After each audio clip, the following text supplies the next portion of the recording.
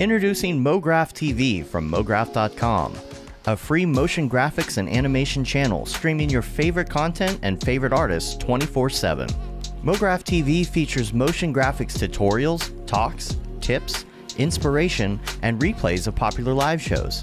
We offer something for all levels of designer, from introductory tutorials to high-level breakdowns and everything in between. That track looks great to me. MoGraph TV features software like Cinema 4D, After Effects, Unreal Engine, What up? third-party plugins, and other 2D and 3D software. We also feature live motion events, short-form clips, crypto art, and even a little photo and video editing. Learn from the people that inspire you most, and stay up to date on all the latest industry news, announcements, and community events. You'll also see exclusive offers only available by watching. With 3 8-hour blocks each day, you'll be sure to catch everything, no matter what your time zone. Keep it on as a companion to your workday and learn something new, meet a friend, watch a demo, catch a classic tutorial, or even find new inspiration. That's a British word? A lot of things are British words. Yes, good luck with all your projects. MoGraph TV, television for the design community 24/7.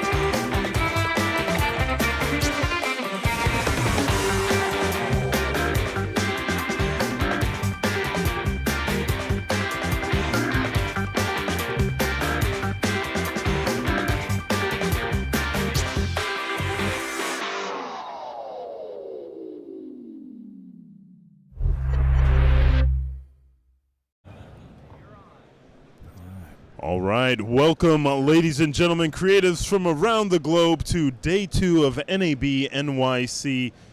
My name is Matthias Omatola, a.k.a. Major VFX on all the socials, and I'm here at the Maxon booth where we're showcasing Maxon 1 and how our amazing artists are using it to create some of the most dynamic effects that you see on just about any screen anywhere in the world. First off, kicking it off, longtime friend, amazing artist here, Anthony Bari Jr. Let's give him a round of applause, everyone. Yay. Thank you, New York City. Happy to be here. First thing in the morning, we're going to talk about eye candy made easy with the Red Giant tools. And if you want to stay in contact, I got a QR code. And we'll get back to this slide here in just a bit. Let me just jump over to the website and show you some of the tools we're going to talk about here. Okay, Universe tools. Right, and then we'll go back and go to products, and inside of Red Giant, there's all of these different suites: Trap Code, Magic Bullet, Universe, and VFX. We're primarily going to talk about Universe and VFX today, and then we'll talk about using them inside of Adobe After Effects primarily, and using them inside of Adobe Premiere, just in case you do more Premiere than you do After Effects. And yes, you can also use some of these effects inside of DaVinci Resolve. So let's just go over here. Here's the VFX suite. I'll just kind of give you a quick tour. And let me see. You know what? I'll just showcase the tools. And let's go to Universe. Universe just has tons and tons of effects and generators and text effects, transitions, all these things. And if you look at my internet right here, everything looks a little bit blurry. That's just my bandwidth. So let's just jump right in, and I can show you here in our host application, Adobe After Effects. Okay, so what is eye candy made easy? So a couple of the effects that I will highlight today, the optical glow, as you can see, it's already applied to that text right there. It's definitely one of my absolute favorite effects. It's very subtle, but at the same time, it is pretty powerful, and I will show you why. The reflection, the shadow effect, and the spot clone tracker. And then inside of the Universe effects, the symbol mapper, the heat wave, the progresso effect, type on, electrify, and luster. Now, if you look right up here, I got these little birds, right? My red, green, and blue birds. Those are made with the symbol mapper, and I'll show you, because I may be called an artist, but I definitely cannot draw. I can't do much painting, but I can click a couple of buttons in here and make a bird that animates over time, such as this one right here. So that's just a shape and a path, and all I'm doing is modifying that. And this is the mosaic effect, standard effect that ships with After Effects, and this is the symbol mapper. It kind of looks, it just looks cool whenever you put it on. And I'll show you different versions of this right here. So inside of here, it basically, let's break this down. Let's go back to my analog flame. Again, like I said, I really love just using the pen tool to mock up the idea of a graphic. So I just made this simple graphic. It's a bunch of triangles. I had 3 triangles right here to simulate a campfire flame, right? So we have our core, middle, and this is the outer part. Thank you. And I just did a little bit of a wiggle adjustment to them, so they kind of just move subtly like they're in the wind, right? And they ultimately turn into something like this. Let me just render it out right here for you. So now they kind of look like a light bright. Anybody remember light bright? Well, they kind of have this. Basically, you take a bunch of symbols. You can control how many symbols. You can make them alphanumeric. You can make them, hashtags. You can control the amount of different symbols that pop up. So let me just show you this, and then I'll add some. I'll show you how. There's a couple of different effects applied to this as well.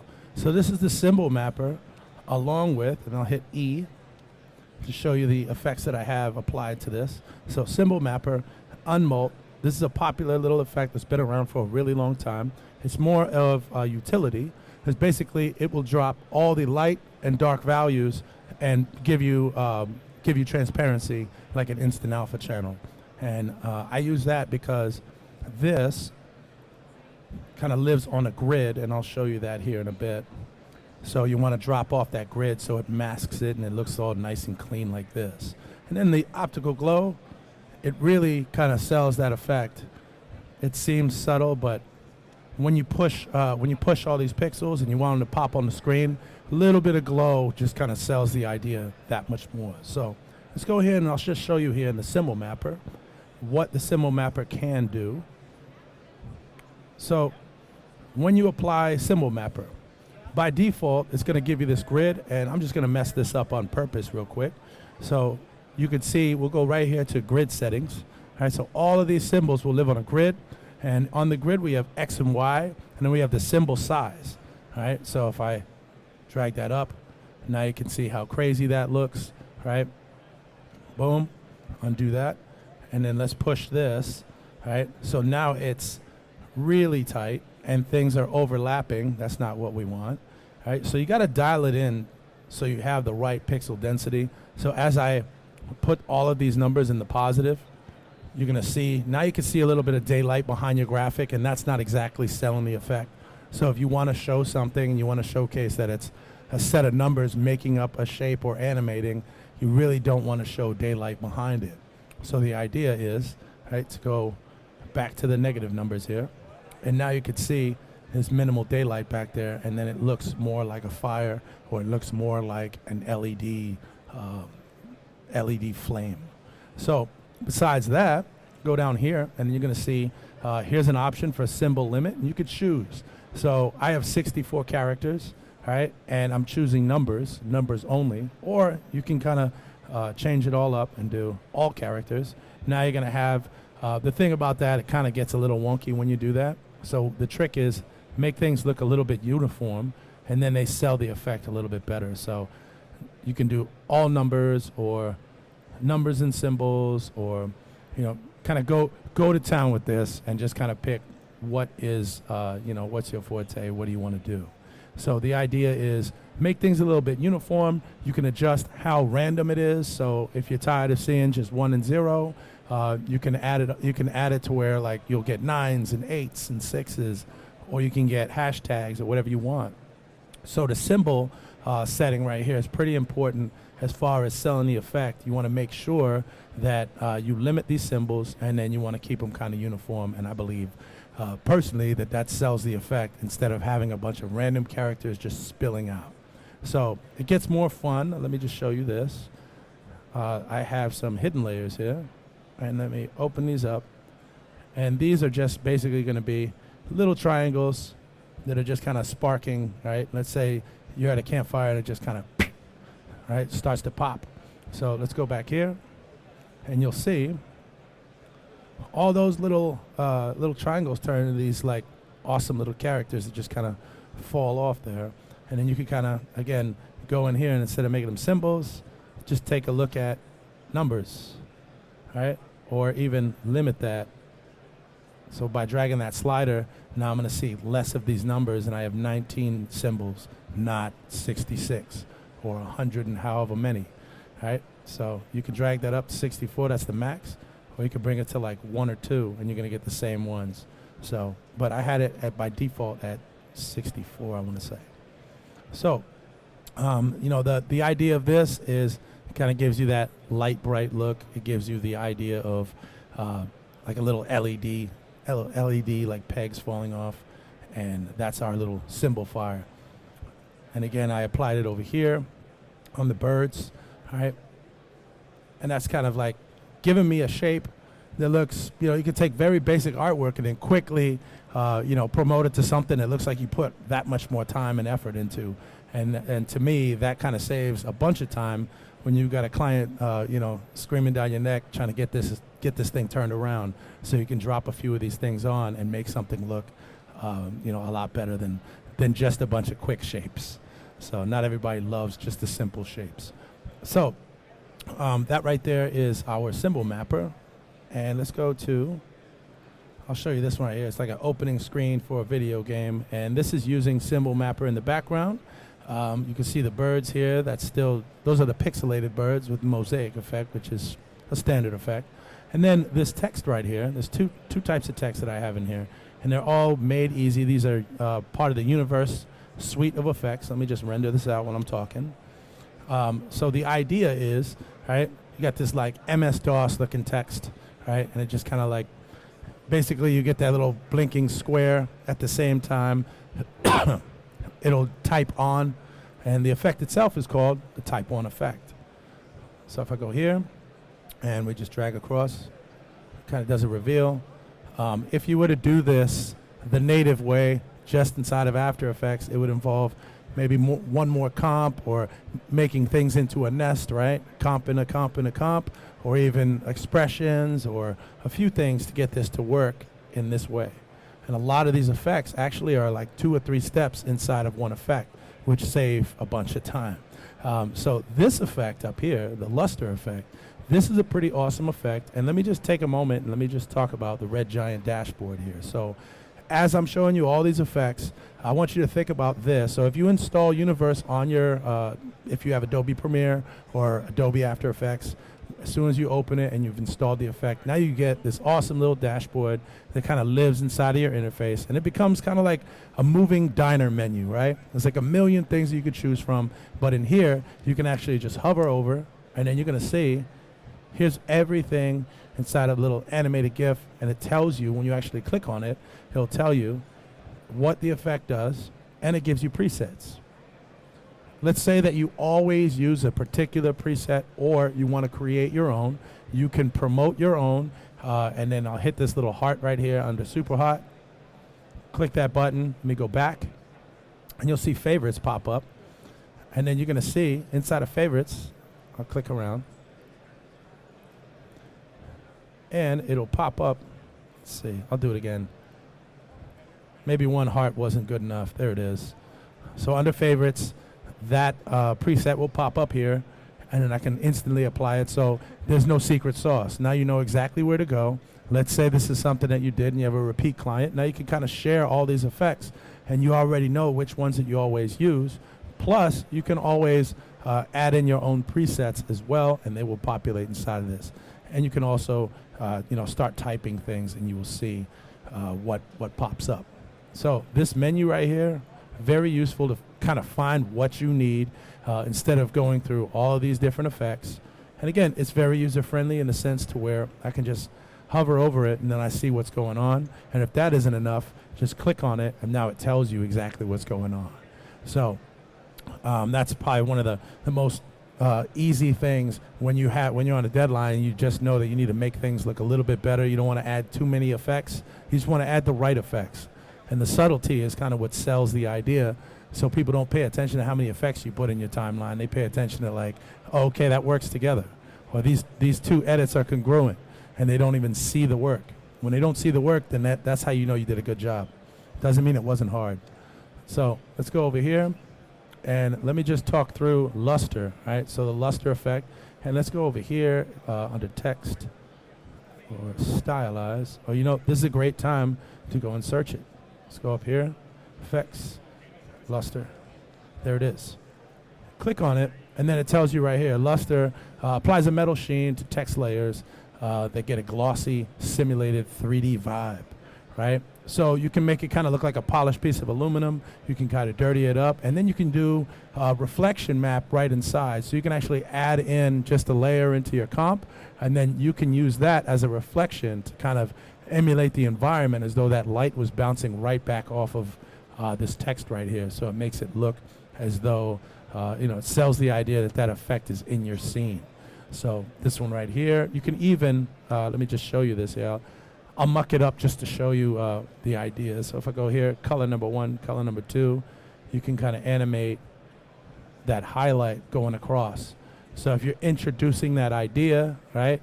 And then one thing I always love is on-screen controls. On-screen controls really make it that much easier. So if you're not like a ones and zeros kind of person and you really want to do things by just going right on the screen, seeing what you like, and then clicking and dragging, you can see right here I have my on-screen control, and I just click around and just drag. And that adjusts all the numbers here as well. So I'm a big fan of using on-screen controls. Sometimes it just makes things a little bit easier, so you know exactly where they land, and then you can just keyframe it by using the on-screen controls. And of course, almost every single thing right here is keyframeable. So the idea is, if you're not dialing into the effect controls, then you can go right over here and you can just click these little on-screen controls. So let's go over here to my next effect. So this is one of my favorite effects to make life easy if you're doing an infographic, right? And let me just render this out while we're talking. So you can make easy graphics that basically, whether you're showcasing, projected numbers for the quarter, or you're doing the weather like I'm doing right now, or you want to showcase how the growth of the company, whatever it is, you can use Progresso to do all of this relatively easy. And what it'll do, it'll animate. Not only will it animate your bar, your pie chart, your anything, it'll animate the color. It'll animate the little that little arrow that's popping up right here. So you can do all of these things inside of a single effect instead of using the pick whip, instead of going in or using an expression. Everything is in one single effect, and it makes life that much easier. Again, especially when you're on a deadline. So I'll just let that go a little bit longer, and I'll show you. All right, that's good enough. So let's just go in here. I'm going to jump into just one of these compositions, and I'll show you. So in here, you can see a couple things happening, and let me just jump in. And of course, common theme here, optical glow. All right, without the optical glow, this is what you end up with. That's not the same, and it doesn't pop the same on the screen as when you add a little optical glow. So if you really want to offset your pixels, you really want to sell the idea, and you want things to pop and catch people's eye, optical glow is your best friend. You can use it on almost everything. It's just that little flavor packet that you put in your soup, right? So if you go here, let me just show you what's going on. I'm going to hit the E key, or actually I hit the U key. All right, U is going to reveal everything that's been keyframed. So all of my parameters that have been keyframed, they're all going to pop up here. And you're going to see, here is, I have my font color, right? I have my marker offset, so as it's growing, right? And then where it's going. And then also you can see the color values for the marker and the color values for the font. They're all popping up here. And the progress is being keyframed. So all of these things are being keyframed inside of this single effect. And then one thing I really love is you have this little color picker here. And inside of this color picker, I can choose, what is my starting color and then where is it going to end. So you can go in, you can actually click on this and make it any color you want. So if you have a color in your scene, when you have this little color picker, you can just go right into your comp and pick a color. So let's say you got lost and you forgot, which type of red is it? And instead of it being slightly off, when you project it on a giant screen, everybody will see that it's slightly off. You can go right to the last one that you did. And of course, you can always duplicate your effect. But just want to tell you how many times I've used the color picker to kind of make things pixel perfect. So then that way I don't get dinged for, this is not exactly that color. So if we go here, again, all of this in a single shot. And then once you do one, let me show you the actual effect and a couple of things that we can do here as far as presets and when it ships, right? So when it ships, you have all these presets. Let's go to choose a preset. And it didn't pop up because I have mine living inside of my window, but some people like for this to be like a floating window. I like everything to be in one window. Reason being, if you have everything in one window, you can hit the tilde key very easy in Premiere or in After Effects. But if you try to do that when it's a floating window, you have to actually size it. So that's why I like things to live inside of my interface. So if I go here, right, let's go back. And let's go to my presets for Progresso. And that should be under Motion Graphics, Progresso. Click on that. And let's just take a look at some of these. These are all presets, great starting points that it ships with, right? So by default, you will have all of these. And the one that I used, I want to say, was maybe tall. I think I used tall, or I might have used just this simple basic one that's a linear sequence going left to right. And then all I did was just flip it on its axis, and I adjusted that it was going up and down versus going left and right. And then you can adjust the size of the bars. You can adjust, the spacing of the bars. And then you can adjust and make a gradient, and that's where you can pick your different colors. So And then you got this like Pac-Man pie chart looking thing here, all right? So you can kind of, either do the, or you can do something that looks kind of like a light bulb or even battery power, right? Or even like a video game and you're losing energy. Whichever it is, a lot of these right here will take you to a good spot to kind of get your stats out, get your numbers out, help make your PowerPoint not a PowerPoint, something animated and something interesting, right? So to convey the numbers, you can actually jump in here and make a really interesting animated chart, whether it's linear or whether it's circular or pie chart, whatever it is. So let's just jump back here. Hit the tilde again. And then I'm going to show you now. Let's just jump into this. So I know I showed you a bunch of these, and I'm in After Effects, but just in case you're using Adobe Premiere, anybody using Premiere? Okay. After Effects? Okay, good. I'm talking to the right crowd. So if you're in Premiere, all of these are available in Premiere as well, most of them. So if you go in here, and I just typed in Uni, as in Universe, you'll be able to see all the Universe effects, and you can see what lives in here. And you also can go to your window, extension, and Red Giant dashboard. Look familiar? Same thing, right? And here it is. And look, all these favorites are already applied that I did inside of After Effects. So whoever, if you're using the same workstation and now you have somebody doing all the motion design, then then you have somebody doing the edits. Now all of the stuff is already favorited, so now you can kind of borrow things from one to another, and it just kind of makes life easy. If you're trying to mock up what the motion designer does inside of your editing program, that's not a problem inside using the universe effects. But let me just show you.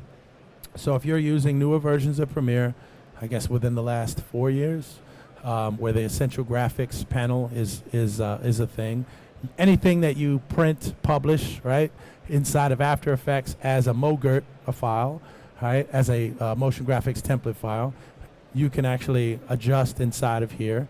But if you can do it natively, I would just go with the native option anyway. But anything that you do inside of After Effects, you can control inside of here in the essential graphics panel. And then let me just show you this one. I have optical glow here, and I just have, I'll turn on. These are just 3 shapes that I made, red, green, and blue, and just to kind of showcase how wonderful this glow can be. All right, you can also go in and control that effect. Right here. And you can adjust and kind of make things look. Oh, I'm in the wrong one. That's the, here it is. All right, so here.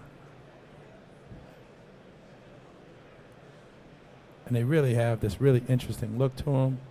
And you can adjust and just make things look really cool. And again, for me, I can just sit here and play with this effect and be like wild all day. It's the simplest thing, but it looks so lifelike and so, the fall off of the light itself looks pretty much like you shot it with a camera. The math is correct, and it just doesn't leave you with these like overblown, really, dense pixels that if you were doing broadcast would definitely get kicked back.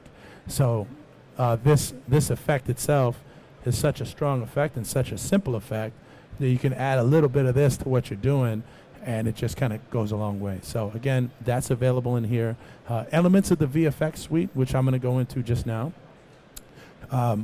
Parts of this are not necessarily inside of here, but there was a really great addition. Let me just clear this out, and let's just do VFX.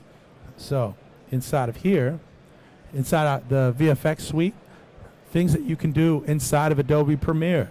You can use Primat Keyer. Very powerful, simple tool, and you can get to a really good place within seconds. And then all the fine tuning takes a little bit longer than seconds. But also real lens flares, that's another whole topic. I've done full presentations just on the real lens flares. Pretty awesome as well. I'll leave it at that. Stay tuned. We'll probably have a series on how to use that here on Maxon's website pretty soon. Besides that, chromatic displacement, optical glow like I just showed you, and Primat Keyer. These are all great elements. If you're not in After Effects and you're in Premiere, you can use these.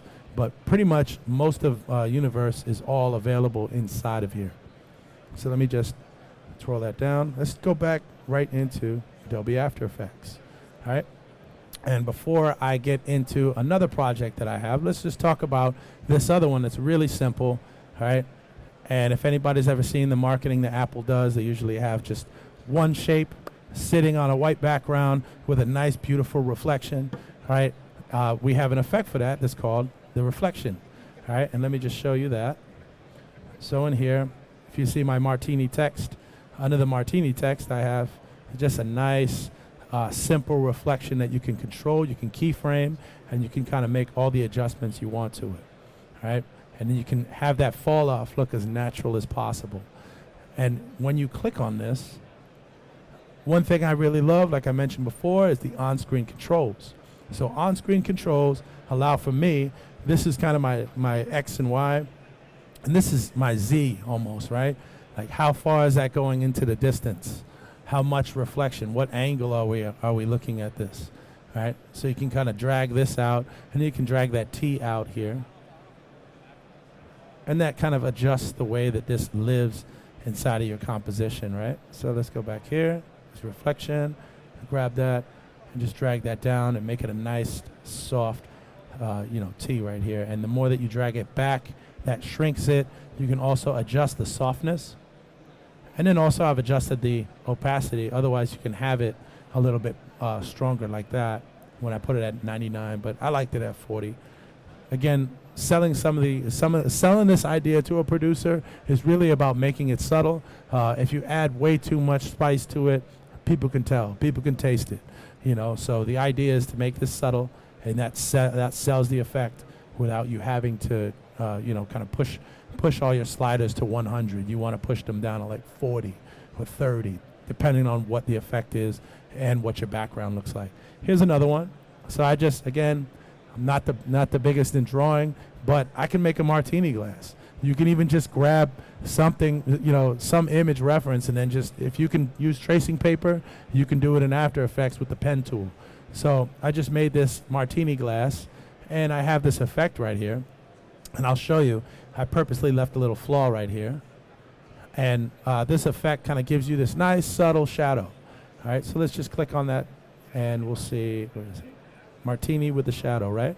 And now we have in here all similar options to what you see with the reflection tool, right? So when you see the reflection, you have that T. Same with this, you have the T, and then you can kind of reverse it, right? So now I have my shadow was going in this direction versus my reflection was going in this direction.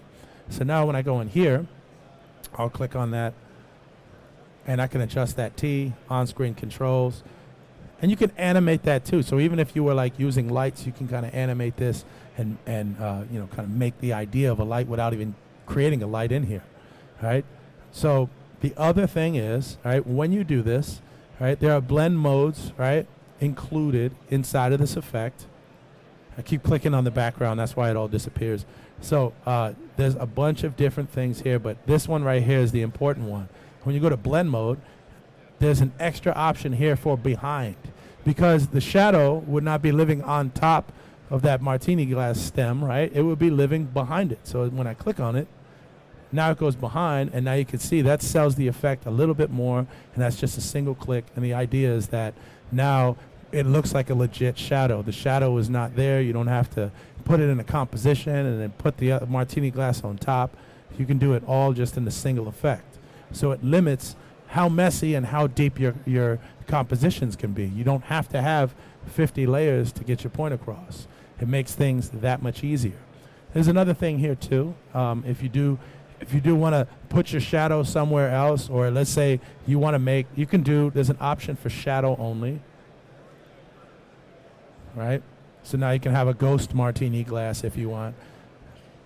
And you can just kind of add a little bit of noise to it, add a little grain to it. You can change the way that shadow looks. You can adjust, where it starts and where it finishes. And again, this is just a simple effect, but the idea is that this is something that's a little bit more accurate without having to go into multiple layers, multiple comps, and just do everything right on the screen with on-screen controls. So let me jump a little bit ahead here. And we're going to go to this other composition that I have. All right, so far we've covered optical glow, right, a couple of times. All right, reflection, shadow. We're going to talk about the spot clone tracker, which is actually faster than the native tracker inside of Adobe After Effects. And I'll show you a way to use it. The great part about it, it is one of those effects that's not just one effect, it's multiple effects in one, right? So it'll do a clone and it'll do a track. But let's say you just want to use the tracker because the tracker is really fast. I'm going to show you how to do that in just 1 second. We've talked about symbol mapper. I think I glazed over the heat wave. Progressor we dialed into, type on.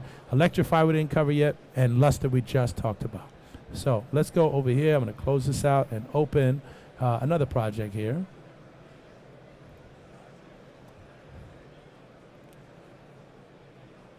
All right. So this right here is basically shot from a boat, and it's being tracked, and there's a little bit of reflection, right? And then there's also optical glow, right? Surprise, surprise. Optical glow, plus we also have reflection, and then we're using Spot Clone Tracker to track that text onto that building there. So I'll show you a basic recipe for that. Took a little bit of notes so I can explain what I'm about to do. So if we go in here, all right, there is a few things that you want to do when you track, right? So you want to track the position, the scale, and the rotation, and that's really what sells the idea, because you'll always, if it doesn't scale right and the boat is moving back, now it's still the same size, that doesn't really sell the effect, right? Same with rotation and same with position. So all three of those things kind of pin things down and make things work a little bit smoother. Right, so we want to track, and when you see P, S, and R, right, position, scale, and rotation. Now, there's particular language here that we need to pay attention to that is in the effect versus what's native inside of your layers in the transform, right? So, and we're going to use, in this case, we're going to use the pick whip, right? And that's just so I can borrow all the values and the keyframes from one and then send them to another, right? So the idea is that I'm going to take this track. Let's go over to my start, and I'll turn off this text, and I'll go here, go to effects. I'm just going to type in spot. I'm going to type in spot correctly, spot clone tracker, and just double click it, add it to my layer here, and now this is where you do the work, right? So basically track, right? What am I tracking, and then where is it going, right? So you can see if you look in here, you'll see some values moving. And let me just break down this effect so you can see what's happening. Like, you can really see it when I do something like this. And if I put it here, let's just put it on this. Okay, so I made another little another building that looks very similar to the last one. There's also different methods here. So let's just go kind of top down and talk about what this does. By default, like I mentioned, track spot. You don't want to do just position. You want to do position, scale, and rotation, right? P, S, and R. And then I go here, and we can adjust the size of that spot, right? I'm just going to leave it at the default. The great thing about it is, in just that little spot, it actually analyzes all the pixels around it, and it does a pretty good job of kind of going through really fast and just tracking everything. So here's our actual tracker, right? If we want to track backwards or forwards, sometimes, you know, in your scene, you want to jump ahead to where it looks perfect, and then you want to work your way backwards. And then you go back to your part, and then you work your way forward. So there's no wrong way to track. You find the place that you want to put it, and then you track back or forward. So if I'm here, the other thing that's going on, right, is that is doing a repair. But if I were to do a one-to-one clone, now that's doing a one-to-one clone. Another thing that you can do in here is you can grab this and kind of drag it, and you can see that's doing like a feather. But you see how it's interfering with that next building over? So grab that and kind of, maybe you can do a soft little feather, but nothing too crazy, right? Because that's going to oversell the idea here, right? That we actually tracked it. So you can also choose, here's different methods, texture, repair, right? And these are basically like blend modes, right? Fill, custom, and then you can also choose a layer. So even if that layer is not highlighted here, you can choose a layer such as my text layer, right? So you can choose from another layer to clone, to put that text and put it right in that scene. So if we go back here, and let's just go straight down. I'll change this back to clone, all right? Without being tracked, that's where I want it to go. And I can even make this a little bit smaller. So spot size, just enough to cover that building. Move this over a little bit. And you can see they're both kind of working together. As I move one, the other one's moving. When you're doing this, I'll show you the other method. I'm just going to show you how this actually works before I do it the opposite way that is kind of the little hack for it. So in here, right, if I wanted that, I would just kind of track forward here from here.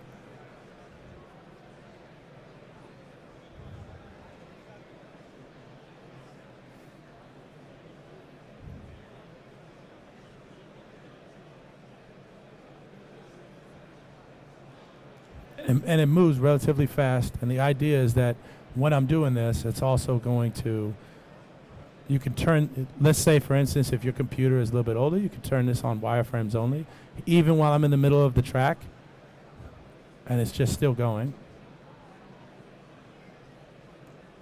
All right, so then when you go backwards, oh,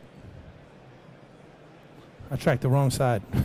All right, so here, let's do this. I'll reset this. But the idea is that you go in and you take one piece and put it in the other piece and track it at the same time, and now you kind of mirrored that, and it kind of lives exactly where you want it to live without doing 50 clicks. So let's go here, just delete these out. But let's just flash forward here, and I'm going to show you because we have a couple of things going on in here. For instance, with so this is tracked in the shot.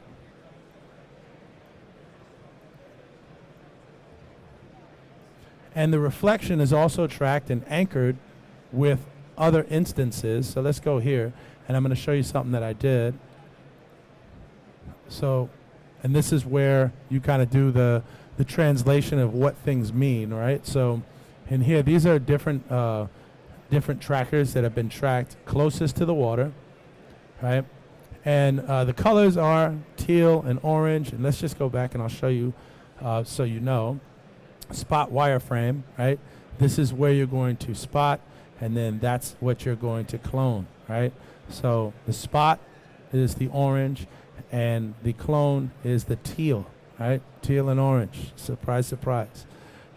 If we go here, right? I use these, and I turned off the opacity of the spot, because I'm not using it for those values. I'm using it for just particularly for an anchor. So all I want to do is use this, right, to kind of keep this reflection in place. So I'm trying to track the building right here, and then you can adjust your shape, right? So I adjust the shape so it's as close as it possibly could be to the water without being in the water, because the water, all those pixels just kind of dance. So that can kind of send your track in a whole different direction. So you want to be as close to the water as possible, and then you kind of grab this, and right here, this becomes my anchor, right? And then this is for my reflection. Remember I showed you the reflection has this this T handle. See that? So this is the left, right? And that's the right. Now if we go over here, let me just show you. In here, all right, I've done some pick whipping so I can borrow values from one thing and put it to another. So I have here, my pick whip is going from the axis start, right? And that would be my reflection left. Reflection left would be right here, right? And then my axis end would be reflection right, okay? And then basically I took the values from these trackers, and then I put 2 instances of spot clone tracker, and then I borrowed those values and I pick whipped it to this effect on the text to that parameter. So if I open this up, these values are coming from here. So that's my axis start, that's my axis end, right? And that is the right side of that T handle, and that is the left side of that T handle. So the idea is I've anchored it down, and here's the best part of it is when you're doing that.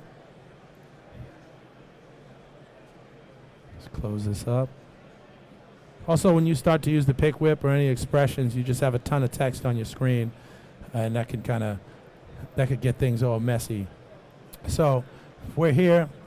Now that I have that effect and I have the reflection, even though this is pinned down and tracked, I can adjust the way that this looks and kind of make it one of these giant reflections. Or I can adjust any part of this. I could even add another tracker to this, but I think this right here is kind of like, now I'm just kind of doing a pivot. Everything is locked into place, and now I'm just kind of pivoting. Is it going left? Is it going right? You know, what looks more natural? If you wanted to take it a step further, you could add like a lens flare effect, mock up the sun setting, and kind of add that in there, and then, you know, maybe put the sun over here and then drag this over here as though that were the sun. So you can do a lot with that, and the idea is that these are pinned down, so as I'm moving, those are tracked. Without those on, this T would just kind of stay in one place, and then the reflection wouldn't really sell the effect. So pinning those down and just using the spot clone tracker as a tracker versus being a spot clone and a tracker. There's also another tracker called the Kingpin tracker, and that's something you can use. It's a planar tracker, and you can use it for signs, and you can kind of pin down something on a wall and swap out. You know, if you're get a shot of a restaurant or there's a brand name that you need to key out, you could do it really quick with either Kingpin tracker or spot clone tracker. But again, the idea is in here is now that it's tracked, you can kind of modify and adjust. Where was it? Right here. I can adjust that reflection there and kind of dial it back and make it subtle as well. And then that plays all the same. And you can even adjust, you know, if that's too harsh. Let's go here to my reflection. All right. And this is where you can adjust the softness, the opacity. So if I go here and I make this 60, all right, that's a little bit more subtle. Maybe that's a little more believable, right? But if we're not going for subtlety here, you know, crank it all the way up, or even let's go 80, split the difference, right? So you can adjust all of that after the fact, but just pin things down and use it and track it with the spot clone tracker. And of course, as always, a little bit of optical glow sells that effect as a neon sign, all right? And then once you already have it, I mean, this is just a text layer, you know, you can say, oh, let's see. Let me undo that. You can just go in here without the text tool, double click on your layer, change that up, and say, all right, or change it to whatever you want it to be. All right, this could be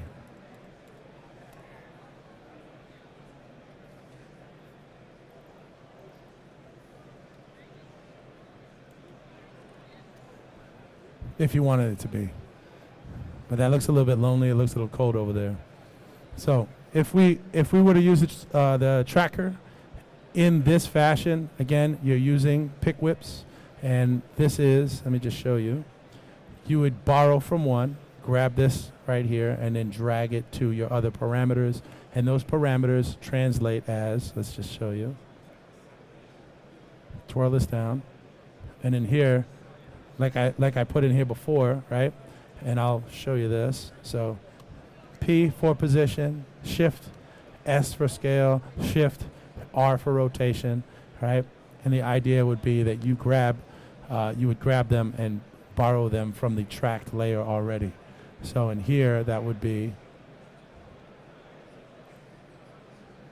translate to spot center equals position, rotation, right?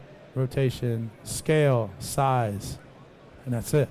And now I've used it as a tracker, a fast tracker, versus using it as the two things that it is, which is the spot, clone, and tracker. So let's just take another step back here.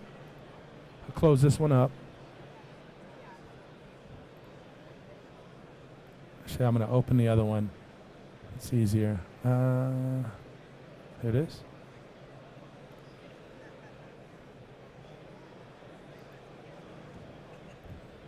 Wouldn't be a live demo unless I crashed at least once. So here it is. Hide this. And let's see if we can. It is After Effects. That'll be the one. Let's see if I can get After Effects to open. Ah, okay. So here's something great about After Effects. In the newer versions, you have an effects manager that will actually tell you, hey, this might have caused a problem. And I love to push things to where they do cause a problem. So at least I know that I can disable this effect, right? If I've already used it and I have 6 other comps going. So, but for right now, I'm going to keep it enabled. And some things can be problematic, but at least the computer will now tell you. That's a great improvement on the Adobe side. So again, just to kind of give you an idea of the things that we've been covering here. You know, the optical glow. I think I'll take just a moment here and I'll show you. We'll just make a quick neon sign, or just show you how that optical glow can be pretty awesome here. So if I'll close these all out, but we covered so far optical glow, reflection, shadow, spot, clone, tracker. That's all part of the VFX suite. Plus there's a few more, and each one of those other effects require their own session. That's how deep some of these effects can be. They're like full interfaces. So universe, symbol mapper, heat wave, progresso, type on, electrify, and luster. So let's just go here. I'm going to make a quick comp, and I'm just going to show you. Why not? Make it 4K. So let's just call this like lights. Now I'm just going to make a quick shape. I'll do something with, let's make a rectangle.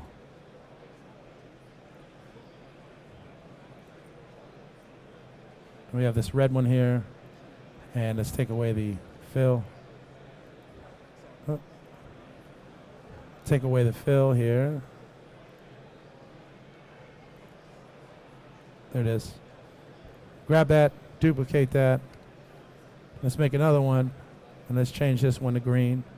All right, red, green, and blue, those are all the channels that make up your video signal. And duplicate this one. Here's blue. And then let's make same thing I just did in Premiere. I'll show you how. So I'll go to Align, and I'll just align it from the top, and then I'll distribute them across. Now it's vertically, horizontally. There we go. All right, so I'll go 1, 2, and 3. And then I'm going to put an adjustment layer on top. So this one here is my blue. This one here is my green. And then this one here is my red. All right. Now I'm going to go here, and I'll just make a quick adjustment layer.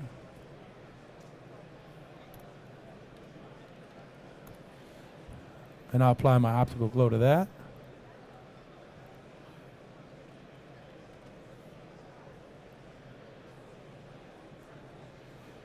And by default, that kind of just looks like it went, right? So we're going to adjust that, and I'll take this here, adjust that size. And here's where things get great. And let me actually give each one of these a little bit more space. So I'm going to shift this over. So then that way they're not kind of interfering with each other. But even when they do interfere with each other, this is something that most glow effects do not do. So if you use the glow effect inside of After Effects or inside of Premiere, any NLE, it's not going to give you this effect here. So let's go in here, and I'm going to adjust.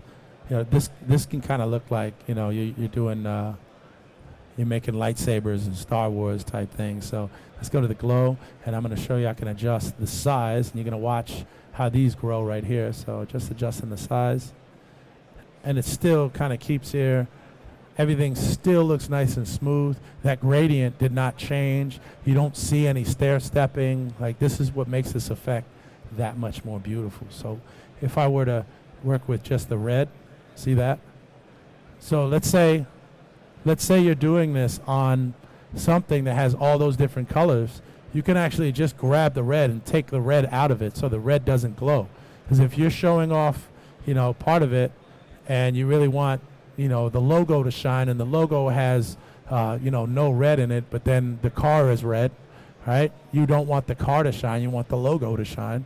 You can pull it out by each character here, and you can kind of keyframe just that, character, color channel.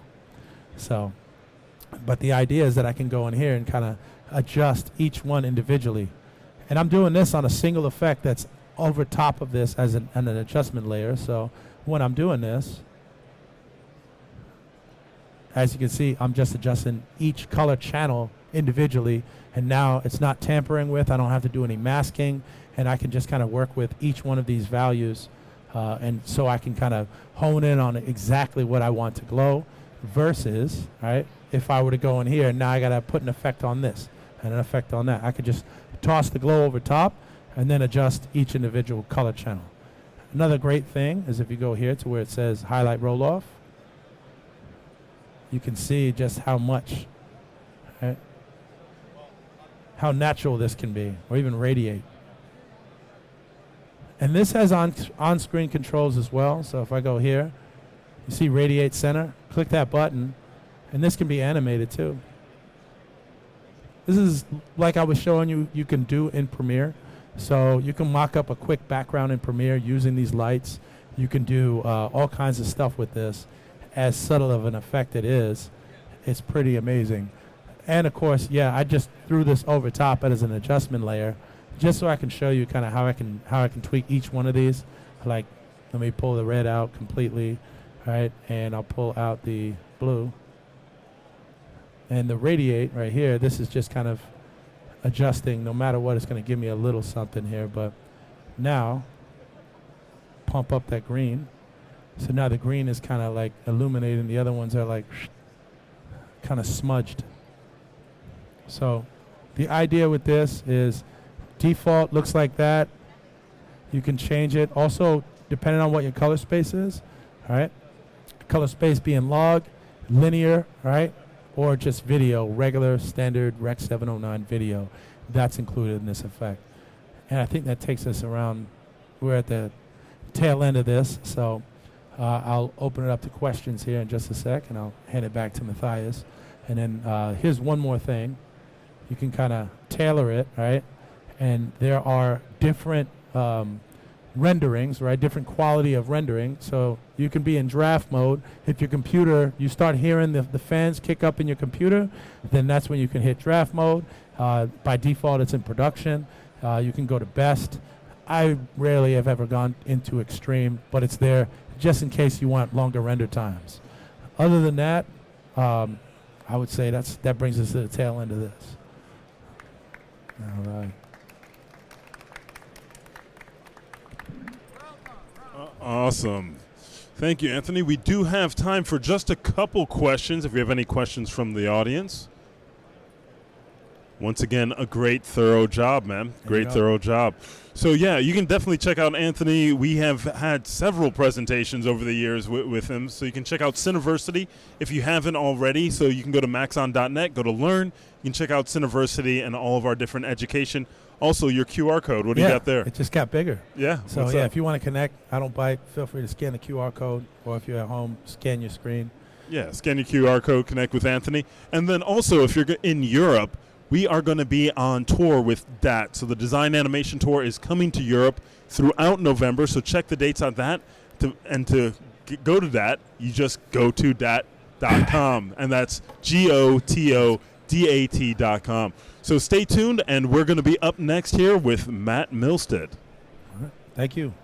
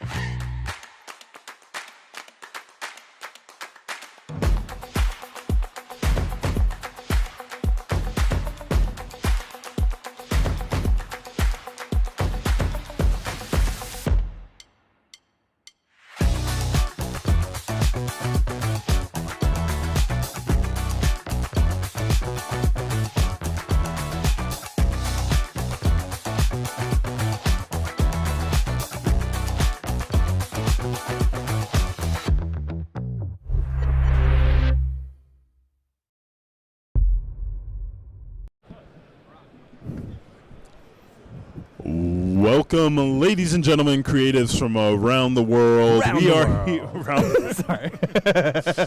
We're here. Sorry, I messed up your flow. Yeah, here we go.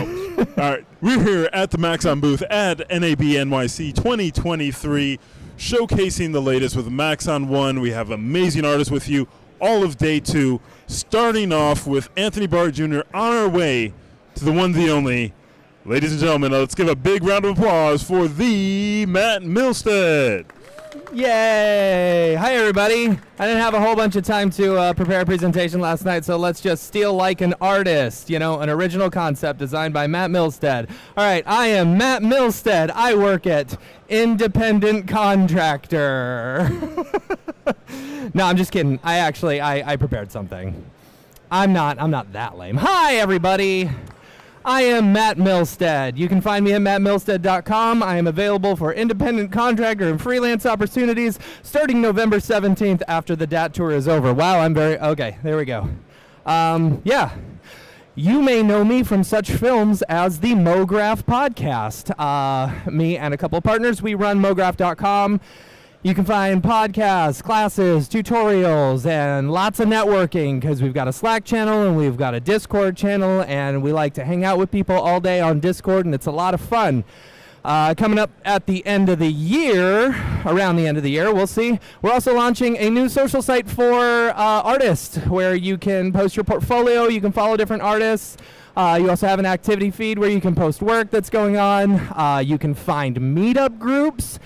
You can start a meetup group, and then within that meetup group, you can have discussions or create events. You can also sell digital goods, find jobs, all sorts of stuff. That's launching hopefully at the end of the year. We've been working on it for a really long time. So, yeah, that's MoGraph.com. Or maybe you know me from Camp MoGraph. We do a lot of stuff. I do a lot of stuff, but I am also a freelance independent contractor. So Camp MoGraph, we just had our last one in Denver a few weeks ago, which was super awesome. That was our 4th year. Next year, we're super excited. We're coming to Australia, June 27th through the 30th. We're also doing a U.S. location as well. So 2 camps next year, both in the U.S. and in Australia. Super excited about it. You can sign up at campmograph.com to find more information about it or to get updated on when ticket sales are going to go on sale for Australia. Or maybe you've seen me at the DAT tour. I'm apparently an event coordinator. So we've been running the design and animation tour for the past, this whole year. Super excited that we're going to Europe next week. So if you're in London or Barcelona, Berlin, Paris, or even Miami in the US, we're going to be hitting up those 5 dates throughout the end of the year. Go to gotodat.com. So, hey, guess what? I'm not just an event coordinator. I'm also a freelance motion designer. After Effects, Cinema 4D, Unreal Engine, Redshift, Octane, Arnold, V-Ray, all the things, X-Particles, modeling, all that stuff that you are required to do in order to be a successful freelance motion designer. That's what I do. So, let me show you my demo reel. That'll take up some time.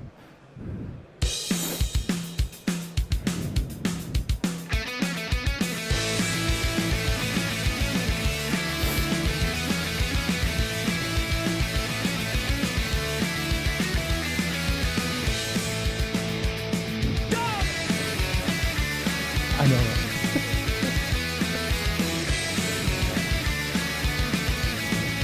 Yep.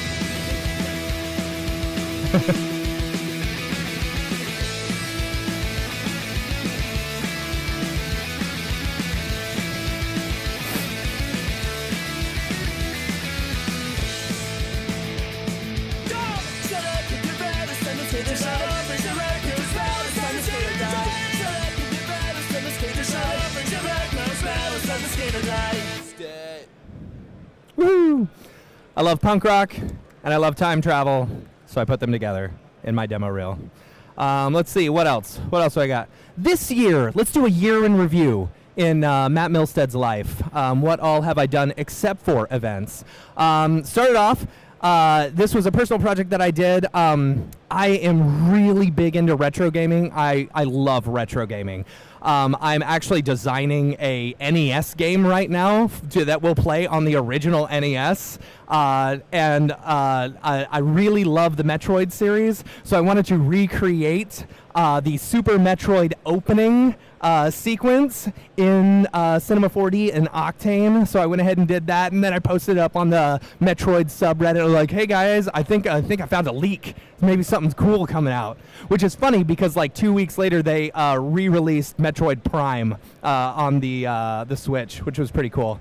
What else have I done? Oh yeah, so I worked with an awesome company called Secret Powers on a Hulu opening title sequence for some podcast turned TV show on Hulu called Betrayal: The Perfect Husband. Ooh.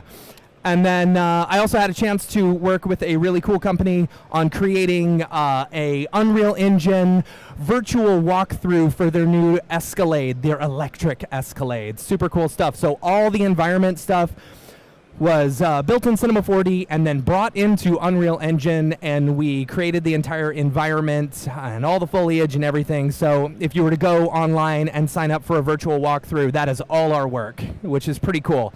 First real foray into Unreal Engine, and it's not as easy as cinema, y'all. Don't listen to Winbush. He'll tell you it's easy. You know, but it's not as easy as like creating super photorealistic stuff in like say Octane or Redshift. But one of my favorite projects that I worked on this year was with a company out in San Francisco called I Believe in Swordfish. Big shout out to Eddie Catt and Matt Silverman and Fred Lewis and Anthony Abbott and all the people who work over at Swordfish. They are a fantastic studio to work in. A lot of creativity, a lot of good stuff coming out of there. But this project that we did was for the MSC Europa and Eurybia, 2 different cruise ships.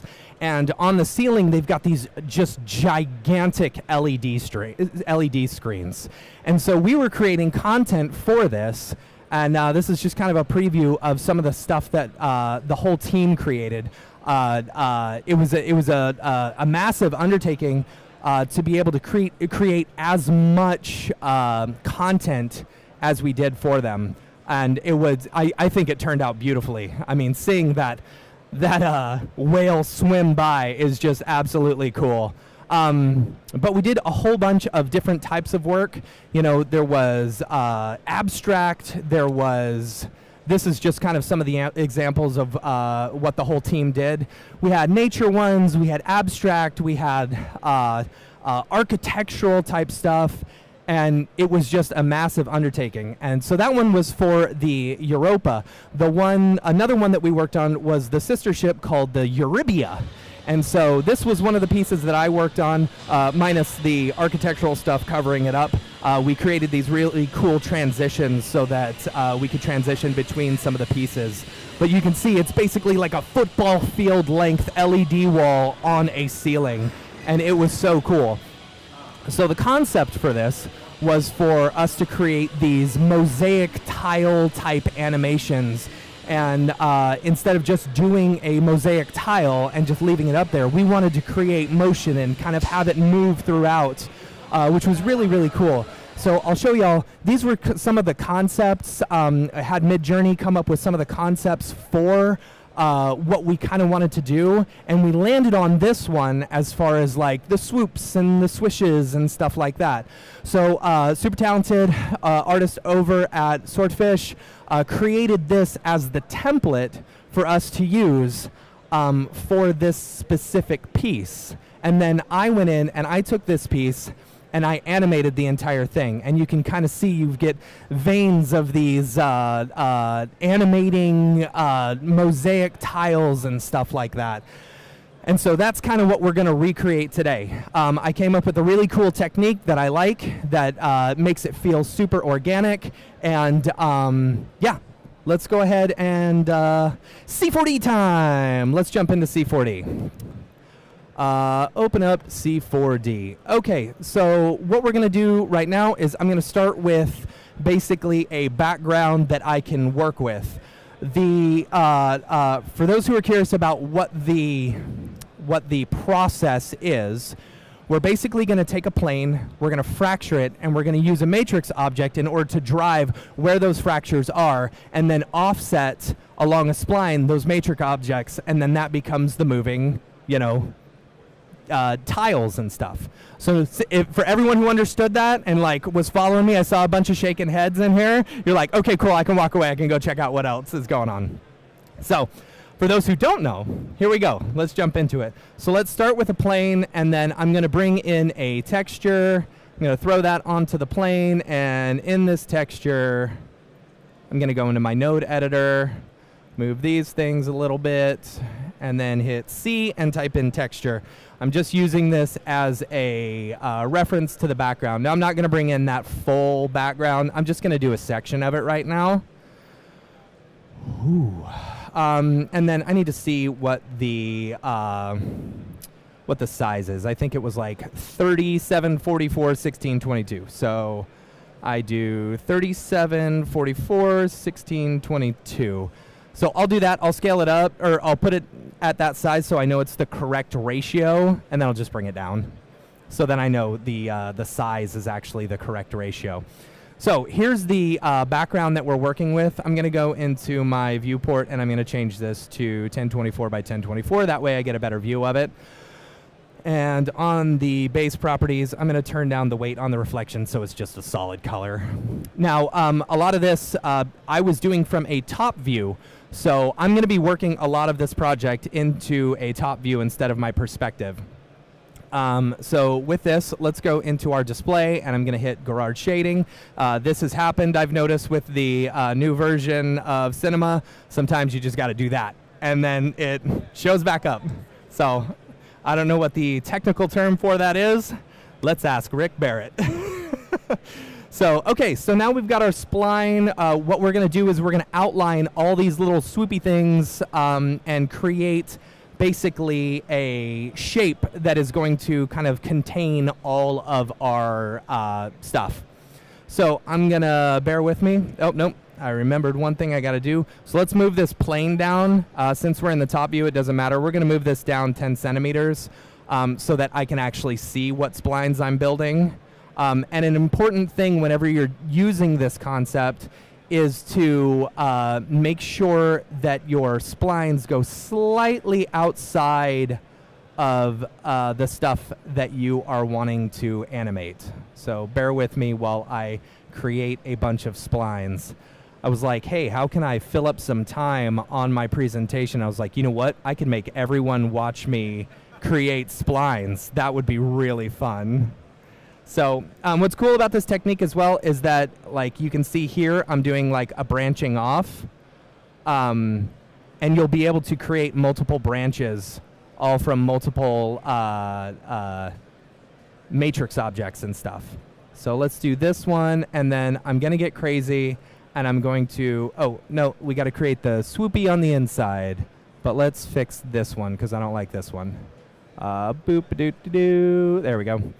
And now I'm going to create a thing on the inside as well in that same spline. It doesn't matter if I'm slightly off, because this picture is just for reference. All right, cool. Now we're going to do another spline, and we're going to create this one. Yay, wasting more time drawing splines. How y'all doing? You enjoying all the presentation so far? I know I have. There we go, and then there. Okay, so we've got two different types of shapes in our splines, and these are going to be the ones that we're basing our kind of veins and our mosaic tiles on. So I'm going to call this shape 1, and then I'm going to call this one shape 2. So within these, now we've got to create the paths that our matrix objects is going to go through. So a very important thing about this is when dealing with fractures and trying to keep the colors from flickering, what you want to do is you want to make sure that your path is outside of that shape that you made earlier. So with this, I'm just going to go through, and then I'm going to create a path that all of our matrices, matrix objects can go. And so you see I went slightly outside of it right there. And then I'm going to create another path as well. Make sure that goes outside of it as well. This one may be just a little too close, and then we'll do one more path. And they can be rough. And then let's go here. Here we go. I don't like the way that one goes there. We'll take that. I'm going to delete that one. There we go. All right, cool. Now let's do this. We'll call this path 1. We'll call this path 2. And then we'll call this path 3. Okay. So we have our shapes. We have our paths. Now let's go ahead and create a, Shift-C, not space. We're going to create a matrix object. And on this matrix object, what we're going to do is we're going to change from grid to object, and then we're going to throw path 1 into the object. Now you see it creates all these individual points. We're going to go even, and then let's jack this up to maybe like 150. Maybe let's go a little bit less. 135? No? 120? A little bit more. 135. We'll go back to 135. Okay. So we've got that there, and then I'm going to duplicate this, and then I'm going to put this on path 2, and then I'm going to do one more, and I'm going to put this on path 3. So we have 3 different paths and 3 different matrix objects that we're going to use for our fracture. Now matrix 1 I know is going to have, we'll probably need a little bit less on that one, maybe like, we'll say 50. Let's do 65. And then this third one, let's bring that down to maybe 100. I know these numbers because I've done this presentation once or twice in my hotel room by myself. Okay, so within this matrix object, what we're going to do is we're going to change the offset so you can see these individual matrices. Each little point is actually moving. So we're going to keyframe these. Let me throw this up to 2,000 frames. There we go. Not 20,000, 2,000. And we're going to do keyframe here, and then I'm going to go to about 1,000. And we're going to keyframe this again to 100%. There we go. And then I'm going to open up my dope sheet, and I know because the first one and the third one are actually longer than the first one, I'm going to double the amount of time that it takes. So I'm going to throw these at 2,000. So then, matrix 1, the shortest one, I want it to loop. So a cool thing is when you're in Cinema 4D, if you're in your dope sheet and you create an animation and you want it to loop, you can just click on it, and after you can just have it repeat. So now you don't have to create multiple keyframes, and it'll continue looping all the way through the 2,000 frames. All right, so we've got that. Now let's go ahead and create a plane. And a plane is going to be the thing that we're fracturing and we're turning into our own individual little, the tiles and stuff. So the most important thing about this plane is that you want, man, I do this every time where I'm still on the spline. All right, the most important thing about this plane is you want it to be much, much bigger than everything. All the paths, all the cutouts, everything, because you'll see as soon as I throw this into a fracture object, go to Voronoi fracture and I throw that plane in there. Let me also point out another really important thing on this is this plane you want to have basically 1 by 1, 1 height and 1 width. Because what we're going to do is we're going to put it into a Mo extrude, which will extrude the individual tiles. And then we're going to throw like a rounded corner node on top of it on our texture. If you have additional segments within this Voronoi fracture, when you put the Mo extrude on there, it's going to somehow see all those extra cuts and stuff like that and try and do rounded corner nodes around that. So the 1 by 1 is super important. So within this Voronoi fracture, what we're going to do is we're going to take these sources and we're going to delete the original source.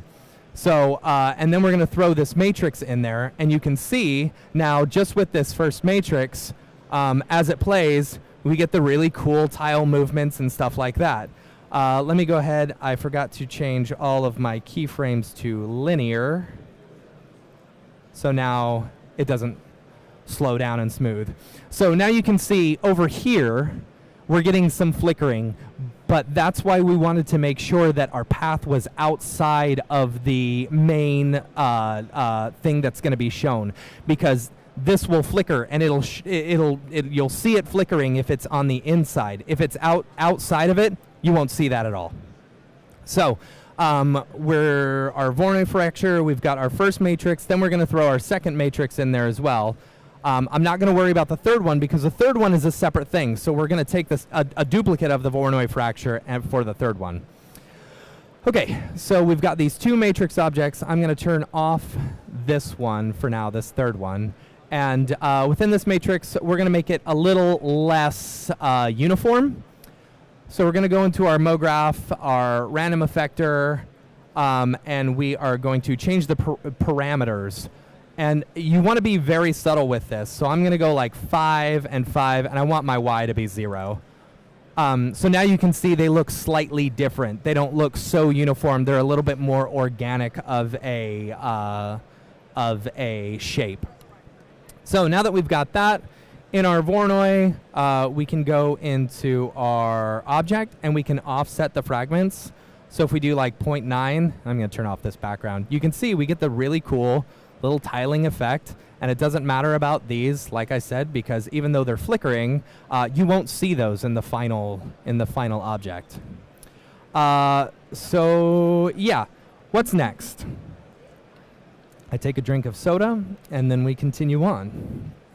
Okay, so let's look at.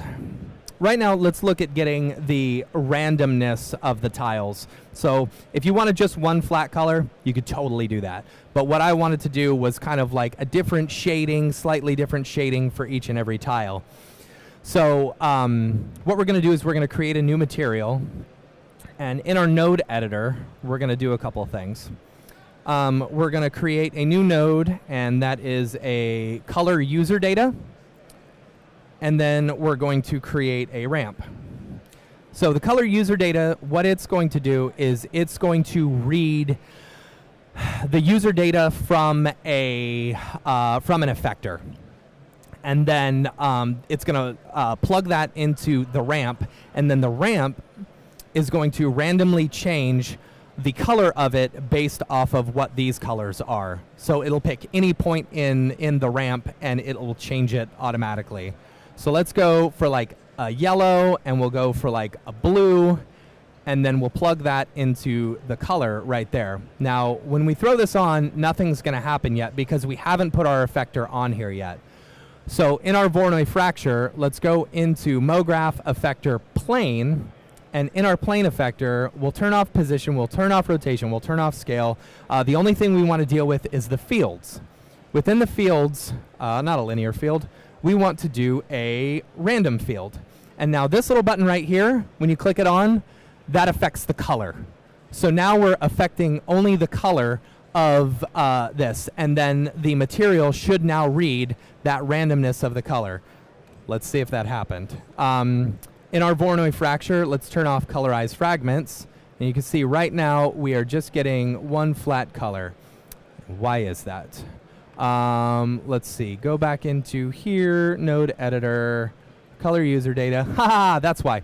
In our presets, I didn't set it correctly. So in our presets, MoGraph, we want to do color, and now you can see it picks a random color for each and every tile. So now there is a caveat with this, because what we're going to do, if you were working in standard renderer, you could bool this Voronoi fracture, and it would work fine. It would retain the color data. But because we're working in Redshift, for some reason, it doesn't retain the color data anytime we bool it. So we've got to do a workaround for this, which kind of stinks. But looking at you, Maxon, come on, let's get that fixed. I can show y'all how we're going to do that. So, for example, let me just show y'all what I was talking about. I'm going to throw this first shape into an extrude. Nope. Out of top view, let's go into perspective view, and then we'll move this up, and then we'll go into our Voronoi fracture. We will take a bool, and we'll throw those in there. I'll switch the places because I always can't remember what they are. Let's turn off our matrix 1 and our matrix 2 that we can see. Whoops. What's going on here? Shape 1, shape 2, bool, subtract. Is it because our... No, that's there. All right. Voronoi fracture. It's probably because I turned off these or something. Y'all like the giant size of my my mouse? It makes it really hard to see stuff. All right, so let's go back into our Voronoi fracture. Let's turn off the extrude. See where'd all that stuff go. Matrix 1. There we go. Matrix 2. And we're back. All right. Don't know why that happened. Let's see if we can get back in there. Bool. A intersect B. Hey, look, it's the exact same thing I was doing earlier. Okay, so as you can see here, it shows up all the different colors correctly. But if I open up Redshift, you'll see, unfortunately, Redshift doesn't retain that color data. So what we've got to kind of do here is a workaround in order to be able to cut this out. Redshift doesn't have the same thing that like Octane does, where it's like a post bool material or something like that, which would retain the color data. So what we're going to do is we're going to kind of do a hacky way of getting this done. So what I'm going to do is I'm actually going to go in this Voronoi fracture. I'm going to go back to 0. I want to hide these real quick. Geez, why is that doing that? Here we go. All right, I'll just leave it like that. Okay, so we're going to set up a camera, and we're going to basically render out a still image of how it's cut out and use that as a transparency within our material. So I'm going to go ahead and I'm going to set up a Redshift camera, and I'm going to get this set in the position that I want. And let's see, let's lock the ratio. I'm going to do 1920 by 1080, so it's actually a little bit higher resolution. And in this, I'm going to go PNG, alpha channel, turn off multipass in here, and I'm just going to call this, I'll call this alpha mask 02. And then let's just go ahead and render out that single frame. Yeah, GPU has a lot of VRAM. That's exciting. All right. Now, an important thing while that's running with this Redshift camera, we don't want it to move at all. Otherwise, it's going to mess up what we're doing. So I'm going to go ahead and throw a protection tag on there. So now that's rendered out, we can go into our material, into our node editor. We can see and hit texture. And then we can hit C again, and we can type in splitter. I wish we didn't have to go through this one extra step of the splitter. I think it's, I don't love that, but that's just me. So we're going to pull this alpha mask 02 into there. We're going to split out the alpha. We put that into the opacity. And then now, if we were to take this out, you'll see when we go into Redshift, let me turn off this bool and everything, and we hit play. It now retains the color data, but let's go back into our object and bring back in the offset.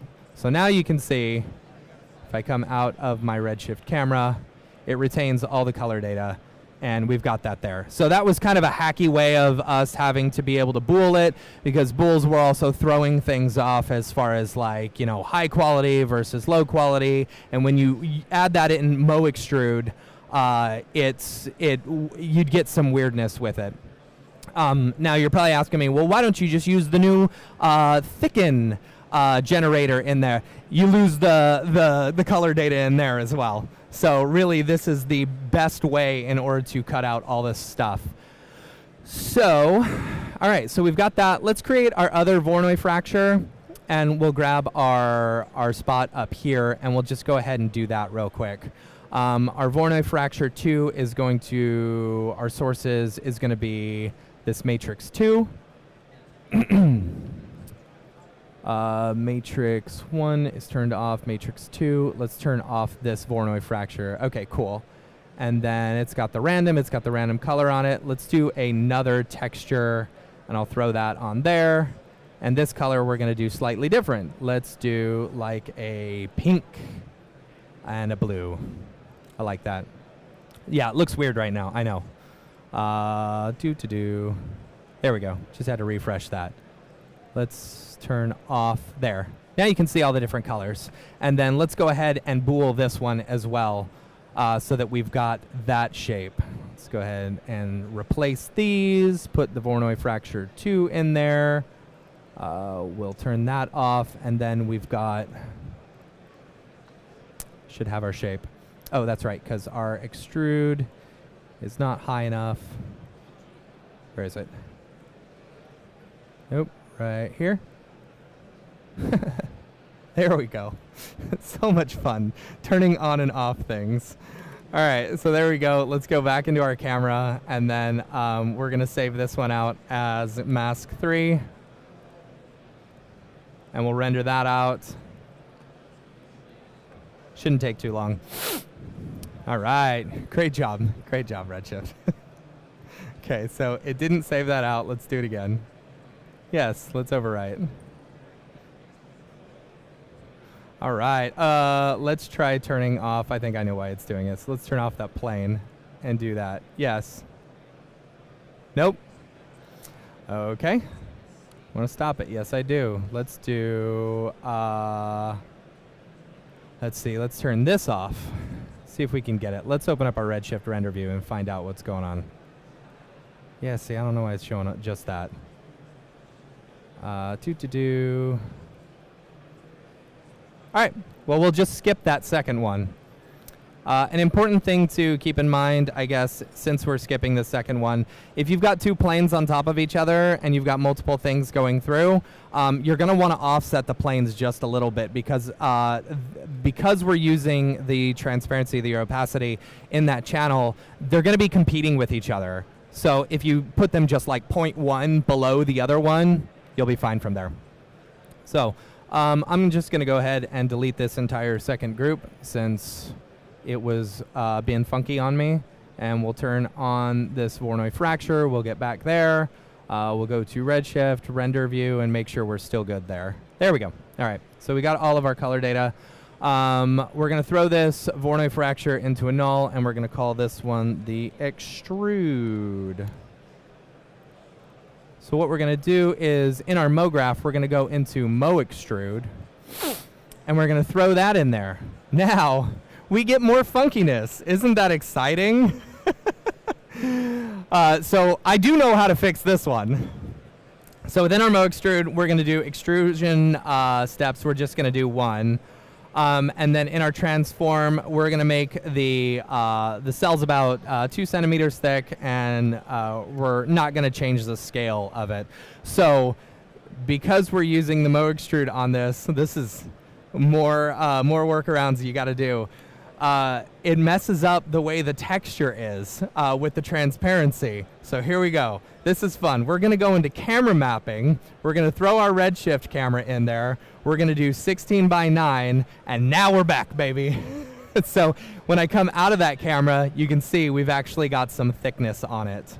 So, and as you can see, everything moves, and it moves beautifully, and the only flickers we worry about are the ones at the end, and we don't even need to worry about those because those are outside of our area. What else was I going to do? Okay, so, oh man, I got so much time. Maybe we can have some fun. Yeah, Matthias, I spoke too fast. I was really excited. All amped up on Monster Energy drink. So one thing we can do is we can add a curvature node or a rounded corner node. I believe the rounded corner node goes into a bump map. Is that correct?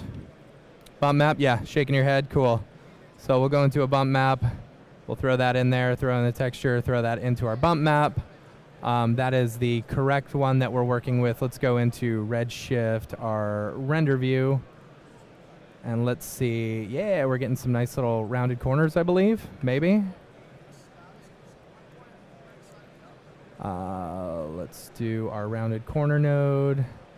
Let's do maybe 2, see if we're getting anything. Let's throw some light in there so that we can actually see if something's happening. I'm going to go into my lights. I'm going to do a dome light within my dome light. You like how that does that? Don't worry, that goes away. See? Told you. Let's see. Let's do an extension. I'm going to do an HDRI link just because this is quick and easy. And then inner texture, I'm going to throw that in there. And now you can see, are we getting any roundness on the corners? I don't see anything. Y'all see anything? Roundness on the corners? Let's jack it up. Let's jack it up and see if that happens. 10. Let's go with 10. Maybe? Is anything happening? Do y'all see anything? I don't see anything happening. What am I doing wrong on the rounded corner node? Let's throw that directly in there. Ha! There we go. I didn't need that bump map. There we go. That's what I thought. All right, cool. So now we got some rounded corners after the fact, and you can see we get those sweet little highlights around the edges along with our tiles. So one thing I want to show y'all, what I was talking about earlier, that if you, in your Voronoi fracture, in your Mo extrude, if we were to add, like, say, 20 by 20, notice in here, we now get this straight line. That's why it's super important that your plane is actually 1 by 1 instead of breaking it up into multiple things, because for some reason, when you add the Mo extrude and you add the rounded corner nodes, it reads all that data. So 1 by 1. And then I can show y'all another thing that I did on the project. So let's go back to Keynote. And let's look at it. And I could actually, I wasn't planning on doing this, but, you know, I'm running short. So I got 15 minutes. So you can see, you know, we've also got some other stuff that's going on in here. If I play it quickly, you can see we get like this shimmer along all of the different tiles and stuff, the ones that aren't actually moving. That one was done in After Effects. So let's bring this into After Effects, and I'll show y'all how I accomplished that. See, Matthias, I can riff. I can riff for 15 minutes, right?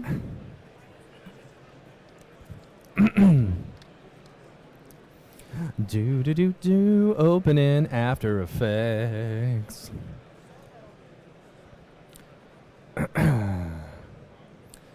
do,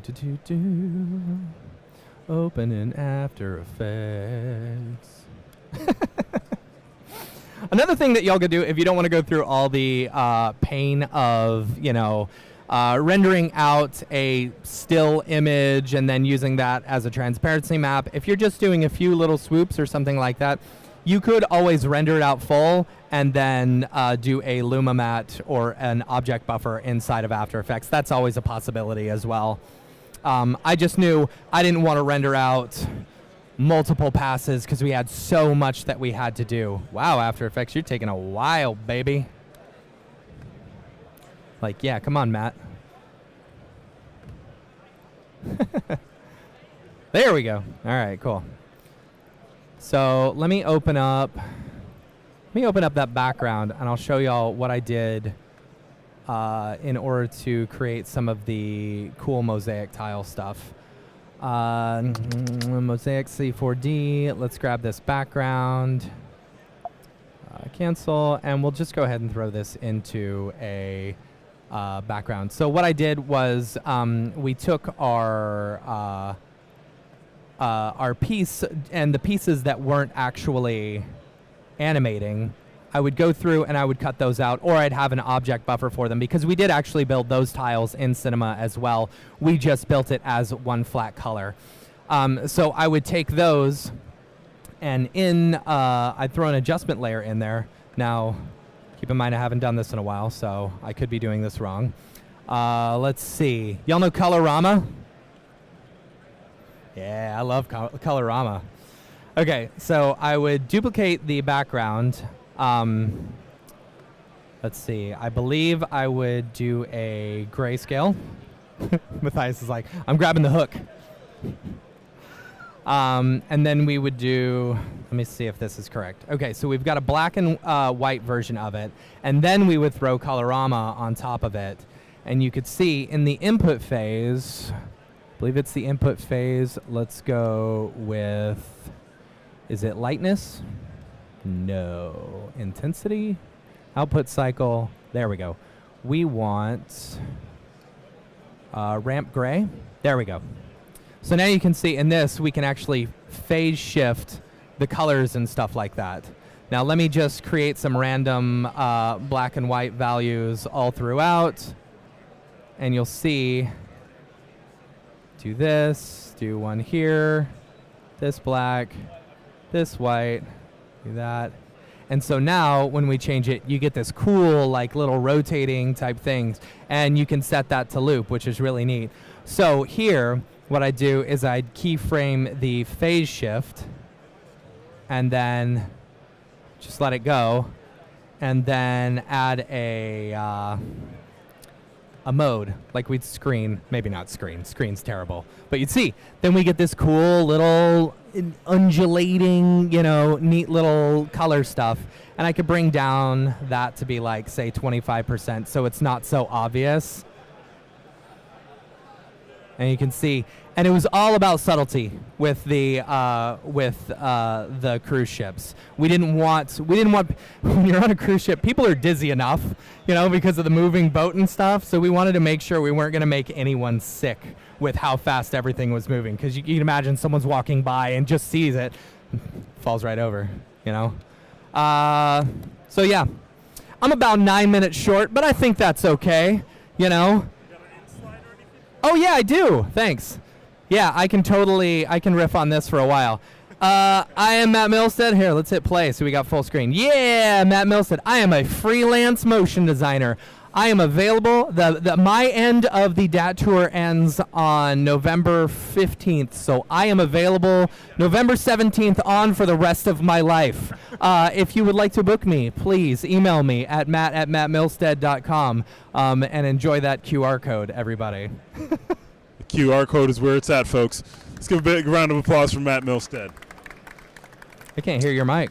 Hopefully they can hear you online. Someone can hear me. Kind of. There we go. You can kind of hear me now. Sure. All right. So any questions for Matt on this project or anything that he showcased or anything in general? Yeah. Does the what? The question was, does the spline type matter? Spline type, I don't think matters. You can use whatever spline type you want. It's all dependent on the motion, I guess, that you would want to create. So if you're doing linear, if you want them to move linearly, sure, go for linear. If you want it to be Bezier, go for it. Yeah. It's all about the fracture will, the tile movement will happen based off of the movement of the matrix objects or whatever you're fracturing. You know, I've done it both with matrix objects and like I'll also take an end side, just a 2-point end side, and I'll clone those as well. You know, so it's really just the movement of the matrix. If you don't like that, change it up. Sure, absolutely. Yes, sir. Carlos. Oh, yeah, sure. Yeah, absolutely. So, you know, MoGraph.com does, we have classes and stuff. The question was the transition to Unreal. Yeah, the transition to Unreal. Sorry about that. Yeah. And Jonathan Winbush has a class on the site. So, you know, in order for me to, you know, double check that everything works, I went through his entire course. And there's a lot of things with Unreal that I enjoy.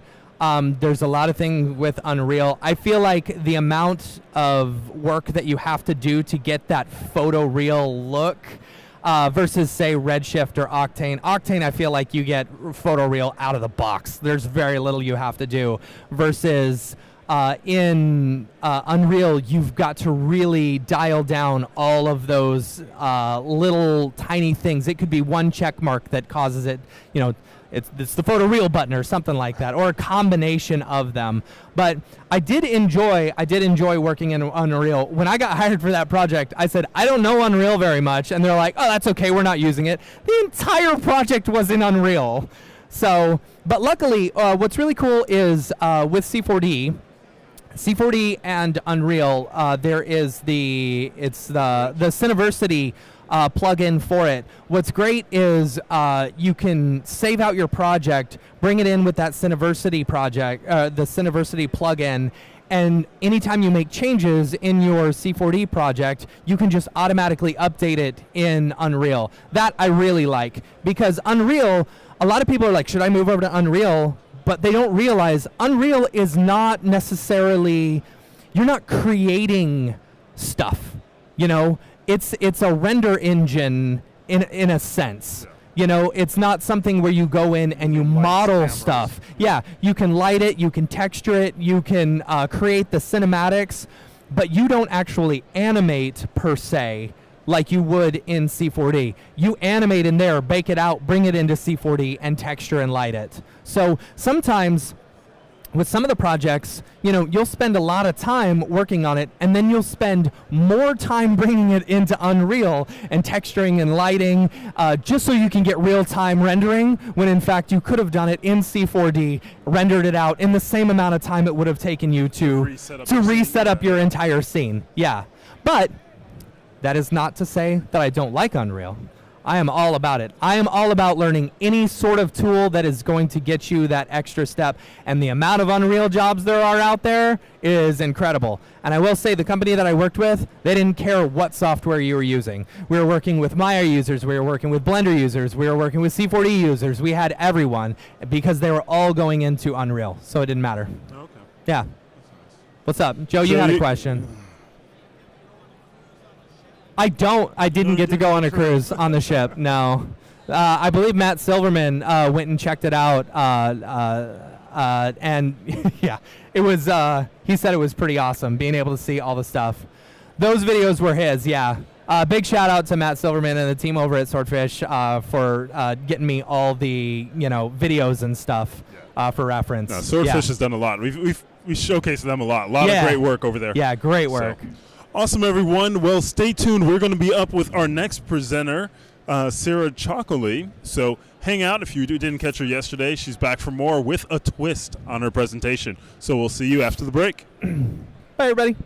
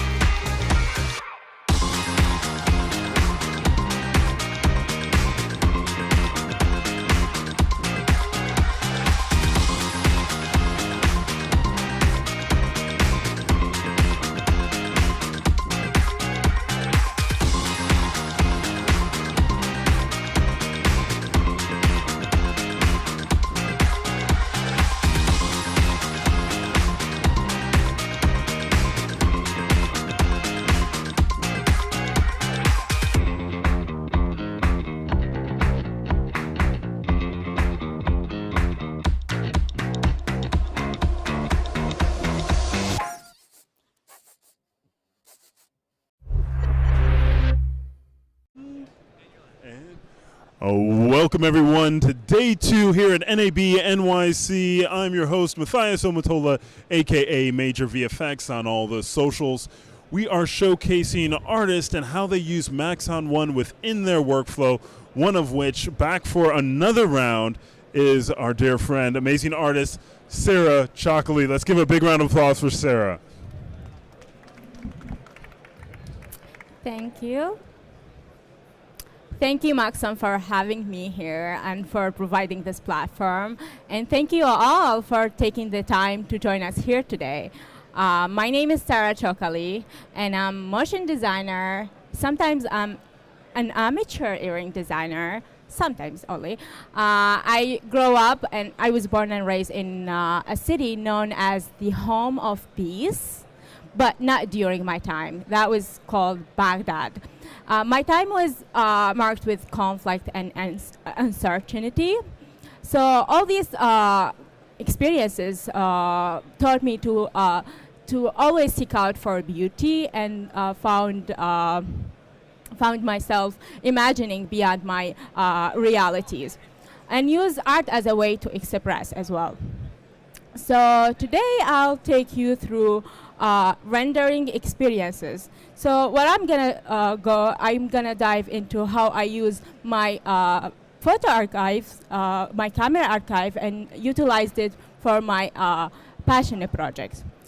So when it comes to using during my passion project, I usually don't use mood boards. My process is quite intuitive. I jump into sketching or writing, or sometimes even open the software and start experimenting with it.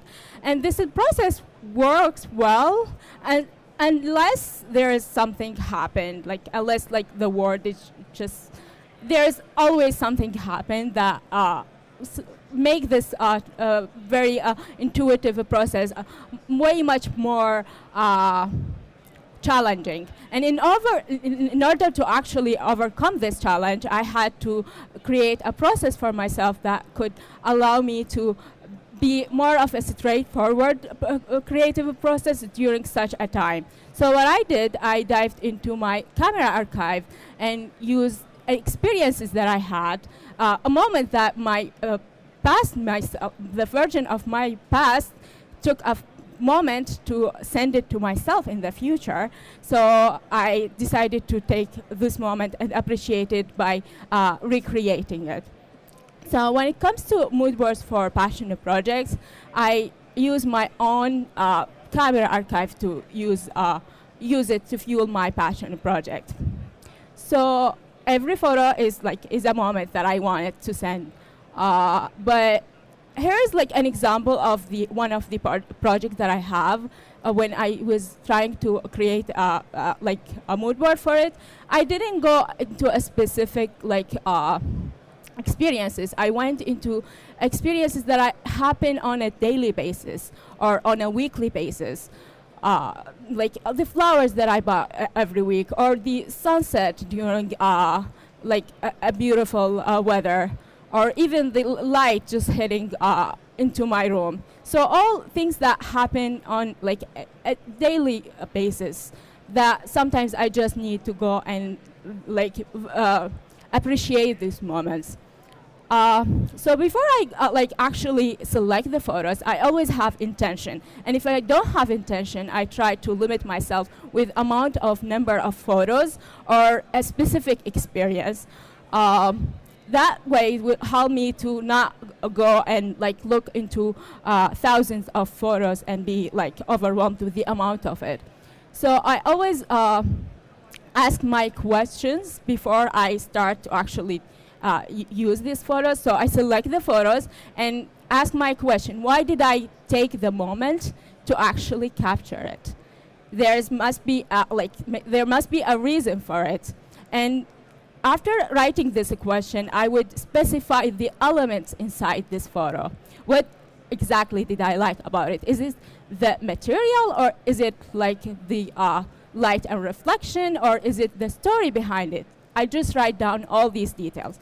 For example, here, we will see like 3 different photos. They don't have any relation together, But I already have something in my mind, which is creating a space, a warm space, but I imagined it, but not fully. There's some elements that felt missing, so I used those photos that I have in my archive to actually drive this world that I created.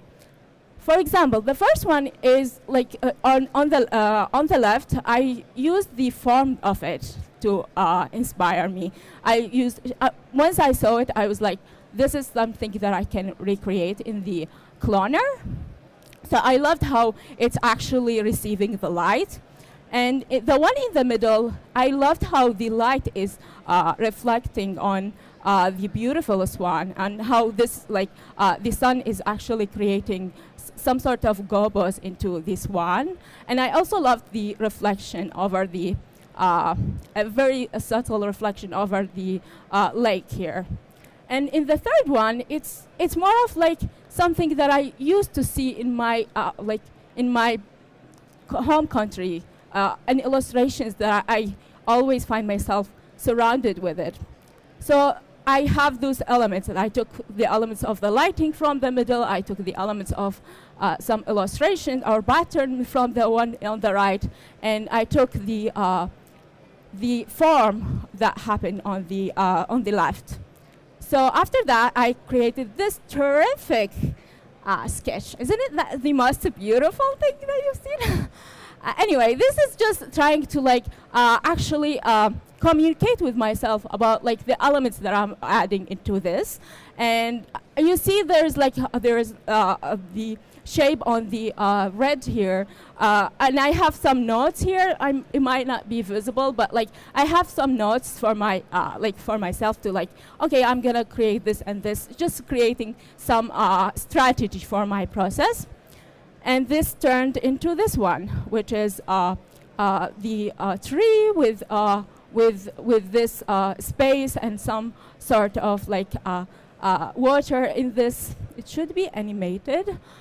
Yes, so this is how it turns.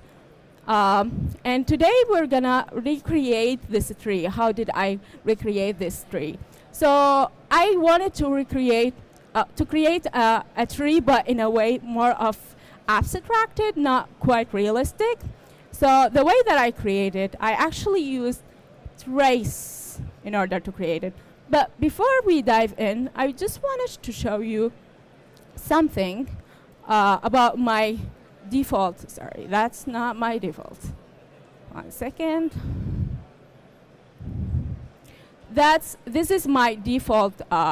This is my default structure. When I before I start, I always have a default structure that help me to somehow drive my organization. I usually have layers, color-coded layers. I'm not gonna follow it religiously, but all these, it's gonna help me to actually just organize my file later. I also have the preview for my rendering settings for Redshift. I have specific render settings that could help me. I usually end up customizing these, but it's helpful to have it before actually starting on the project. So let's start with the tree. I'm gonna use a tracer to create it. Now we have this circle. It's a huge. I don't need that circle to be that huge, so I'm gonna have it only 20 centimeter with the radius, and I'm gonna use animation to create this circle. It might be not it's just a fun process for me to actually use the tracer to create.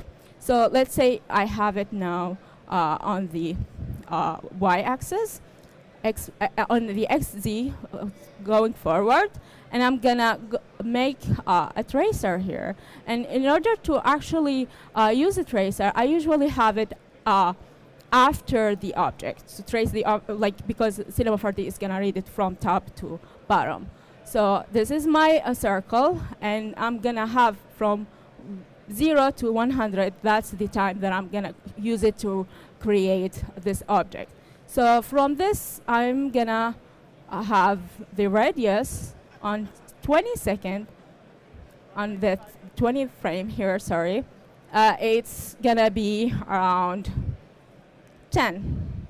So it's gonna go from here to here, 10. And I'm gonna have the Y as well go from here into like maybe just 5 or 3 centimeters, not a lot of happening. So if we go here, we see that this is going like this. Now I want maybe 60 here to go to create the trunk of the tree. So maybe something around 100 here. And that gonna make it the trunk of the tree as we see here. And then in the end, it's an abstract tree, not a realistic one. And then here, I'm gonna have the radius go from 10 into maybe 100, something like that. So if we go here, we see it. Nothing happened because I didn't change the y-axis. I want to change the y-axis as well. So at 60, the y-axis was 100. At 100 frame, I'm gonna add the y-axis to be my around 180 maybe, and see how this is gonna look. Okay, it's almost there. Not really.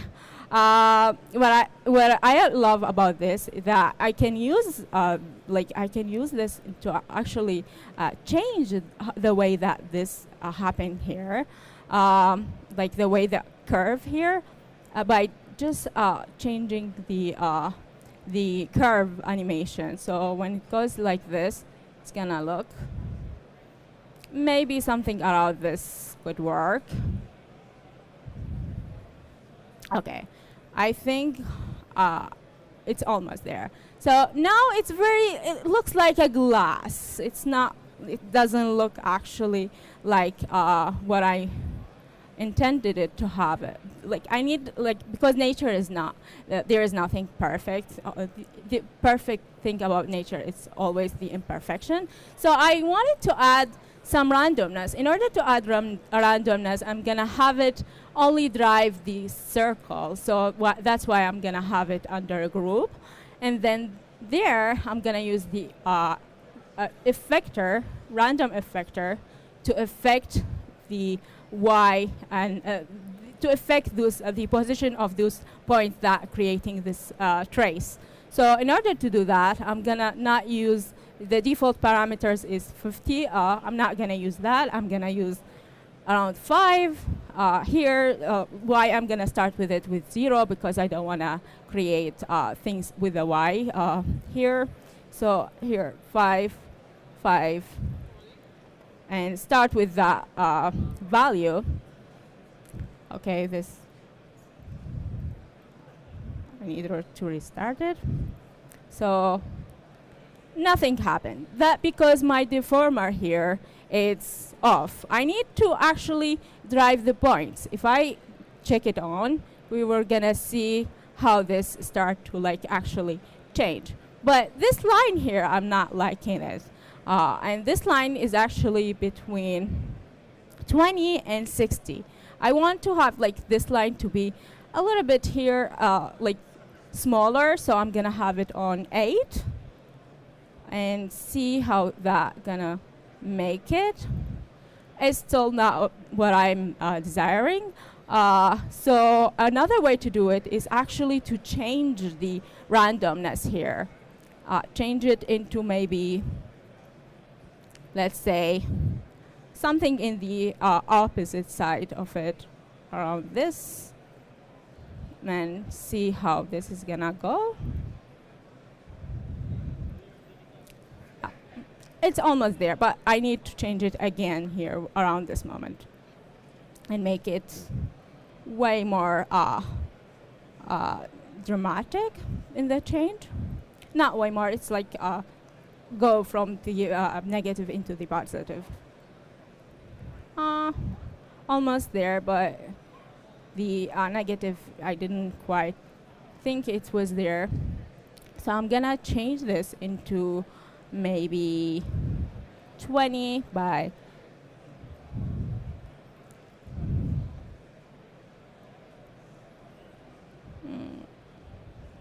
8. Something around this gonna make it work. Okay. It's too much. Okay. Let's bring it back into.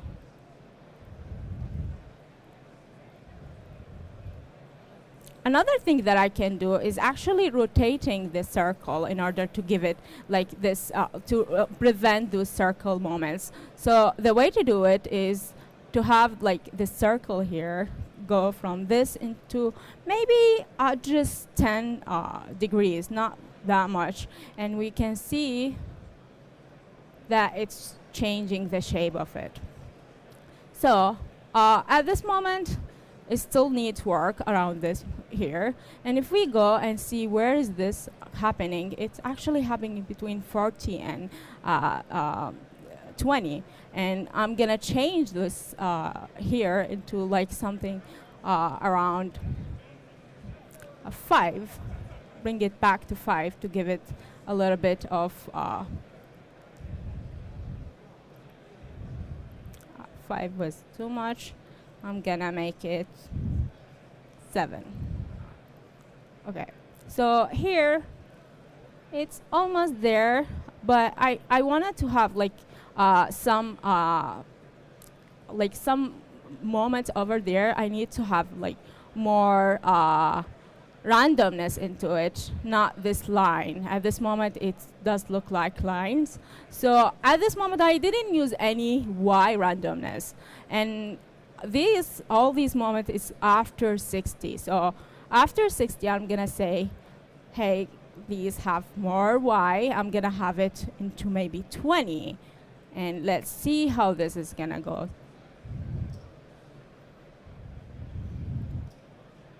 Okay. I can also dramatize the the X and Y is and X and Z as well into maybe a little bit different variables, and see how this is gonna look. Okay, so this is my my tree at this moment. I am not liking the moments here, and I can change it either by changing the values here, which is where it happened, or I can change it through adding more values into it. Let's try this one and see how this is gonna go. And maybe change a little bit here and see how this is gonna make it happen. Okay, it made it more dramatic. Okay, here where I want to have more randomization, so I'm gonna change the randomization again into 3 by 3 and see the result. Okay, so I think this is something that I can actually start to build on. You can always adjust in order to recreate in a way that you want. But for now, I'm gonna just use this one to create the tree. And the way to do it, I usually use the tracer and make it current state into a spline that I can use later. And then I just turn off all these and I put them, because this is things that I'm not gonna use, put them into my archive folder. And you can see the archive is gonna make it all invisible, but it's important to disable it before doing that. So now I have the tracer. I have my, my tree supply. Now I want to use that in order to actually create an object from it.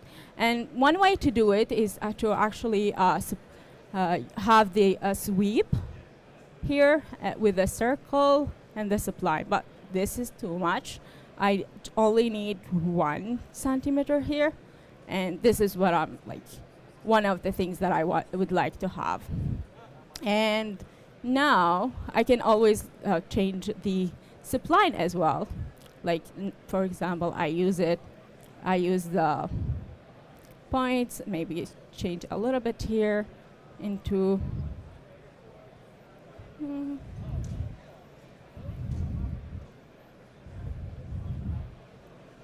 oops, sorry.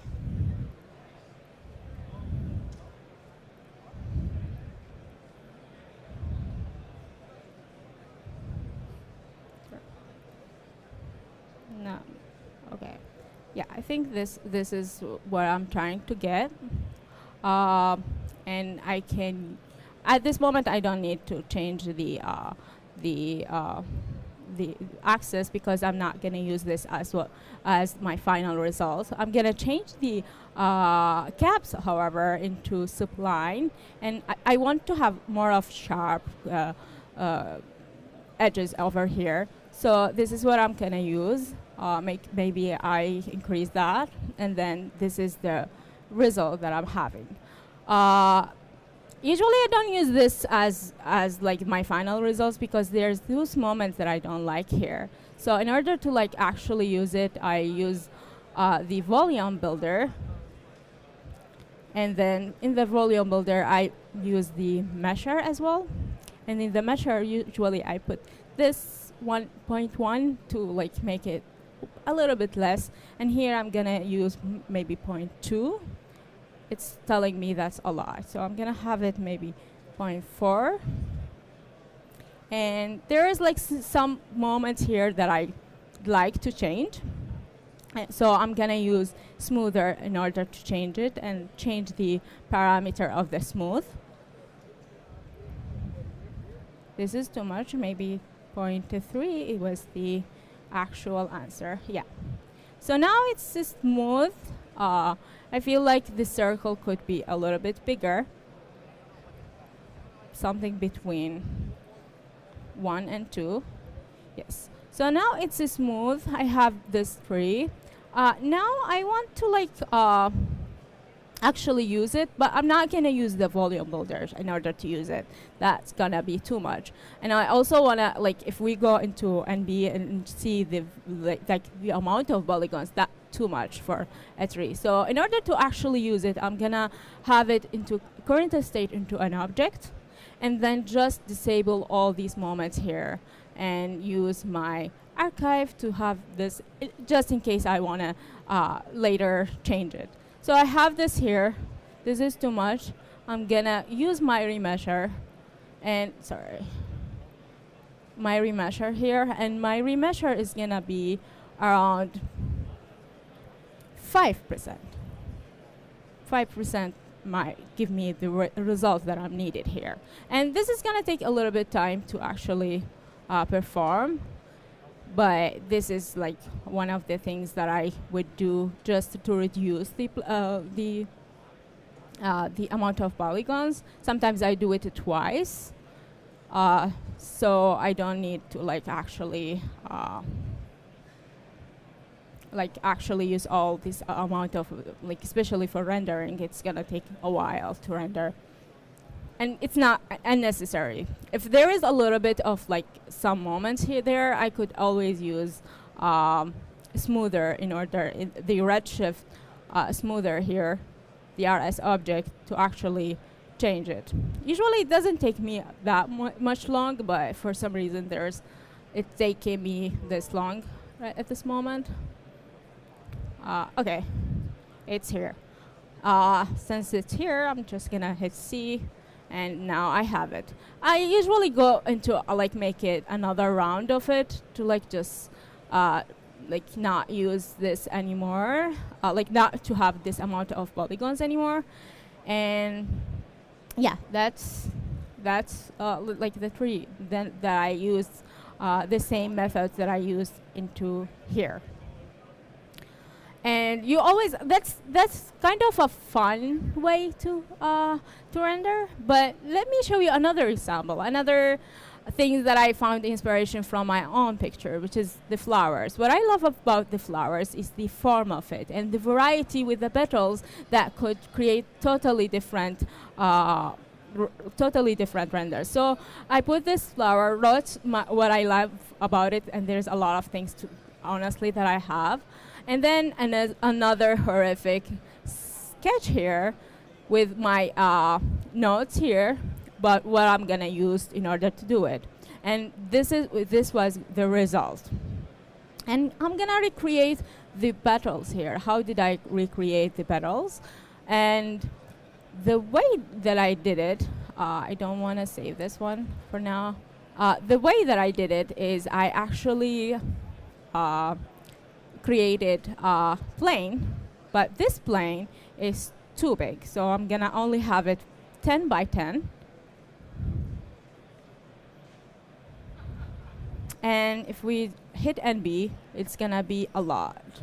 So I'm gonna have it only 1 by 1. That's all I need. And then subdivide it maybe into 4 and hit C, because I don't need that anymore. This is gonna be my petal geo. That's not geo. Okay.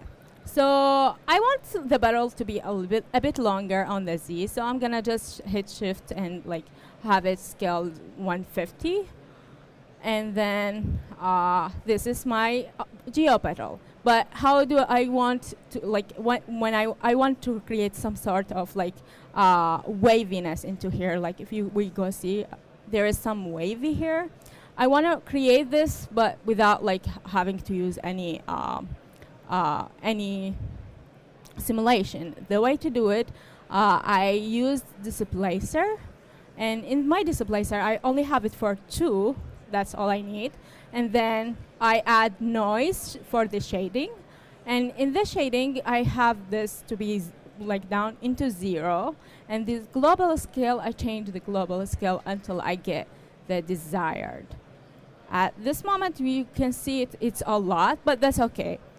I can go into the displacer again. I don't want to have it to be all waved. I just want to have part of it, which is the part that close to the center. So in order to do that, I have a linear field. And in my linear field, I'm going to use the Z, because that's the place that I want to maintain the waviness. And then make it around here. I need Z negative. And if you see this, it's still like a lot of things that we already see, but that's okay. I'm gonna use it like this. The reason why, because I'm gonna use, again, RS object, and then in geometry, I'm gonna override the tessellation.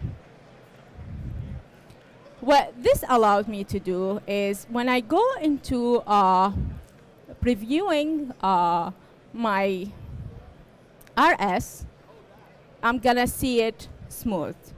So I don't need to add another polygons in order to get that. You see it now. Maybe the displacer is too much. Maybe 1.5 is enough. Yeah. So I have the petal now. Now it's time to create the flower itself. The way that I do it, I use multiplying. And at this moment, this is 200. Like 200 centimeters. That's a lot. We created ours into 1, like 10, that was the number. And then maybe have the segments to 6. And I don't need to see this, so this is what I'm gonna have. And in the angle edge, I'm gonna rotate it. And when I rotate it, it's gonna make the shape of the flower. And what I love this, I can always animate the bending in order to create the flower itself. But how can I actually make this controlled by this? So this is my petal control.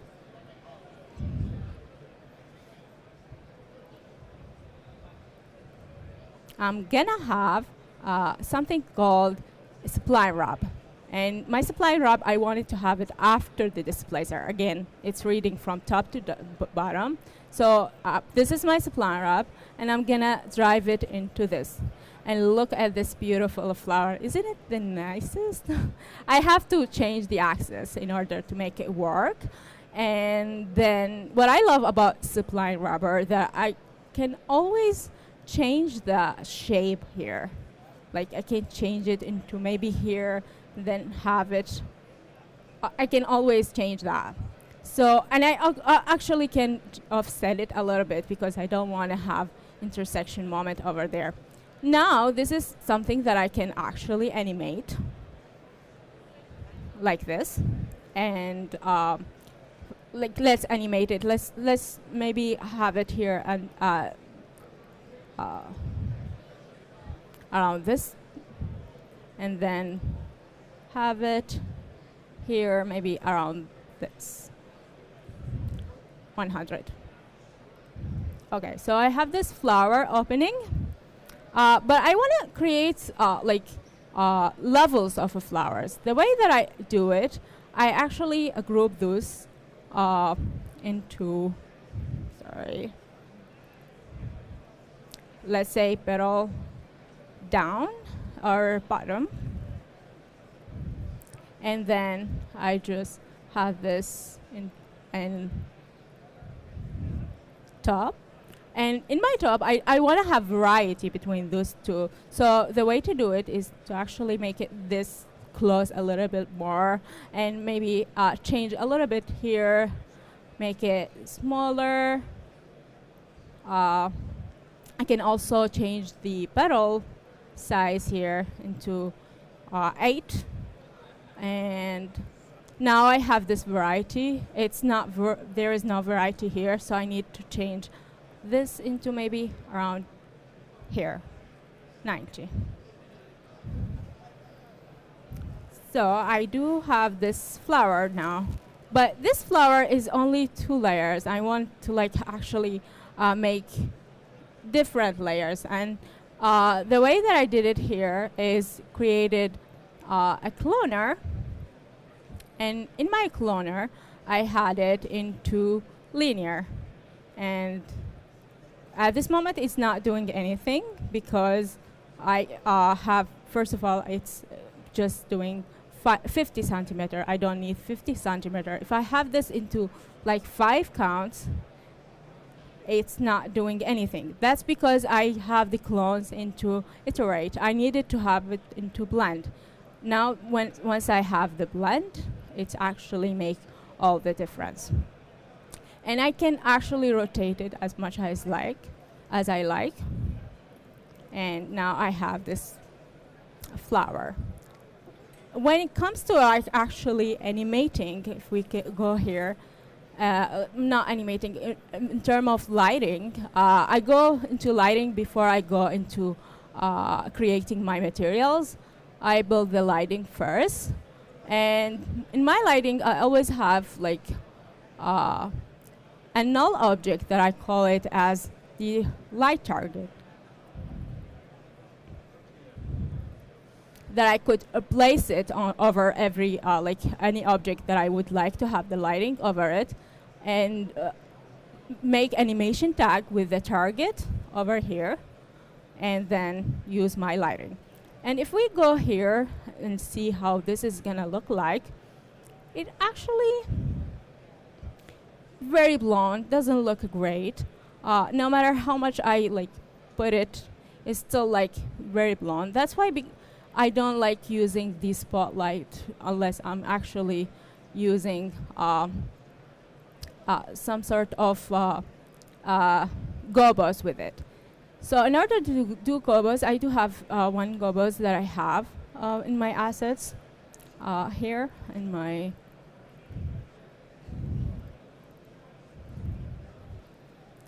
Let's use this one and drive it and see how this is gonna look.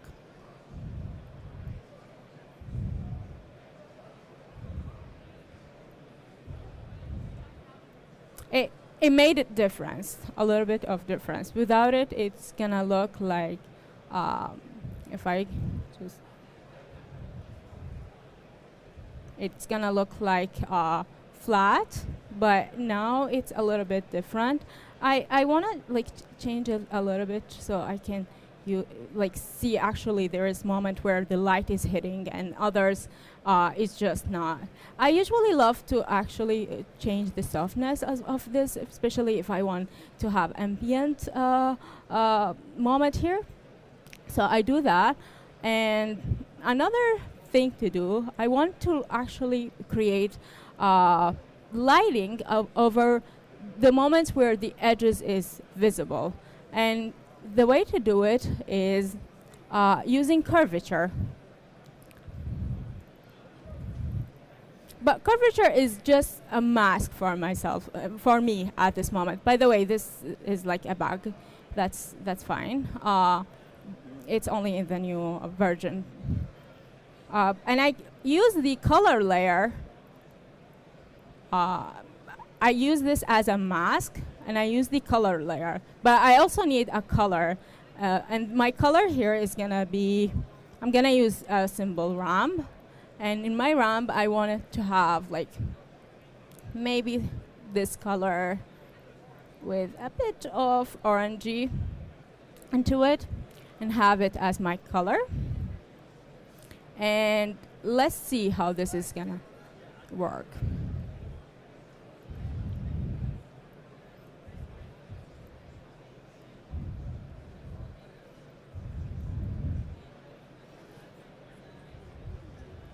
Okay, so at this moment I just connected the color layer just to so I can see the moment where the light is hitting or the color is hitting. At this moment it's not lighting, so I want to like actually have this to go into the opacity. Let's just stop this one for now and make this connected to the emission color. And in the emission, at this moment, it's 0. The default is 0. So I need to change it into maybe 1.5 and have this connected to the surface. And I want to change the roughness a little bit. Have the color here to be around this color. And then this is too much, maybe a little bit like this. And I also want to have the edges to be faded. So I'm gonna use another ramp. This one is gonna be, I can change it into white, or maybe sometimes I don't need to. But at this moment I like to organize it to know that this is the opacity. So whenever it's white, it's visible and black is not. So this is gonna be my material. Let's see how this is working.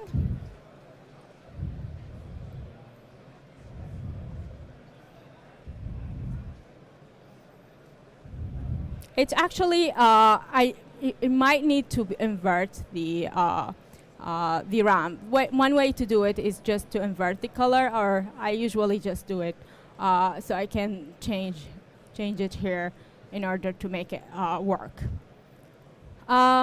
The way that I do the like here at this moment, it's invisible, like nothing over here. One way to create elements is to use the sphere, and in the sphere I only need one. I don't need to see this anymore. Maybe here 16 is enough, and I want to use this one instead.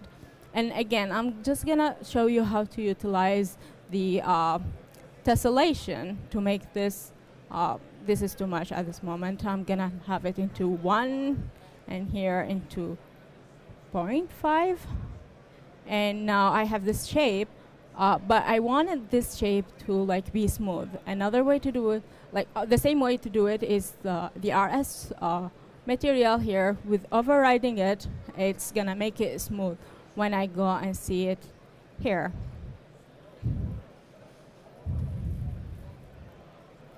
And I can create material for it. Let's say I want this material to be a little bit chromatic, but not too much. I can actually use the film for that and see the results. Don't like this color. Maybe something more complementary with what we're having here, and maybe a little bit of transmission. So in order to like actually, I want to show you how I transform this one into like into like actually make it more cinematic in After Effects. And in order to do that, I'm gonna just show you my After Effects folder.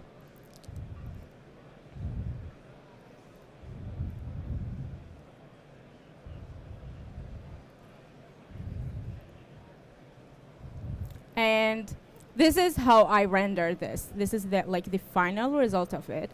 And how did I change this from this into this? I actually used looks, which comes with let's rename this into looks.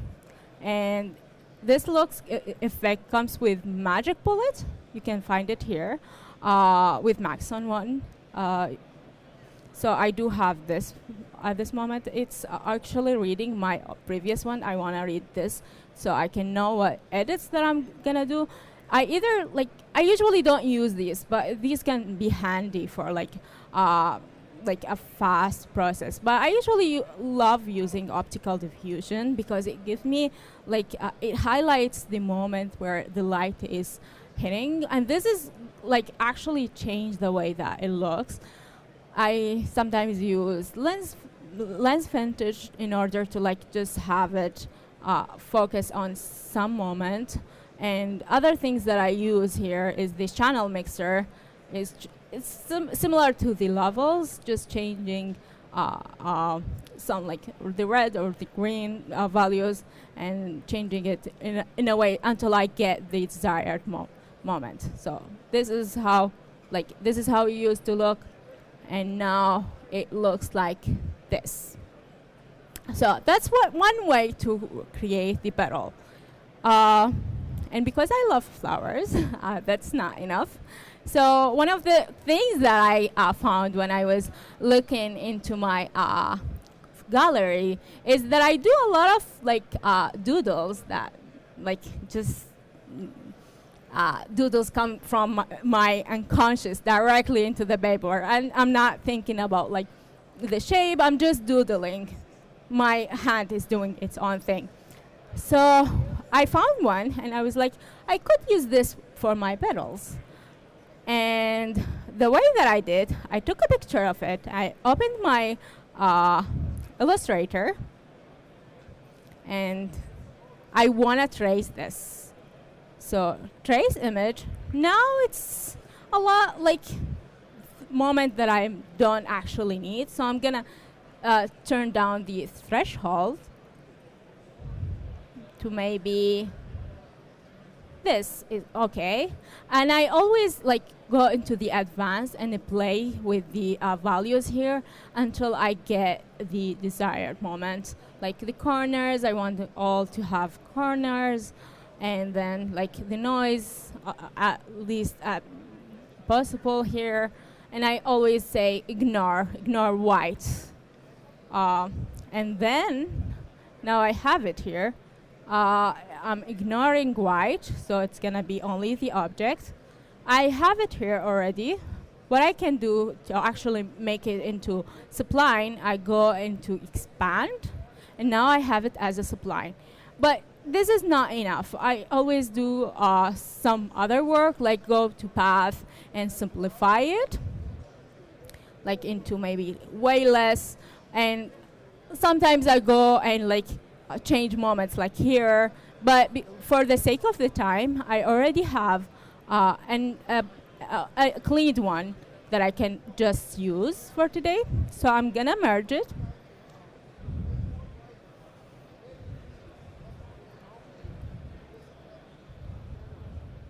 One second, I'm just gonna find my file here.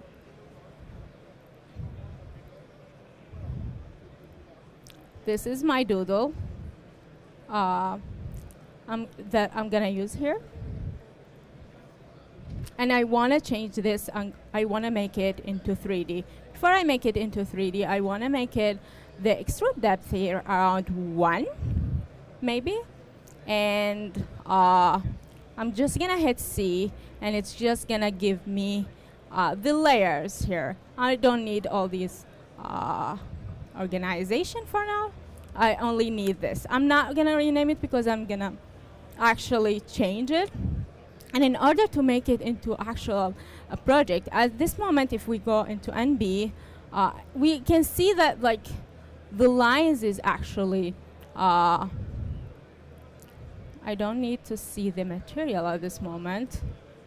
The lines is actually only on the edges. So in order to like make it into 3D, again, I use the volume builder and then make it into maybe 0.3 here, and then have my volume measure a bit over like into 1.1, and maybe that's not enough. Maybe 0.1 is what I need, and yeah, it's almost there.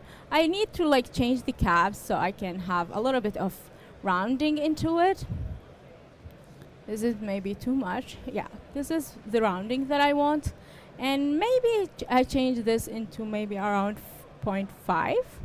So I have this here. It's a lot, but let's just see it like this. It's a lot, so I'm gonna just smooth it. And here we go. It's smooth. It's almost there. So what I'm gonna do, create current state into an object, and I'm gonna uncheck all these. I'm gonna delete it for now, but usually I just put it into my archive layer. So I have the illustration here. It's gonna be my petal, geo, and I can use two different ways to create the flower. One is to create the with bend, just bend it, and then clone it into radial, but have this be changed like in a way maybe around 0, and have this and like use this in order to like open and close. I usually don't prefer this one. I prefer the way that I did it before, which is using it with the spline. And since I already created the petal control here, I'm not gonna go and recreate the wheel. I'm just gonna use it here. And because this is like way larger, either I can make this smaller. And if I want to like actually make this centered, I go usually to tools to access and center the axis or have it into a different place. So now I want to have it into the center, and now I'm gonna use the spline wrap again and have the petal to go over it. This is not exactly what I want to have. It's maybe around this Y, but it's also doing this moment here, which I'm not quite fan. I can actually make this larger, and it's still having this moment that I'm not liking. And that's what I like about spline wrap, that I can actually go and have a rotation here, maybe into 90, and it's still like making it the shape, almost the shape that I like. I want to make this one maybe into 30. This could be working, and then I can always change the shape of it here and have a lot of control over it, or maybe change it over here. And then I want to have like maybe way much more petals.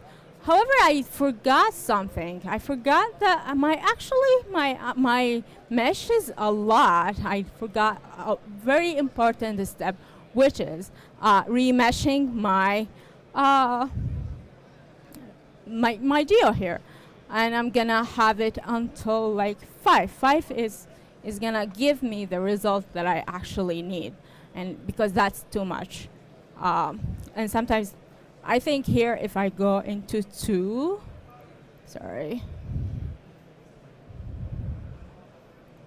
into 2, I think that actually gonna work. It works. Even though there is those moments, again, I can actually always go to RS object and then override it and then have my tessellation on. And when I put this again, it's the same flower that I created. I don't want to change the sizing here of it.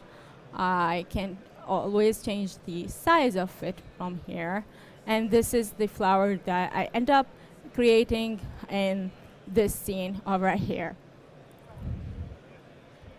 So this is one way to do the flowers. I do like to use a tracer as well. Another way to actually use a tracer to create the flowers is using, and this is way much simpler. I would have it this to 2. I use the first sides and have this to 2 into 2 and 10. And I want this to be on the XZ, sorry. And then go from this one to go from 20 to 0. I don't want to see it later. And then to the objects to go from 0 to around 50. And this, I think 50 it's a lot, maybe 30. And the rotation to go from 0 to 360. Nothing happening because I don't have the tracer yet. Again, tracer after the object. If I go into this, I'm gonna see a shape, the shape that I want to create. At this moment, you can see there is like loose moments here. I can either change it from changing the intermediate points, or I can have the timer here to be longer, and that would allow it to like actually play it longer, make it smoother. So at this moment I have this shape. I can turn it into the same way that we created before, which is turning this into the tracer. I have this tracer, but at this moment it's spherical. And I know that I don't want to, like, I'm gonna just use it here for the volume measure, so I don't need to like actually worry that there is another point and it was spherical. So here it's okay. Sometimes some cases that doesn't work. And let's say I want to have it 0.5, maybe 0.1, and have the measure. But at this moment it's not quite working. That's why I use the sweep, which I use it like with the circle here. Have this into maybe 0.1, or 0.1 is a lot. Maybe 1 is enough. With the sweep here, I can see that I'm actually gonna be able to sweep it.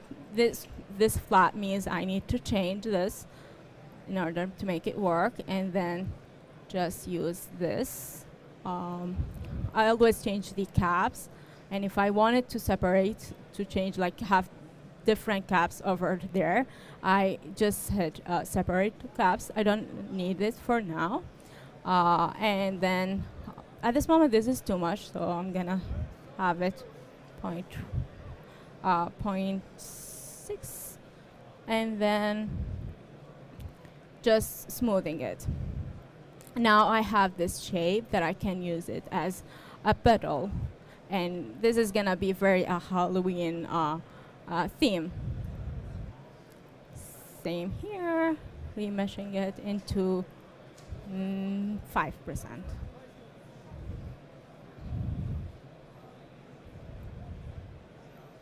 And I'm gonna smooth it later, so this is okay. And I'm gonna just use the same technique, the same bevel. Maybe I'm gonna use the one over here. And, oops, sorry.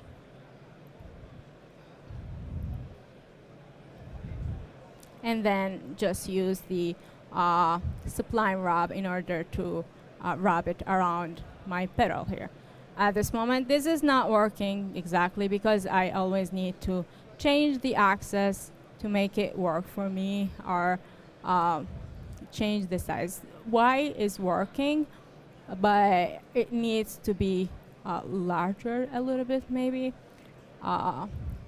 like this. And I feel like this one, it needs more segments and also needs a bit caring with the size. So I want to have really edges, like really sharp edges here. So I'm gonna do this and this. So this is another way to create the bottle. Again, I use the same technique after like going into After Effects, have this footage with those petals. I actually used the looks in order to change it, but this one I did not only use the looks, I used the colorista to guide it and change the color and have some sort of like cold color here. So this is one, like another way that I did it. It's in the end, we are doing it also to value our own experiences, especially during a time where it's raining and it's New York City and like nothing happening outside. We are in the home. So this is an exercise I usually do during such a time. And again, it's about valuing the moments that happened in the past and the moments where we're actually sending a message to our future self. So thank you very much for joining us here today. It's a great pleasure to be here. And thank you, Maxon, again, for providing this platform. Any questions? Awesome. Thank you, Sarah. Thank you so much. We do have time for about one or two quick questions if you have them. I know that was very thorough, but if you have one or two questions, we have time. Questions. Awesome. Well, follow Sarah Chocolate, and you can information's right there up on screen. And hang tight. We'll have our next presenter, a very own local presenter here, Joe Herman, up next. So if you're into Fire in Fuego, you're going to want to hang out for that. So see you all after the break. Thank you.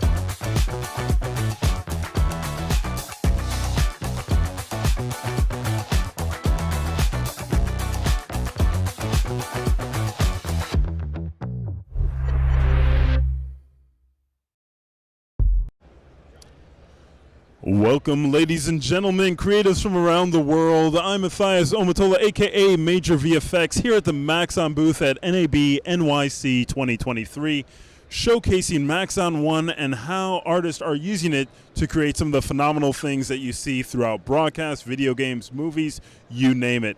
Up next, we have our very own local artist here, Joe Herman.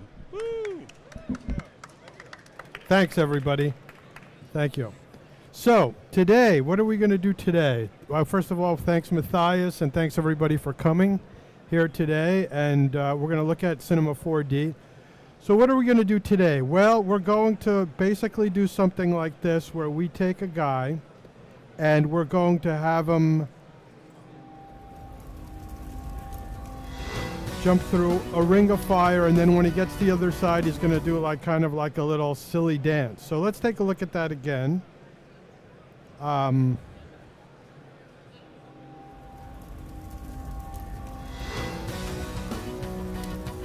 Okay, so basically the way that we're going to do this is we are going to use several motion capture files for the animation of the guy that are going to be strung together and blended together using Cinema 4D's motion clip system. And then for the fire itself, we're going to be using Pyro, which is Cinema 4D's built-in fire and smoke simulation system. So let's without further ado, we'll look at it one more time, and then we're just going to jump into it.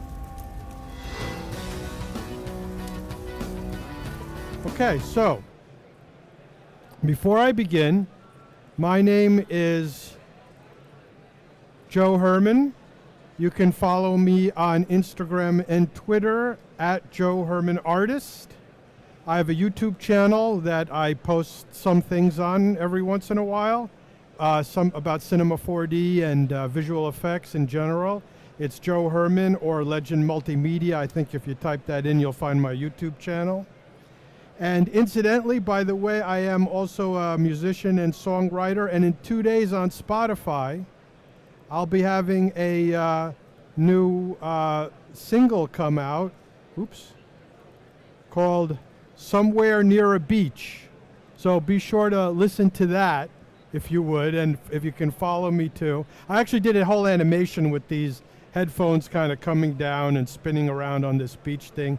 I'll post that after the video goes live, but don't forget, October 27th, Somewhere Near a Beach. So anyway, having said that, let's get started. So what I did at first is I basically, let's see, which one should we use? Well, person one. I'm using Mixamo. Who here has ever used Mixamo before? Few people. So we know what that is. Basically what Mixamo is it's a online library, free online library of motion capture files that you can use in your own projects. Now you could, it seems like this is taking a long time, but basically I think I have an account. Where do we have a, I think I made an account. Actually, are we logged into the Creative Cloud, do you know? Or okay, whatever. Hold on a second. That's funny. I have one here.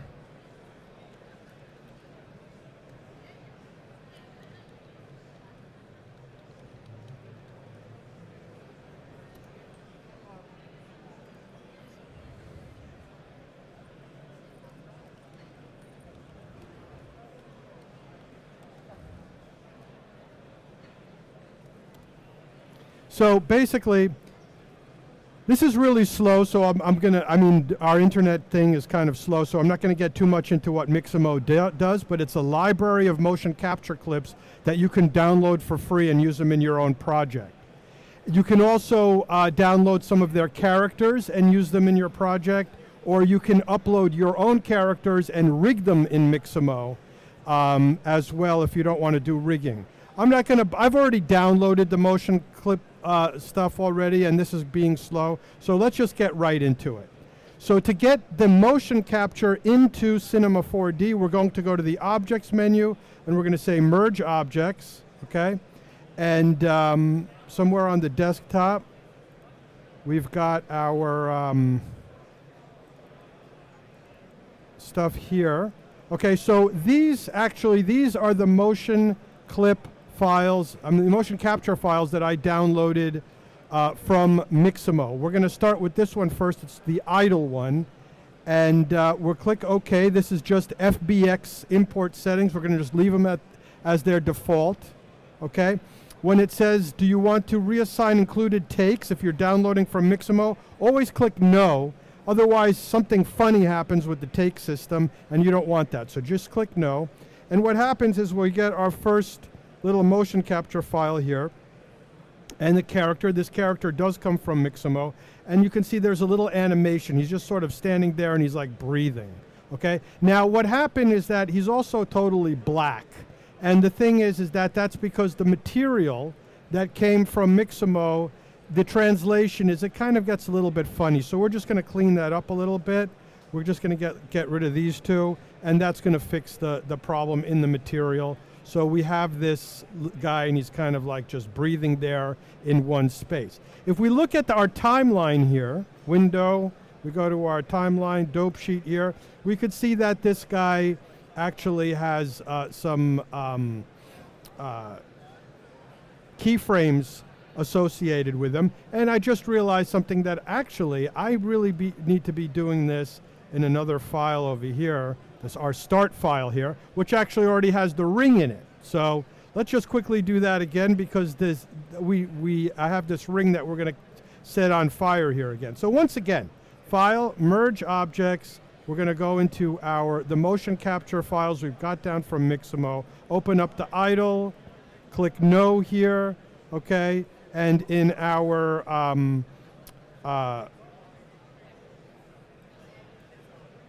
stuff, we're going to get rid of we're going to fix the material. And okay, so here he is.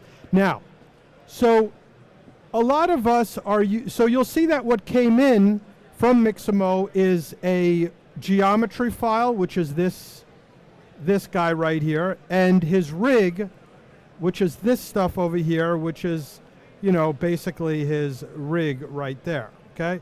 So what we want to do is we want to click on the rig, or on the first element on the rig, because as we know, rigs are hierarchies of joints. Starts with the hips, goes to the spline, spline 2, spline, goes up to the neck. This bone's connected to that bone. This is a hierarchy of joints, which creates what's called a rig. So on the top hierarchy of joints, I'm going to go ahead and I'm going to go in the animate menu. I'm going to choose add motion clip. And when I do that, I'm going to name this motion clip called idle, okay? And basically, it's going to apply it to this whole hierarchy of joints here. And what's going to happen is you'll see a little tag here, which is meaning we're going to be using the motion clip system. And the timeline has switched from the keyframe view, which is, this is our regular keyframe view here, okay, into the motion clip system, okay? And here's our motion clip. Here's our rig, which is this thing in the object, and here's our motion clip. Now that we're dealing with motion clips, it becomes a lot easier to do certain things. Like, for example, I could take the motion clip and I can move it to, like, let's say frame 60, let's say, and now the motion doesn't happen till frame 60. I can also take the motion clip, for example, and I can, like, stretch it out so things happen much slower, okay? Or I can speed it up, okay? So motion clips are actually really handy to work with. Let's bring in our second action here. Okay, so we're going to go ahead to the File menu. We're going to say Merge Objects. This is the second thing we got from Mixamo. It's called Idle to Sprint. Okay, we're going to click OK. And do we want to reassign included takes? No. Okay, so now we have two things. We have the first one we brought in, which is just his idle one. And we have sort of a new one in there. And the new one, he starts running, right?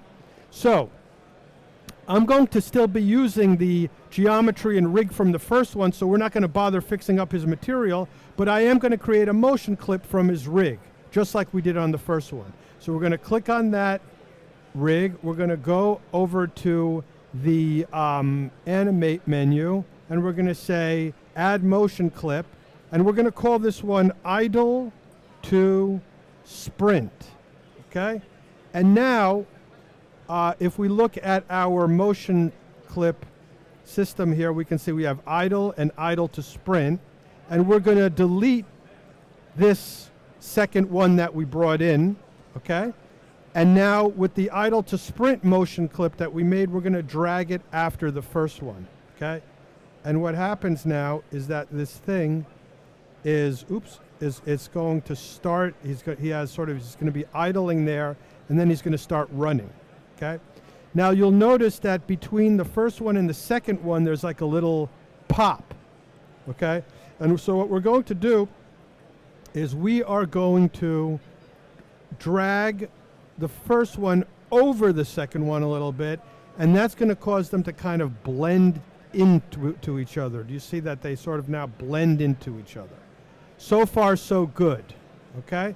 Let's bring in the third. By the way, this probably should have finished loading already, but this is Mixamo. This is the library of motion clip data that we use.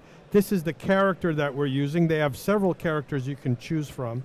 And if you just choose one of these motion clips, like, for example, dying, you can apply it to your characters over here. We just have a slow connection, but there's a lot of tutorials about Mixamo you can follow, but this is where I got all of these motion clips, like the dying one, okay? But anyway, so let's bring in the third one. We're going to say Merge Objects. We're going to go ahead now. We're going to bring in the third one, which is called Jump. So we're going to choose that one. Here's the import settings. We're going to click OK. Do we want to reassign takes? We say no, okay? And once again, here's its rig and its geometry. We're going to click on the rig. We're going to go over here to the animate menu. We're going to choose add motion clip. We're going to call this one jump. Okay, from start frame 0 to say 26. Okay, create motion clip on the whole hierarchy of joints. Okay, we're going to click OK. We're going to get rid of that one because we only really needed it to create the motion clip. So we're going to delete it. Okay. Here's the third one that we've created, okay? By the way, when you create these motion clips, if you right-click them, you could save them to disk, like as, you know, whatever you want to save them in. So let's say we'll save it into this folder, and it will save it as, we can like save this jump as a motion clip, not as a FBX file, and then we can use them later in other projects and so on and so forth. But so these are the three we've created so far. We're going to drag the jump after the idle to sprint. So we've got this like idling, we've got this idle to sprint, okay? And then there's going to be a problem here, because when we hit the jump, watch what's going to happen. It's going to pop back to the beginning and do the jump, okay? See that? So that's obviously not what we want to do. We don't want to pop him back to the beginning. We want him to jump from here. So how do we fix that? Well, what we're going to do is on the motion clip here, we're going to click on it, and under the Advanced tab, actually first what we're going to do, actually under the Advanced tab, there's this little thing called Pivot.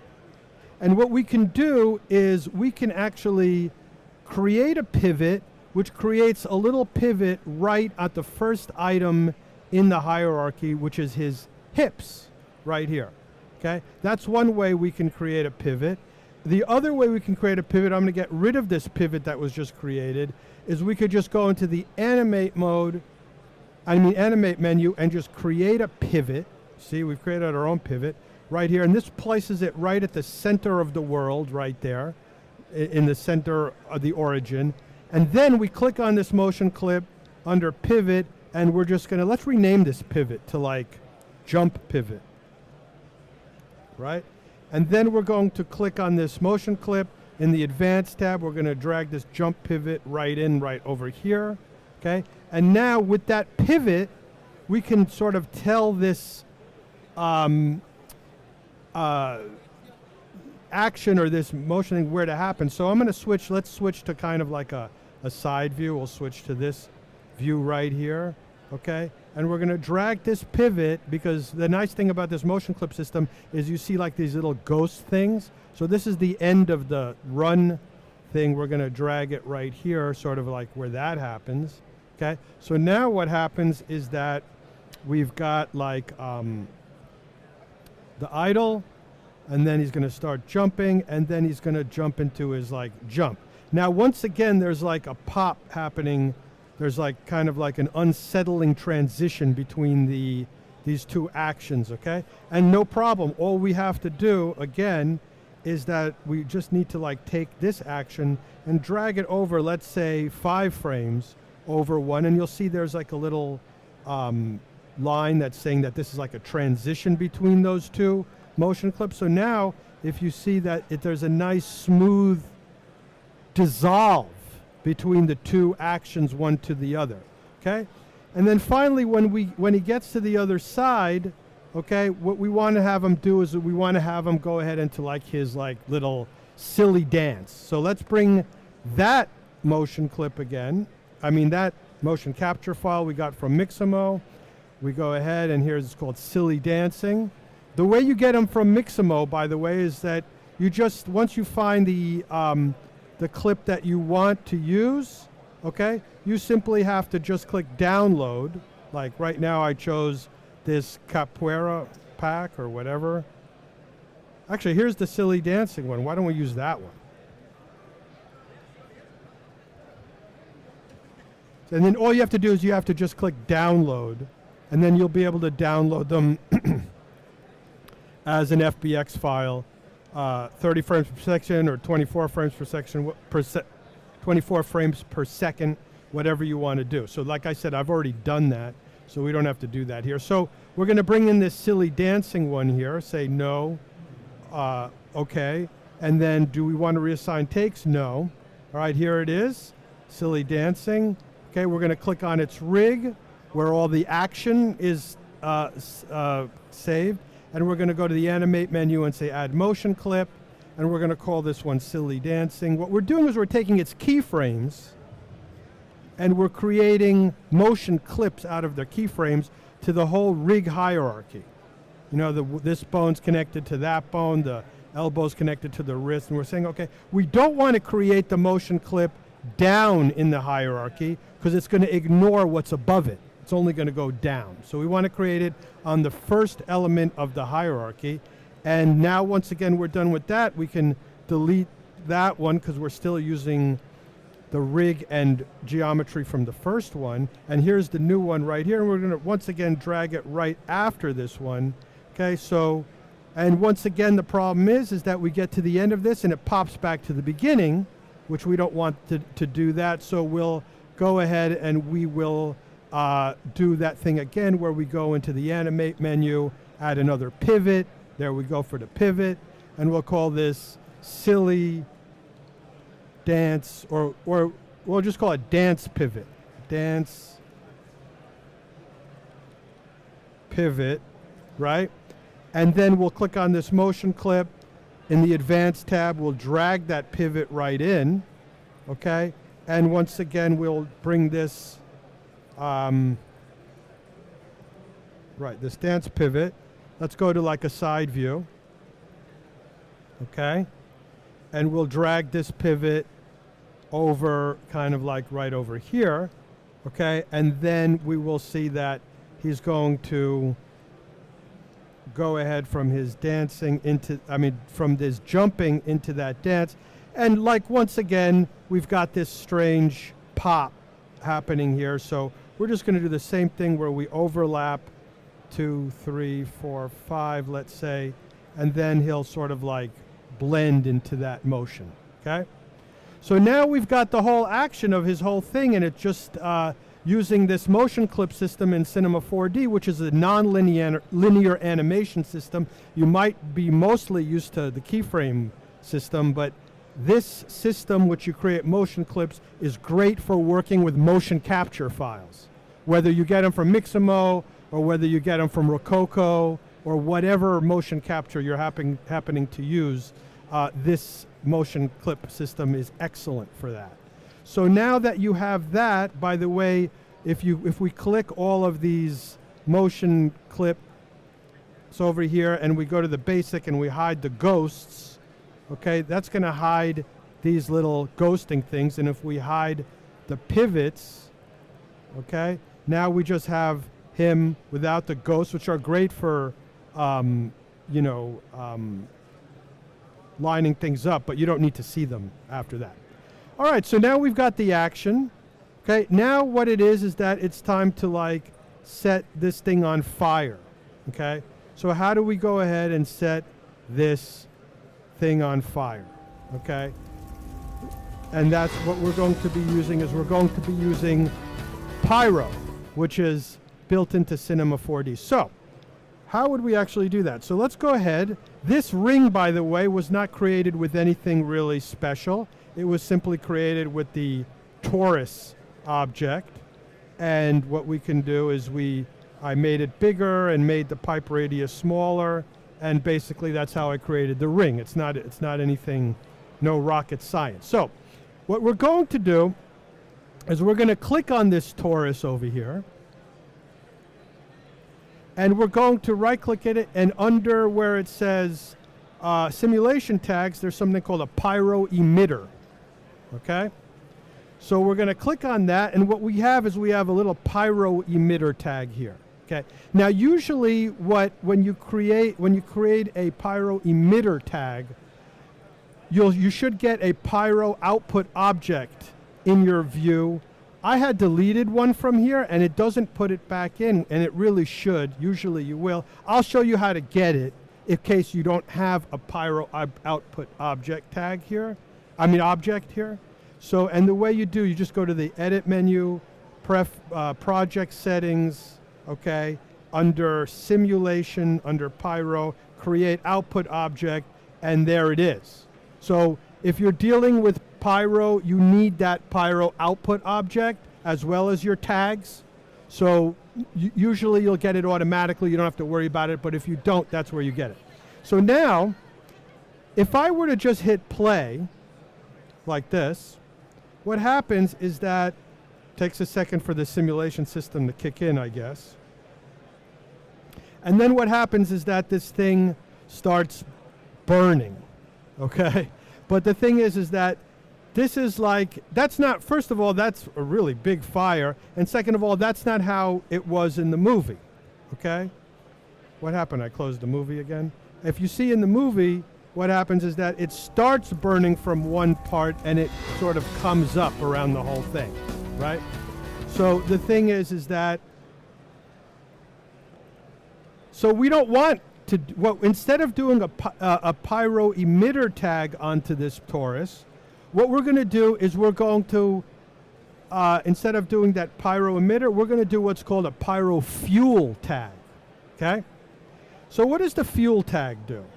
What it is, I'll go back to the beginning and I'll press play, okay? And it does absolutely nothing, okay? Because what really happened is all we did was that it's like, you think of it as like we poured gasoline on this whole thing. So it's just sitting there with gas on it, and it doesn't burn yet. Why? Because we have to light it. We have to set it on fire, okay? And what we're going to do is we're going to set it on fire with what? We're going to set it on fire with this little polygon right here.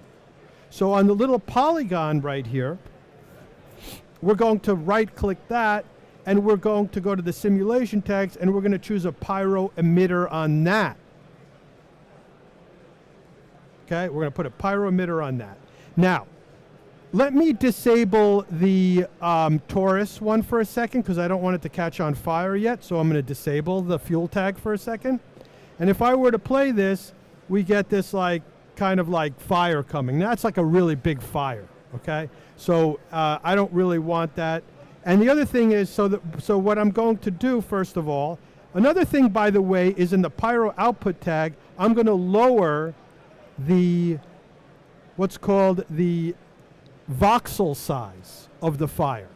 The higher the voxel size, the more blurry and blocky the smoke looks. The lower the voxel size, the more detailed the smoke looks, okay? So I'm going to lower the voxel size of the fire to 3, okay? So this will give me a little bit more detail in the file. By the way, what you're looking at is you're not looking at how the fire's really going to look. You're looking at a preview of it. When you render it in Redshift, then you'll see what the fire really looks like. So the other thing I'm going to do is on the pyro emitter tag on the polygon, we're going to turn off, there's something called density and temperature, okay? So density you could think of as smoke. Temperature is fire. So we're going to turn off the density, okay? So now if we play it like that, you'll see now there's smoke and there's no fire, okay? And then what we're going to do is we're going to lower the thickness of that smoke on the polygon, okay? And what that's going to do is that is going to make the fire a lot smaller. As a matter of fact, it's like a tiny little flame now, okay? So now what I'm going to do is I'm going to turn back onto the torus. I'm going to re-enable the fuel tag. So now this thing is ready, and then if I hit play, okay, like that, it starts to think. Now, what kind of fire is this? This doesn't really look, this looks like more like a thermonuclear explosion, okay? So obviously there's things we need to do to this fire because this is not really looking great. But you could see actually it does start the fire to burn from that spot, okay? So on that fire, what we're going to do on the fuel tag, the first thing we're going to do is we are going to, let me try to remember, we're going to lower the thickness from 10 to 2, okay? So this whole thing is going to be a lot less thick. And under the fuel, we're going to set the fuel set. This is how much fuel is on the thing, okay? So we're going to let's change that to 2, okay? And then what we're going to do is we're going to play this now. And then as you can see now, there's a lot less, you know, stuff happening. But I don't really want to rely on this viewport thing anymore, okay? I want to start looking at like what this fire is really going to look like in Redshift, okay? So what I'm going to do is I'm going to, actually I have a floor here, so I'm just going to enable this floor. It's actually not this is a simplified version of that other file. And I'm going to turn on some lights, the lights that I have like a spotlight and I have a area light or whatever. And then I'm going to go ahead and I'm going to bring in the Redshift render view here, okay? And I'm going to hit, you know, I'm going to invoke the Redshift renderer, and there's no fire here, okay? So the thing is that why is there no fire here? Because we have to do something in order to get the fire so we can see it in Redshift. And what we have to do is we have to create what's called a pyro volume material. Okay? So we're going to type in our pyro volume material. Okay? And now we're going to drag that onto the pyro output object.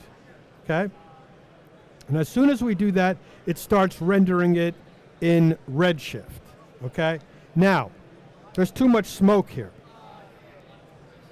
So what I'm going to do is I'm going to go ahead into the pyro output object under the pyro tag, and where it says under the fuel combustion, where it says the density per fuel. That's how much smoke there is for the fuel. Okay? We're going to change that to a 1.5. We're going to make half of it. Okay, so now if I let's say I go back to the beginning and regenerate the smoke, like back, to like wherever it is over here, you can see that, well, there's less smoke, but that's fine actually. I mean, I could try to lower it some more. That's okay. I could deal with that. Okay. So that works for me. So the thing is that the other thing is that, but you could lower it more if you want. Like you could lower it to 1. Let's try lowering it to 1. And then we'll take a look at what that looks like. Okay, and now there's a little less, so we'll leave it at 1. Now the smoke's kind of like a little bit straight. Maybe I want a little more action in the smoke, make it a little bit more, turbulent. So what we can do is we can go over here to the turbulence of the smoke, and we could lower it up it from like 2 to like, let's say 10. Okay, so now the smoke becomes a little bit more turbulent, and now we'll try to go ahead and we'll take a look at what that looks like. And it's just a little bit more action. If you look at the movie, like I said, you can see that there's a little bit more motion in the smoke and stuff like that. So now that we've done that, let's talk a little bit about, well, there's something else we can do. For example, if we look at this guy, right, and we sort of start dragging through it, we can see when he sort of jumps through the smoke, right, he kind of jumps through the smoke, but he doesn't affect the smoke at all, okay? Like usually if you jump through fire and smoke, maybe you push the smoke out a little bit or, whatever. So what I'm going to do is for the guy, what I can do is I can right-click it, and then I can say, under simulation tags, I can make him what's called a collider. Okay, so now he has a collider tag on him. Now, for example, if I start playing it, you'll see that what happens is that, so the smoke gets made, the pyro is going to get made here, okay? And then at a certain point, it's going to run through it, and you can see that what happens is that, you see he's kind of like pushing the smoke and the fire out with him as he comes out, okay? So we definitely want to do that. Now, there's a little problem here, okay? Which is that, let's hide this for a second, is that if I were to scrub through this, you can see I can sort of scrub forward, although sometimes it's a little slow, but this has a good graphics card in it, so it's not that slow. But if I try to scrub backwards, nothing's happening, right? Like nothing's happening, and then if I go over here, then it's like kind of like messed up and whatever, okay? But I want to be able to scrub around, Does anybody know how I can do that? What? Cache it, right? So I want to cache it. Now, what does that mean? I want to cache it. I want to get cash maybe for it? Not really. Okay. What you need to do, although you do want to get cash for it eventually, but the thing is that what you want to do is I'm going to click on the pyro output tag, okay, and I'm going to go ahead and by the way, before I do that, I do want to mention that in the pyro volume material, if I were to go ahead and like, let's go ahead to over here, let's say, or here, hold on. We'll go over to about right here. And if I were to bring up our Redshift render view, let's say, and hit play.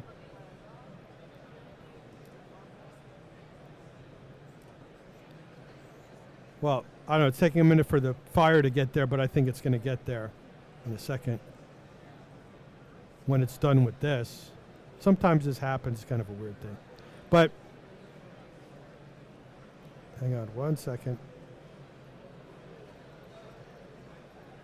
Oh, okay, maybe because I didn't start it from the beginning anyway. Oh, there it is. So, like, if you open this up, you can, on the pyro volume material, like you can, for example, if you want the smoke to be kind of like, you know, greenish or something, you could make colored smoke. You could change the density of the smoke to like the scatter coefficient, make it thicker or whatever, or more bright. You could fool around with these types of things. So, but we'll make it kind of the smoke to be kind of like a little bit of like a rusty or a dusty color instead of white. Okay, doesn't matter, whatever. So I just wanted to just to show you that you can jump in and change like different things with the pyro volume material. So getting back to what we were talking about before, which was caching. So how do we cache? So this way we'll be able to scroll through, you know, and it'll happen really fast, almost instantaneously. And that is, we go to the pyro output object under the cache tab, okay? And we're going to say cache the scene, okay?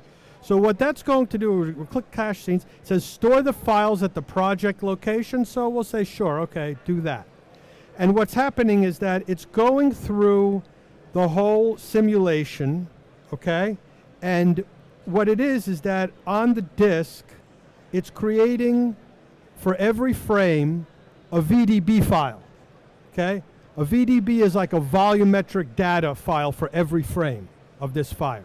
And what's nice is that after you finish this cache, you can give that to somebody who uses another program that uses VDBs, like Houdini or whatever else, you know, maybe Unreal, and they will be able to like bring this VDB, even if they don't have pyro or whatever, and they'll be able to have your explosions, because you can do a lot of things besides setting rings on fire with pyro. You could make explosions, you could make smoke puffs, you know, you could make rocket, you know, things. You could do it because there's a lot of velocity, you know, things, all kinds of things you can change. So basically what you, so you'll be able to do that. So anyway, it's already cached now. So now, for example, if I were to like, you know, scroll this, number one, see how fast it is, and number two, you know, I can go ahead and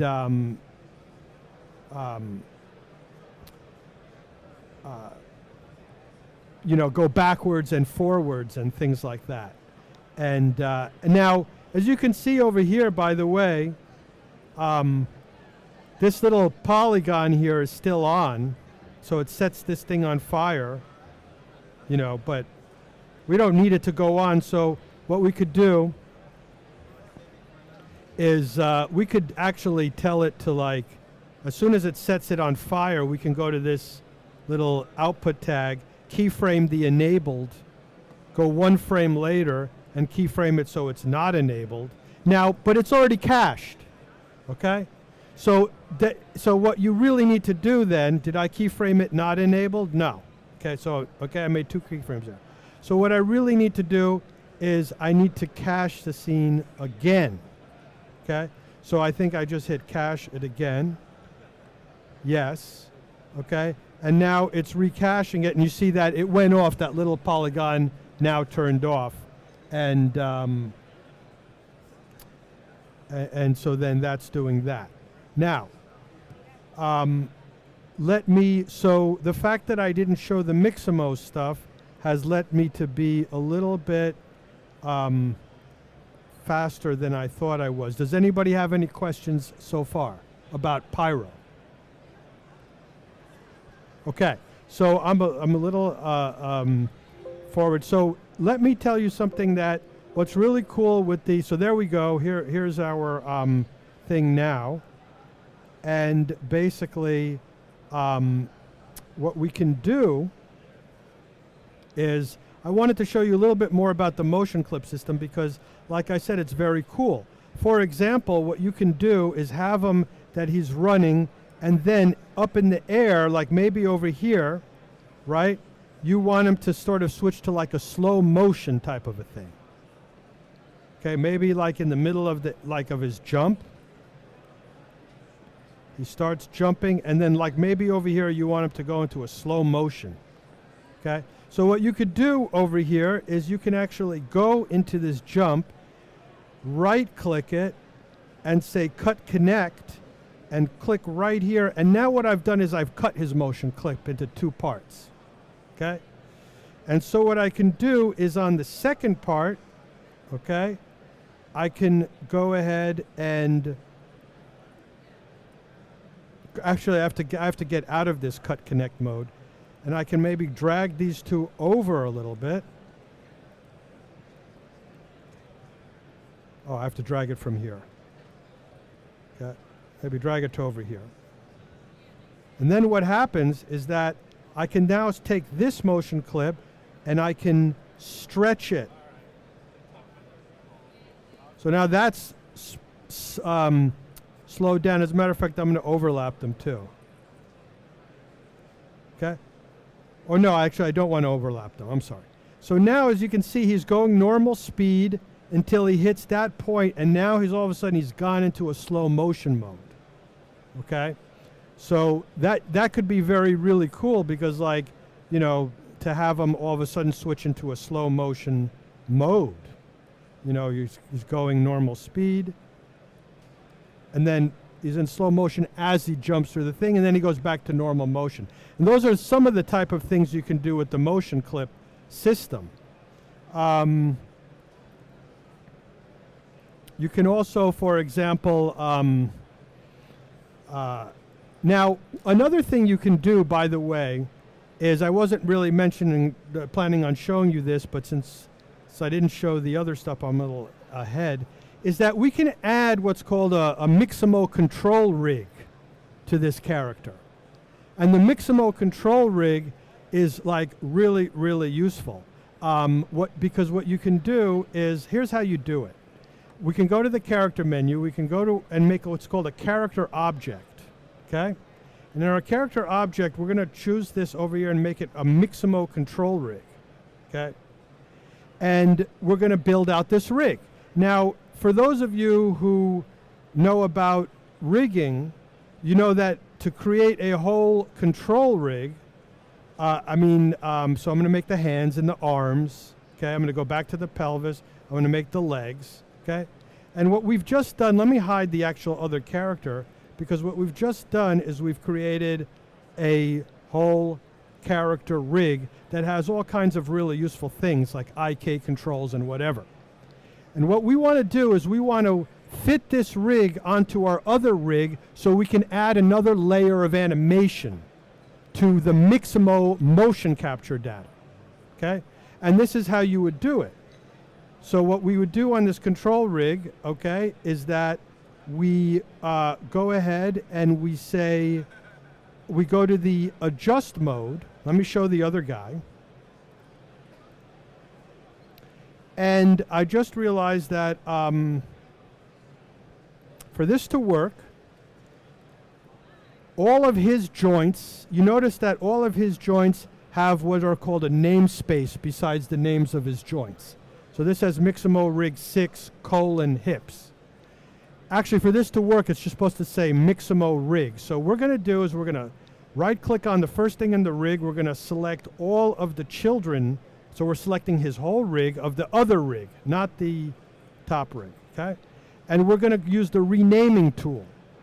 We're going to over to the naming tool, and we're going to say replace Maxon rig 6 with Maxon rig. We're going to replace the name. So you notice that I've just changed the name of all of his joints from Maxon rig 6 to Maxon rig, okay?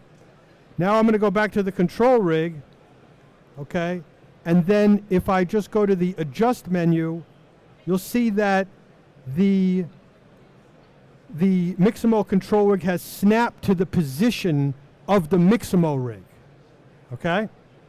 Automatically. So now what we're going to do is there's one more step we need to do. We need to go to the animate thing, okay? We need to say retarget all, and I'll show you why I'm doing this in a minute. And we're going to go over to the character geometry under where it says weight transfer. We're going to drag that in, and we're going to say transfer weights. Okay, that wasn't really supposed to happen. Transfer weights. Okay. Oh, because I forgot to do something. Okay, so let's undo that. Okay, let's undo that. Actually, how much of this can I do? I think I just broke it. Okay, let me get rid of this.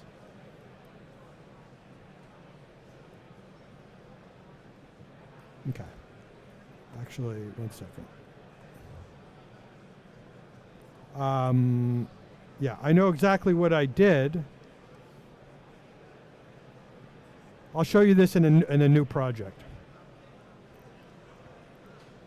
Okay, this is really important actually. I'm going to bring in the silly dancing thing that we brought in from Mixamo. Okay, so let me fix the material actually here. Okay, so we've got this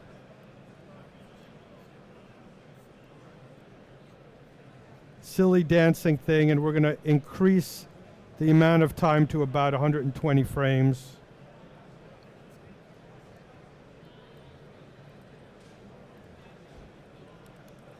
Okay, so we've got this thing. So we've got this Mixamo rig making this guy dance. And what we want to do is we want to add the Mixamo control rig on top of this rig in order for us to keyframe different motions on top of this animation. So let's just do that one more time.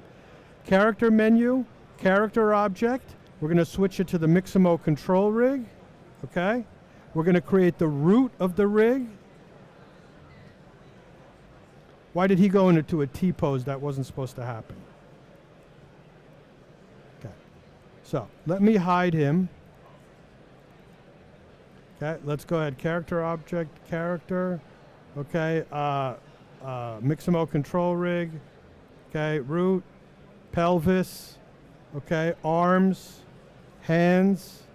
Okay, pelvis, legs. Okay, there's our Mixamo control rig. Okay, and what we want to do is we want to force that rig onto the position of the other rig. Okay, but this is what I didn't do the other time, is on the Mixamo rig, okay, we want to get it back into its T-pose. And the way we get it to its T-pose is we hide the animation from that thing. So you see, we just hid the animation from the rig, so it's not animating anymore. See, I'm dragging my thing, he's not animating anymore. So, and this is what I didn't do before. I need to click on its weight tag, and I need to go reset, I need to go set bind pose. He goes back into his T-pose, okay? And then I need to go ahead and in the Mixamo rig, okay, what happens is that, oh man, okay, hold on a second. I need to go ahead and go to my adjust.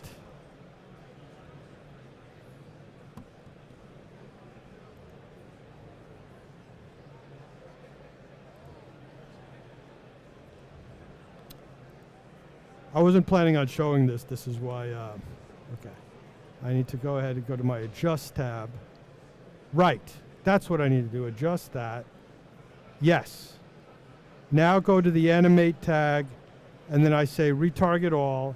I'll drag in the rig, and I'll transfer the weights. Then I turn this back on. Oh man, okay.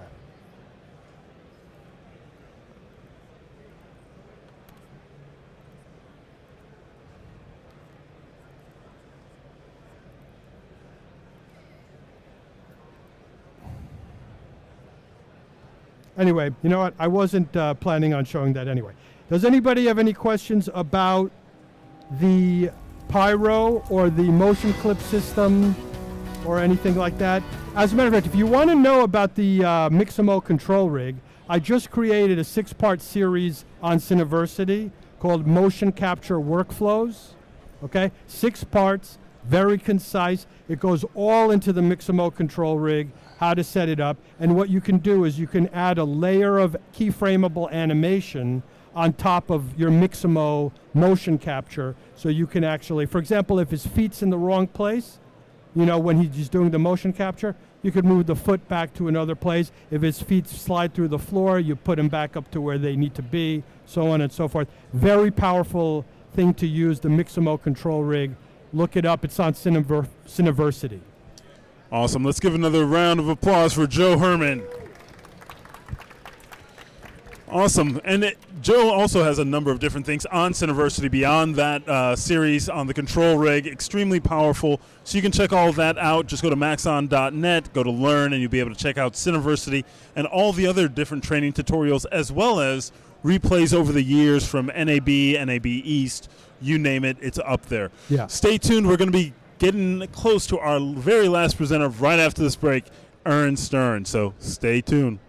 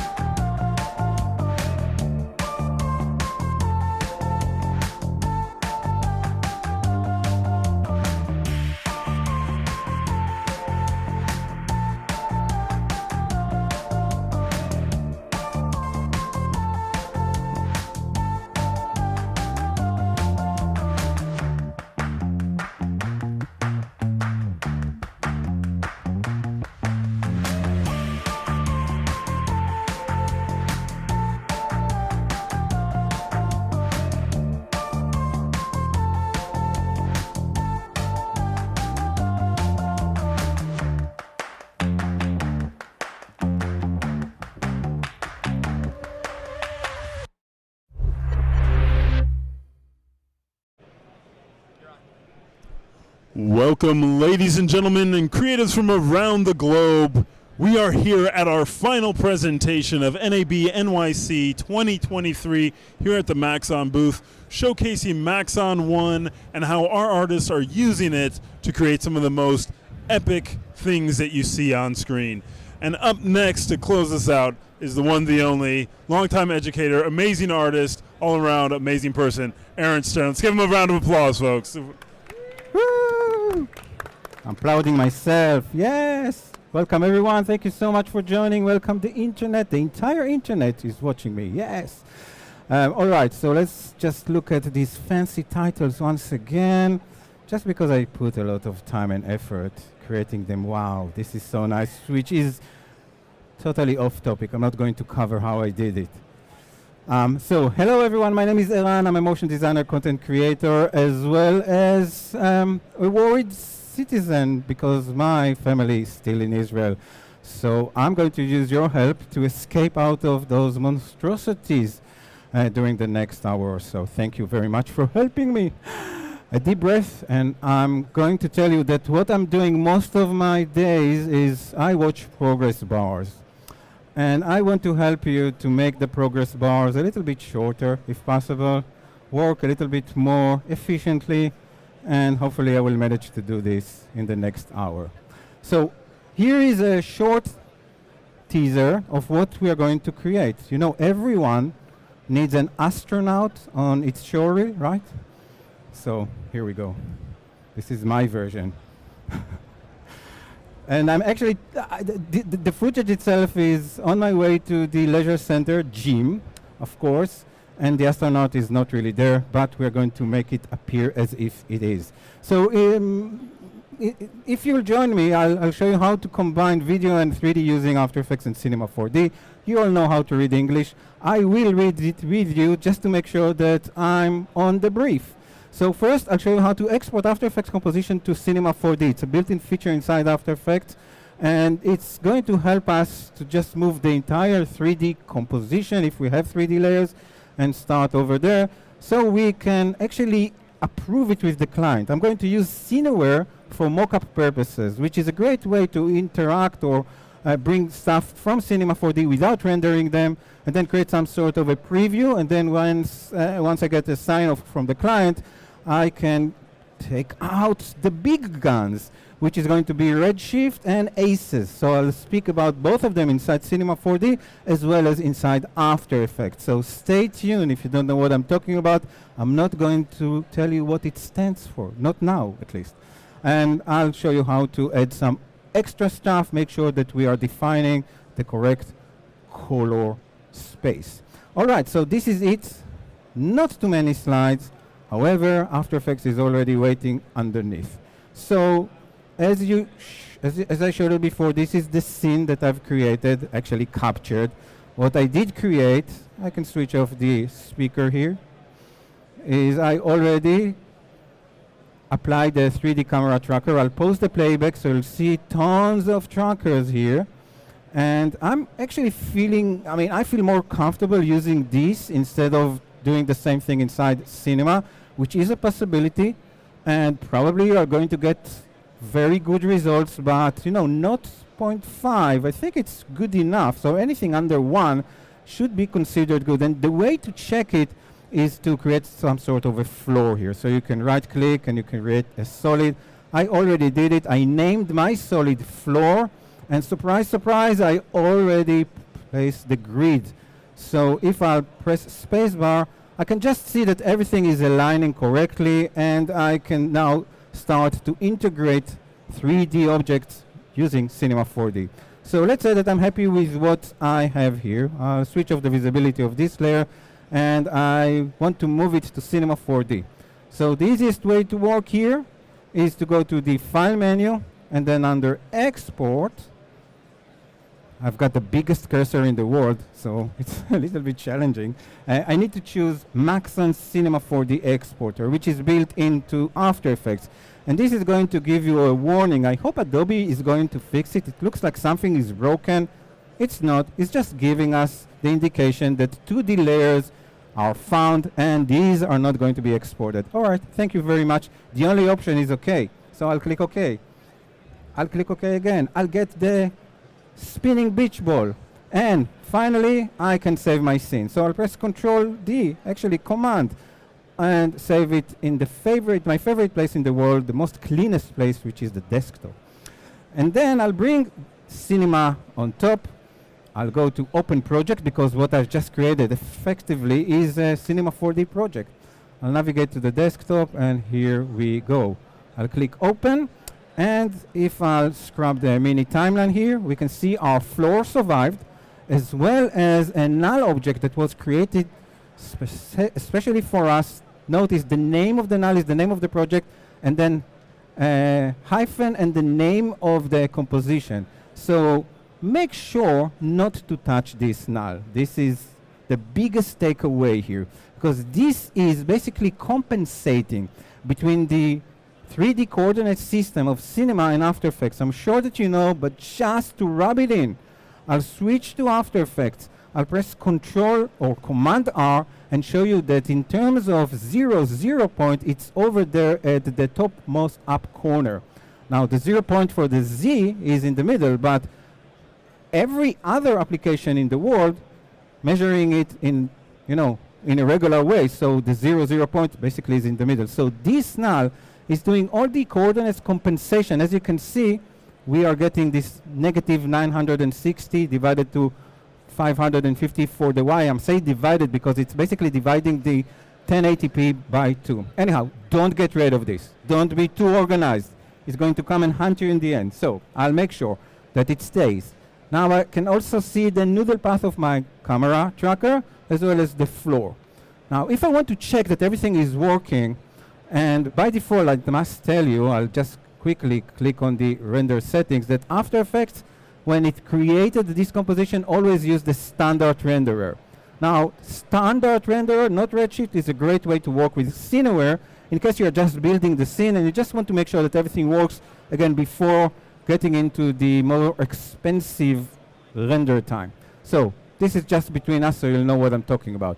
I'm going to just make a little room so I can create another material, and the material is going to be part of the background. So I'm going to drag and drop it over here and then double click, and maybe I think I'll double click it over here. And what I want to show you is that I want to check that everything really survived and the coordinates is the same. I don't trust technology. I hate computers. Anyhow, so I'll click on this little folder. I'll navigate to where I have the file. So I'm clicking, but it doesn't work. Oh, it does work. So here is my folder, and this is very, very interesting, I know. Almost like looking at how paint is drying, but here it is finally. And I'm going to say, yes, why not? This is the last session. I'm going to bring more stuff to the desktop. Now, this is the texture, but we need to do some modifications. So I'll go to the viewport. I'll make sure that I'm ticking animate preview. So I'm actually asking Cinema 4D to use the video, as well as change the whatever scaling to no scaling. So in other words, now if I click play, I should be exactly at the same place where I was a moment ago inside After Effects. Now, if these grids are bothering you the same way they are bothering me, you can switch off the work plane, and you can also switch off the horizon. Again, we don't really need them for this instance. We just want to make sure things are aligning. I'm also going to save my progress, which is going to tell me that this project was created using an older version than what I'm using. I'm going to say yes and update it to the recent one. All right, so now we need to bring the talent. Now we need to bring the astronaut.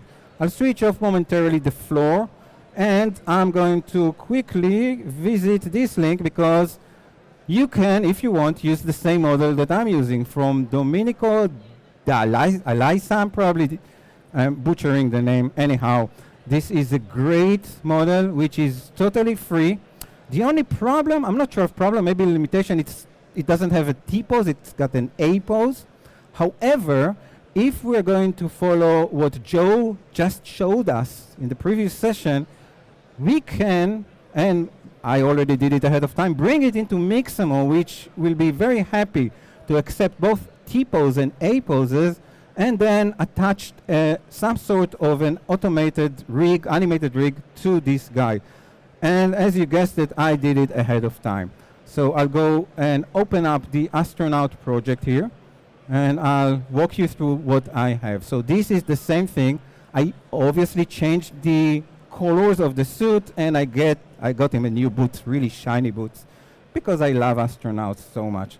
If I'll play this guy, the Maxon ring is also, I've also added to it the vibrate tag. So it's just floating a little bit more instead of just, doing this number without any motion. And this is almost like, if you're coming from After Effects, this is almost like wiggle in 3D. So depending on what you want to do, you can change the frequency, you can change the amplitude. I'm just going to exaggerate for a moment so you can see, and you can do like, very funny or stupid things depending on, what you want to do. I'll undo the last modifications. And now what I want to do is just bring this guy. So I'm also going to take the two lights that I carefully placed around him and copy them to the memory using the secret key combination command key. Command key, command C. And then I'll paste it over here. I'll say yes to bring the materials. And with any luck, this is going to be synced into our camera motion. And if it doesn't, then you just move it to the place. So easy. So now what I would like to do is see how this works inside After Effects, get a client approval. Now obviously I can render it from here, but I want some shadows maybe on the ground and other stuff. So this is the purpose of this floor here, right? And I can also, just in case, because you know you are so nice, I'm going to go a little bit closer, get the reflections more or less obey the environment over here, if I like. And you know, we have some time, so let's just add a sky object over here. And we can use the same material that we used for the other stuff. And this is going to serve as a reflection catcher, I guess. And I don't want to see it, so I'll go to the rendering tags, I guess. No, composition tags. Let's see, it's always, they are moving it to different places. So let's see if I can find it. If not, I can always hunt for it by searching. But I'm just curious to see if I can find it. I think it's over here, compositing. So I don't want this one, the sky object, to be seen by the camera. I'm going to switch it off. However, if I'll press Control or Command R, the reflections now are a bit more realistic. Now the purpose that I brought the lights here is because those lights, if I go to shadow, maybe this is not the one, but this one is using shadow mapping, so soft shadows are being casted on the floor. All right, now if I'll bring it like, in this situation, like this to After Effects, I need to deal somehow with the floor because the floor is necessary to see the shadows. So what I'll do is do this really simple number. I'll move to the Layers panel. So Layers is very useful feature inside Cinema 4D. If you work with any other layer-based compositor, you know how to use them. I'll create a new layer. I'll call this guy Shadows. And then I'll take the floor and just drag it underneath. And you can see this little tag, color tag, which tells me that this is now part of it. And finally, I'll save my progress. Now, I'll switch to After Effects. I'll go to the project panel. I'll double-click to invoke the import dialog. This is the file that I just finished working. I'll open it. On the PC side, by the way, it says import. Anyhow, so many unuseful things here. I'll just place it above everything. And this, of course, is going to use the Cineware engine to render it above everything in real time. Now, first, I'll change the renderer from viewport draft. You can actually use current draft if you just want to see the object. But I'm just going to use the final one. By current, it means either Redshift or Octane or whatever you have in Cinema. So right now, we are using the standard renderer. Thank you, After Effects. Let's just tell After Effects to not bother us with some coach marks. We know what we are doing. All right, so now this is already really responsive or relatively fast, so I can judge how this looks. However, I need to separate the astronaut from its shadows. So I will enable Cinema 4D layers, which is part of Cineware. I'll click on Set Layers. I'll switch off the shadows, and the shadows are gone. So now I need to bring them back. So what I'll do is I'll duplicate this. There are a few ways to do it. You can also use passes, but I'll keep the passes thing to the Redshift, so I don't want to steal my own thunder. So let's say that this one, I'm just going to rename it Shadows, just so I'll know what it does next week when I'll open this project. And I'll go back to Set Layers, re-enable the shadows, and wait for it. Here it is. I'll switch it to multiply. So I'm going to take care of most of the white in the picture. Over here, we are seeing there are some leftovers due to the light. We can live with it for preview purposes, but since I'm so compulsive, I'm just going to grab a simple mask around this area, subtract this. You can also feather it if you like. So I will have just the lights. Now, because this is basically a pixel-based renderer, I mean, everything is being handled using Cinema 4D and delivered to the After Effects buffer, I can add effects on top of it. So if I go to, let's just do it the analog way, open up the blur and sharpen and have a go with a fast box blur, and maybe just tell it to blur, I don't know, 3, maybe it's just too much, but 2. I can also press T for opacity and reduce it to 85. So I have some controls over here, which is great. And again, I'm not committing to anything. I have a dynamic link between Cinema and After Effects. So if I'm calling my client with this, let's say, amazing style frame, and I got some, I don't know, comments or amendments to change the color of the helmet, I can easily switch to Cinema, change the material over there, save, and everything is going to ripple through. So I know you believe me, I don't need to show you how to do it. It will take some time to render. As you can see, After Effects starts caching it in the background. And because I love you so much, I have a ready comp for you. So let's just double click on this. This comp has exactly the same thing. However, I render it before. But After Effects doesn't want to play it. Let's force it. No, it doesn't want to play it. Let's go back. Let's go back again. Let's do this number of purging the cache. And if this doesn't work, I'm going to pause my session and I'm going to open a support call with Adobe right now in front of you until it's going to get sorted. No, I'm not going to do it. I'm just going to ask After Effects for favors. Yes, crash in front of the entire world. I'm not sending any reports. I'm just going to hide Cinema because I do want to show you how this would look. So I will start my presentation all over again. Are you ready to see the last 18 minutes again? Excellent, me too.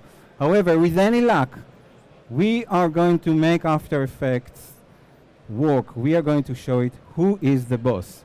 So everyone loves to see someone who is failing and falling, right? This is what I'm giving it. This is what I'm trying to do. It doesn't work. Oh my God.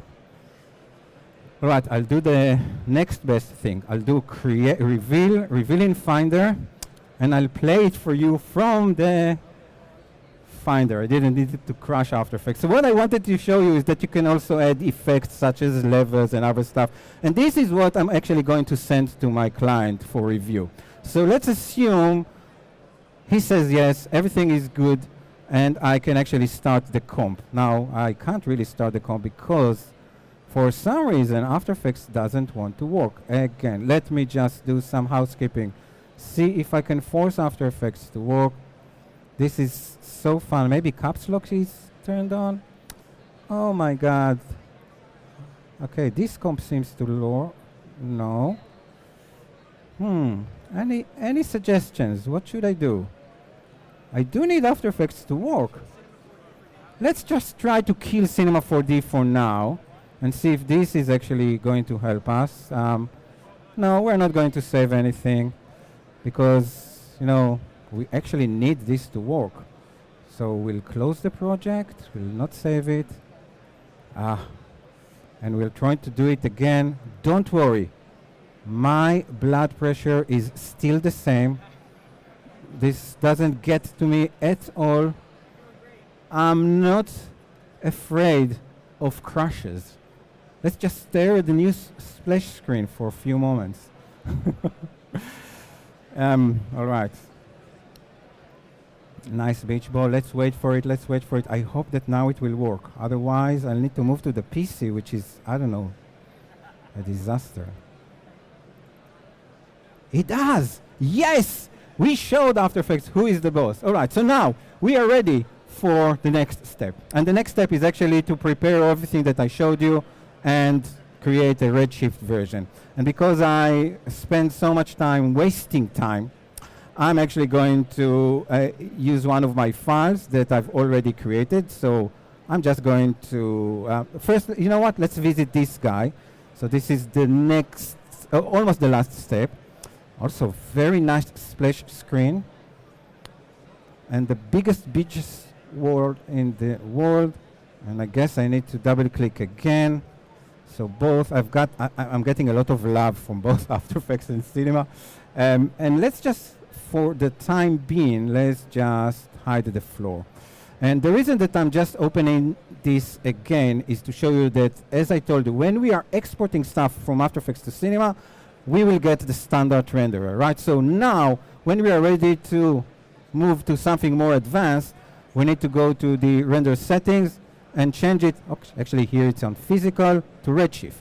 Now the problem, it's not really a problem, it's a limitation, that we need to also translate all the materials. So we can do it manually, or I'm just going to use one example. We can select the material over here, go to the material options, or actually material tools, and we have few options to choose from. So we can convert all the materials, we can convert a specific one, we can either use nodes or the other system, doesn't really matter, so depending how you want it to work. I'm just going to show you an example by doing this, and it didn't work, so let's do it again. Tools, convert. You can also convert and replace. Let's just do okay. Now this is working. So now I'm getting a redshift material after another circulation with the beach ball, and finally, I can start to create the materials which are going to work better for the redshift. So I'm not going to do this in front of you. This is so boring. Instead, I took the liberty and prepared it over here. So I've got this version, which is almost identical, but all the materials here are already being converted to redshift. Now, we want to have maximum control when we are going to bring it to After Effects. And by maximum control, let's imagine that this is going to be a trailer for a movie, right? So we want to respect the industry color grading or color method system, which is, of course, ACES. Now, the good news is that if I go over here to the render settings, I'm still using Redshift, and I'll click on the Redshift options. I'll go to Globals. You can see that by default, Redshift is already using the correct rendering color space. So in this case, ACES CG, and it's going to do the conversion to whatever I'm using. Most of us are going to use sRGB as our output monitor. So this is already done and ready for us inside Cinema. However, in After Effects, we need to do some pre-setup before we can render it. But I'm actually assuming that you know what I'm talking about. And just in case you don't know what it's all about, I've got 2 more slides for you. So OpenColor.io input-output is a color management solution used primarily in motion picture productions that helps enforce a color management methodology, which is required for high-fidelity color imaging. So think about it almost like a big room with new rules, and inside these rules we have some similar things to lookup tables, some tables or some things that we can use. And the outcome of this is that everyone who is going to get this file is going to make sure, the colors are going to stay persistent, as you can read. I'm not going to read this one. And this becomes now the industry standard. And the good news is that After Effects supports this natively. So if we want to make sure that After Effects will get it correctly, by default, as you can see, it is set to 8-bit per channel. So I'm going to first prepare After Effects, and then I'll show you how to render it inside Redshift. I'll click on this. This is actually a button, which is going to conveniently open the project settings and show me the third tab from the sun. Never mind, forget it. Anyhow, so I'll switch Color Engine to OpenColor.io managed, and it will tell me that colors are going to look totally different. Thank you, it's so important. Since I'm working with this new color engine, again, built into After Effects, it's a very wise idea to also switch the project to 32 bits per channel, parentheses float.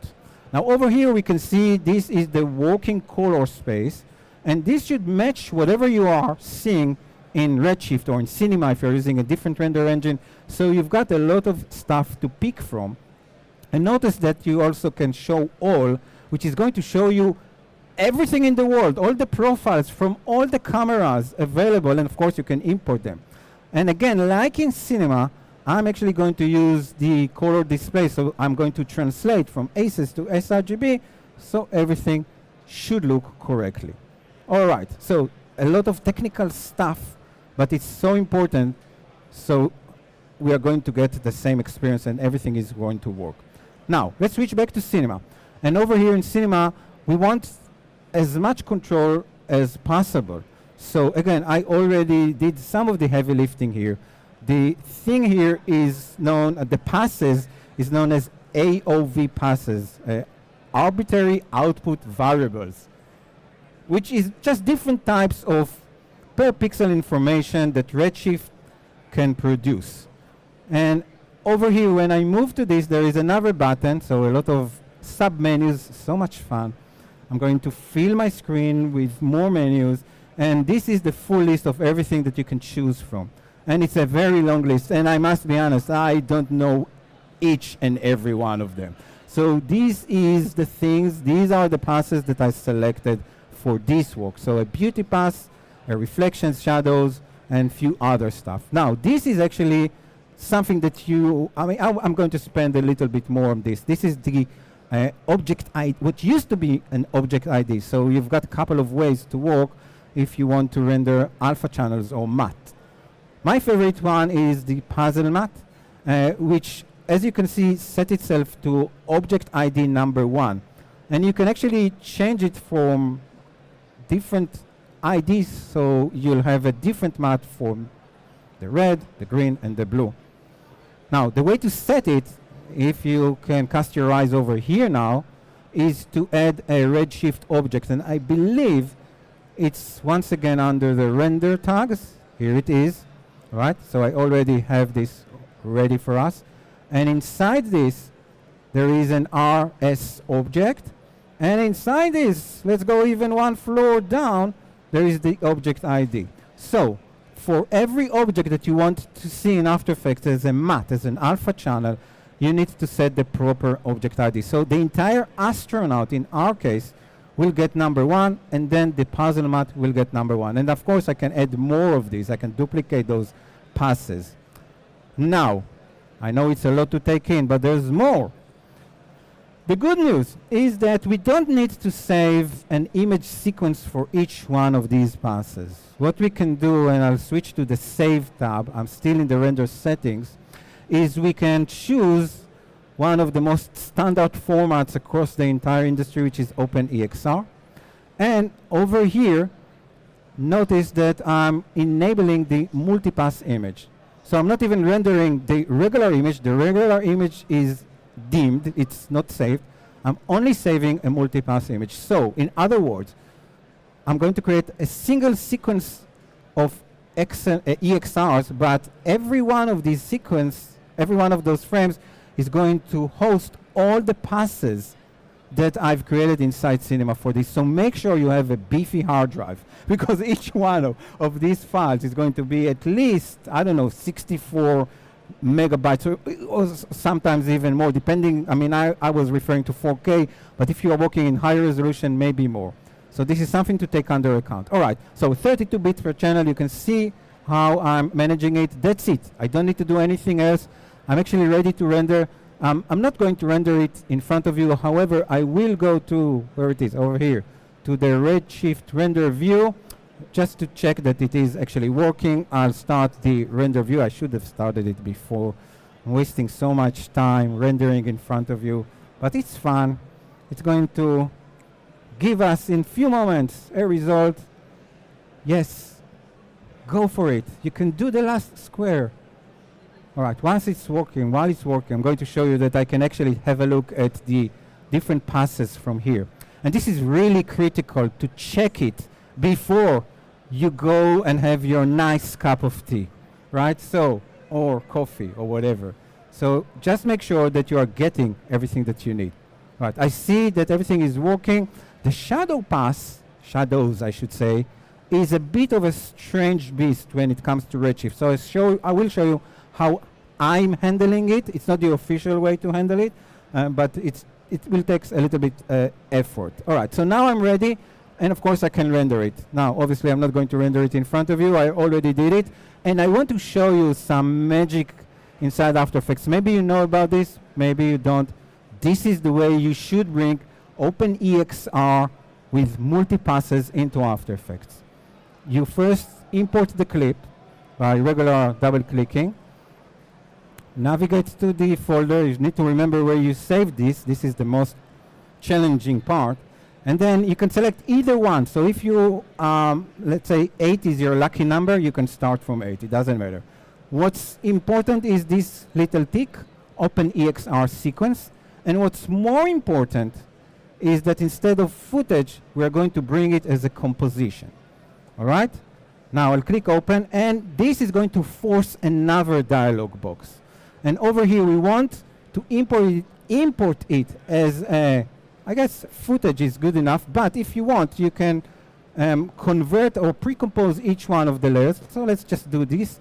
And I'm also going to include a contact sheet. So let me show you what we have. First, we have this astronaut layer. Now notice that After Effects wants everything to be ACES 2065-1 for some reason. We already know this is not the correct color space. So before I'm going to continue, I'll click on the Interpret Footage icon, go to the Color tab. Again, a lot of technical stuff, but it's going to hunt you at some point. So hopefully this is not going to catch you anytime soon. And I'll change it to what I was using in Cinema as well as in After Effects. So you actually need to do this or verify it for every single footage that you are using. All right, so now that this is over, first let's have a look at the contact sheet. And this is just a composition that was created for us automatically with all the passes. This is a utility comp. You don't need to use it. This is just to show your loved ones how nice the render looks. However, if I'm going to now open the astronaut main composition, I got some text from the renderer. I'm going to say thank you. Maybe I'll get to you later. Doesn't matter for now. And notice that I've got all the passes already arranged for me. And what's best is that they have a little FX tag, meaning that each one of these, if I'll select it, already got the extractor effect, which is pulling the correct path from the EXR render. And for those of you who never use this feature, you are going to thank me because I'm saving you, I guess, at least 5 minutes, if not more, of a headache or something else that can ache. Doesn't matter. So this is a really great starting point. I need to set up the blending mode. I also need to create the composition, but I'm saving a lot of time. So let's just do it together, because together is forever, as Rick Astley used to say. If you don't get my joke, don't worry. I don't understand them as well. I'll switch off the RGB pass. This is just, you know what? I think I'll use it. I can't remember if I need to use it or not. But let's just turn off. I mean, the beauty pass is actually the one that I'm referring to. This is almost like my reference. But let me show you, I have more control. So I'll switch off this beauty pass. And I'll identify the puzzle mat. I'll drag it underneath everything, just in case you are wondering, this is how it looks. And because this is now rendered, this is buttery smooth. And what I can do is now I can actually take the RGB. I leave the shadow on its own. I'll switch it off. We're going to deal with it later, because as I told you, it's a special, not spatial. Anyhow, so RGB, reflection, GI row. All right, everyone should have the same mat, right? So I'm selecting, this is a godsend feature in After Effects. I can just, instead of doing the old number, just drag everything over here. I need to remember this is a Luma mat, right? So now everything is going to be set up for me. Let's go to the end. And I'm also going to press the period key, just so we can get a little bit of a closer look at this guy. And now I'm going to take the RGB, put it underneath. Let's work with those passes, maybe one by one. So the GI row, I tend to change this guy. And again, this is trial and error. You can have your own say here. But I think overlay is a good starting point for this one. And then if I press T, I can change the opacity of this. Is basically like the texture, right, of the uniform or the suit, whatever you want to call it. So maybe 82. 82 sounds like a good grade. And then reflections, I'll turn them on. They should be in additive mode. Everything should be additive, not screen when you're using linear compositing. So if I'm here, I'm also going to set additive for this one. Let's just turn everything together. Now you can see that this is like 100%. All the faders are all the way to the top. But I can press T for each one of them, and I can have my own say here. So maybe the reflection, I want to reduce them to, I don't know, 20%. And the other, so this is the reflection row. So it doesn't matter, whatever you want, maybe 10%. And these are the regular reflection. I can, set them to whatever I need. So I've got much more control to each and individual look. And if I saved, let's say, more than just one puzzle mat, I can actually control the colors of the materials. So there is a way to actually control the materials textures in post. And I have a full tutorial on my YouTube channel, and I'm going to show it to you at the end, at least the address for it. So if you want to see how this was done, I'm not going to go into this in this demo. But for now, I think I'm quite ready to create some sort of a nice mix. So I'm going to copy the shadow pass. I'll return to where I am. I'll take the astronaut layer. I'll bring it on top of everything, right? It's synced with the thing. And then let's just bring back the shadows. So again, the shadows needs a little bit of a different attention. And depending on how you work with it, this, you have a couple of approaches over here. So first what I'll do, let's just do the index search. I'll look for, not this one, but invert. And I'll invert the colors, right? So I'll get something that I can actually multiply. And again, the reason that we are seeing it is because Redshift is rendering shadows a little bit differently. And there's a lot of details that I can take from this. So one way to work is to use these black and white points. But I think a little bit of an easier approach is just use levels. So I'll take levels, and this is going to help me to actually determine how dark the shadows are. And of course, let's also go with some soft blur, so Gaussian blur, and we're just going to smooth it as much as needed. I'm going to borrow the levels effect. I'll copy it. I'll paste it on the astronaut. I'll start fresh because I think that I can maybe, at least at the beginning when he is back at the distance, I can just, use this to fade it just a little bit more nicer. I'll go to the green, maybe play a bit with the green gamma, so colors are going to look a little bit better. And obviously I can animate the entire thing. So you can click on the histogram, and over time I can go to the RGB. I just feel more comfortable using curves or levels, but totally up to you.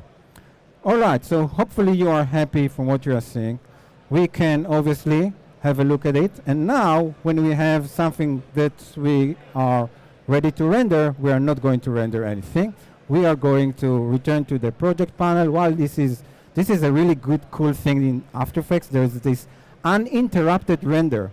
After Effects is rendering, and I can look at my files here and figure out where I saved, things that I want to use. So I guess it's over here in the source files. So I have few stock footages that I think will contribute to the entire thing. Now, before I use them, I just want to make sure that you understand we are still working in the ACES environment, and I already took the time and changed the profile for each one of them because these are stock images, stock footage. So Artbeat or Adobe Stock, most of them are using Rec 709. By default, every time you are dragging something into the After Effects project and you change it to the ACES workflow, it wants to work with the ACES profile. And in order for it to look good, you need to make sure to visit the color tab in the interpret footage and select the correct media color space. So remember that I told you that you can display everything. You can see I'm showing all.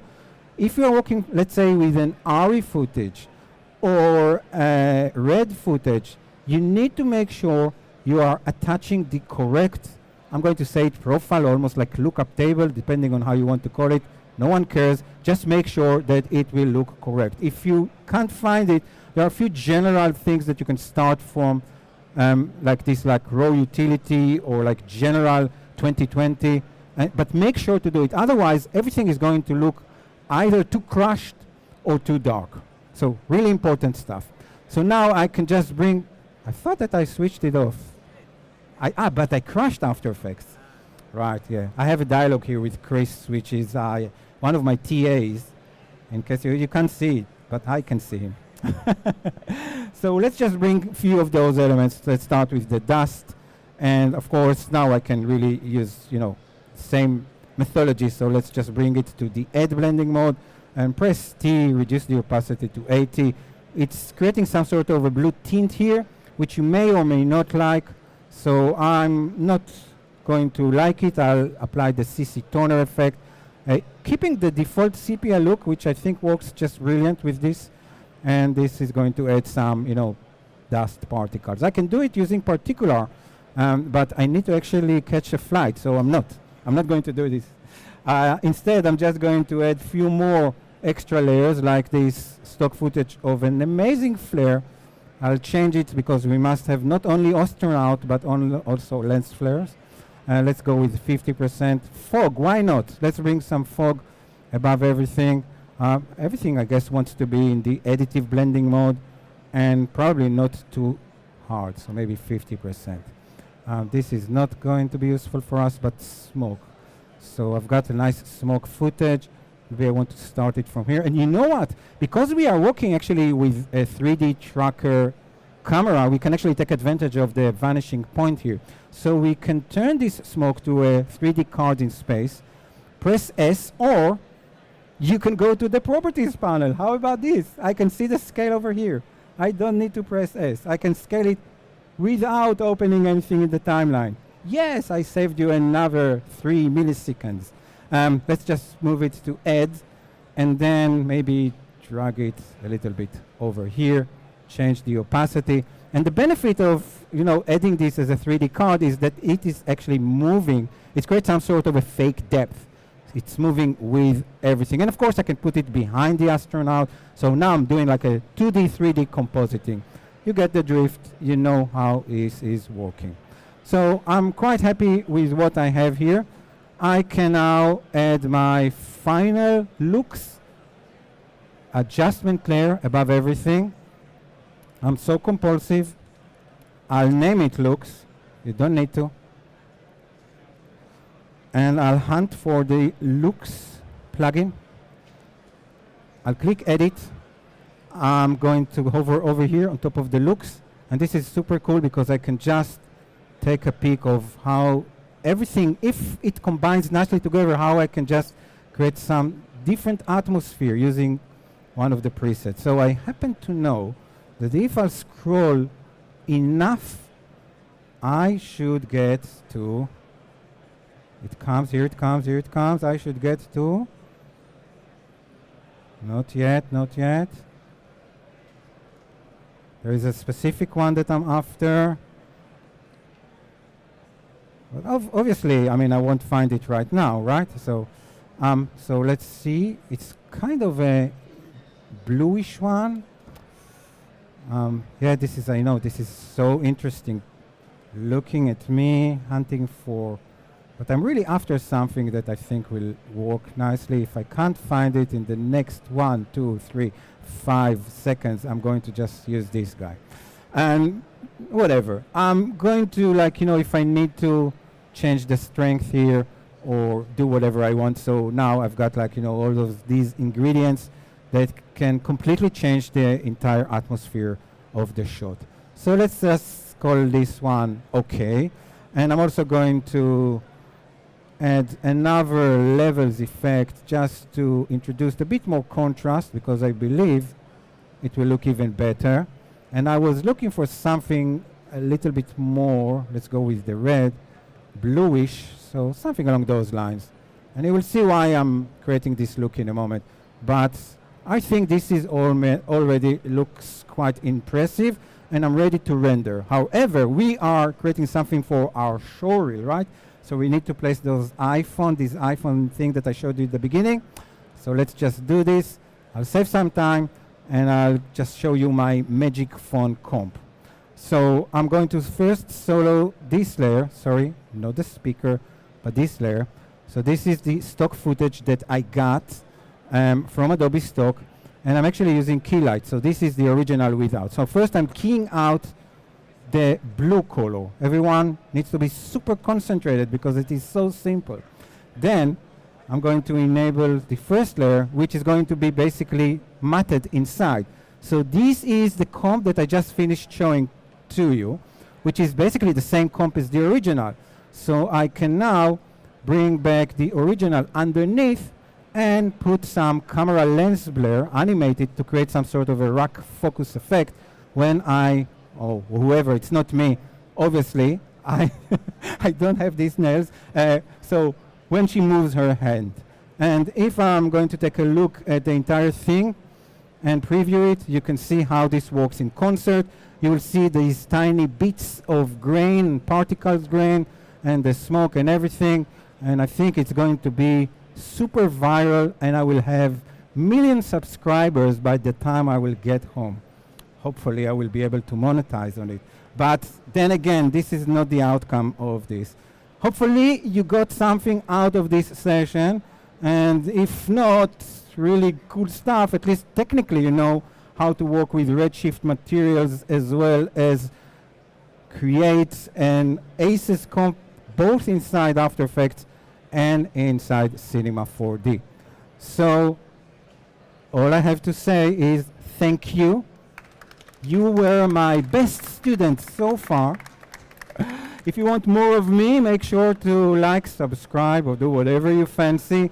This is the best deal in the world. At least one tutorial every time, every week. And if you want everything that I've created, make sure to have a snapshot, take a snapshot of this quick response code. Thank you so much. All right, Aaron Stern, everyone. Excellent. That will be our conclusion of presentations for this afternoon. If you can't get enough and you want more, definitely go to maxon.net, go to the Learn section, and check out Cineversity, as well as all of our upcoming events, as well as training that we have going on all the time. So Simon Walker and the training team there always has different things from ZBrush Live, VFX and Chill, and of course the upcoming DAT tour. And that's for everybody in Europe, as well as in Miami is our final location here in the U.S., closing out the tour. And for that, just go to GoToDat. That's GOTODAT, and check out all the different locations and dates. And we will see you at the next one. Ciao.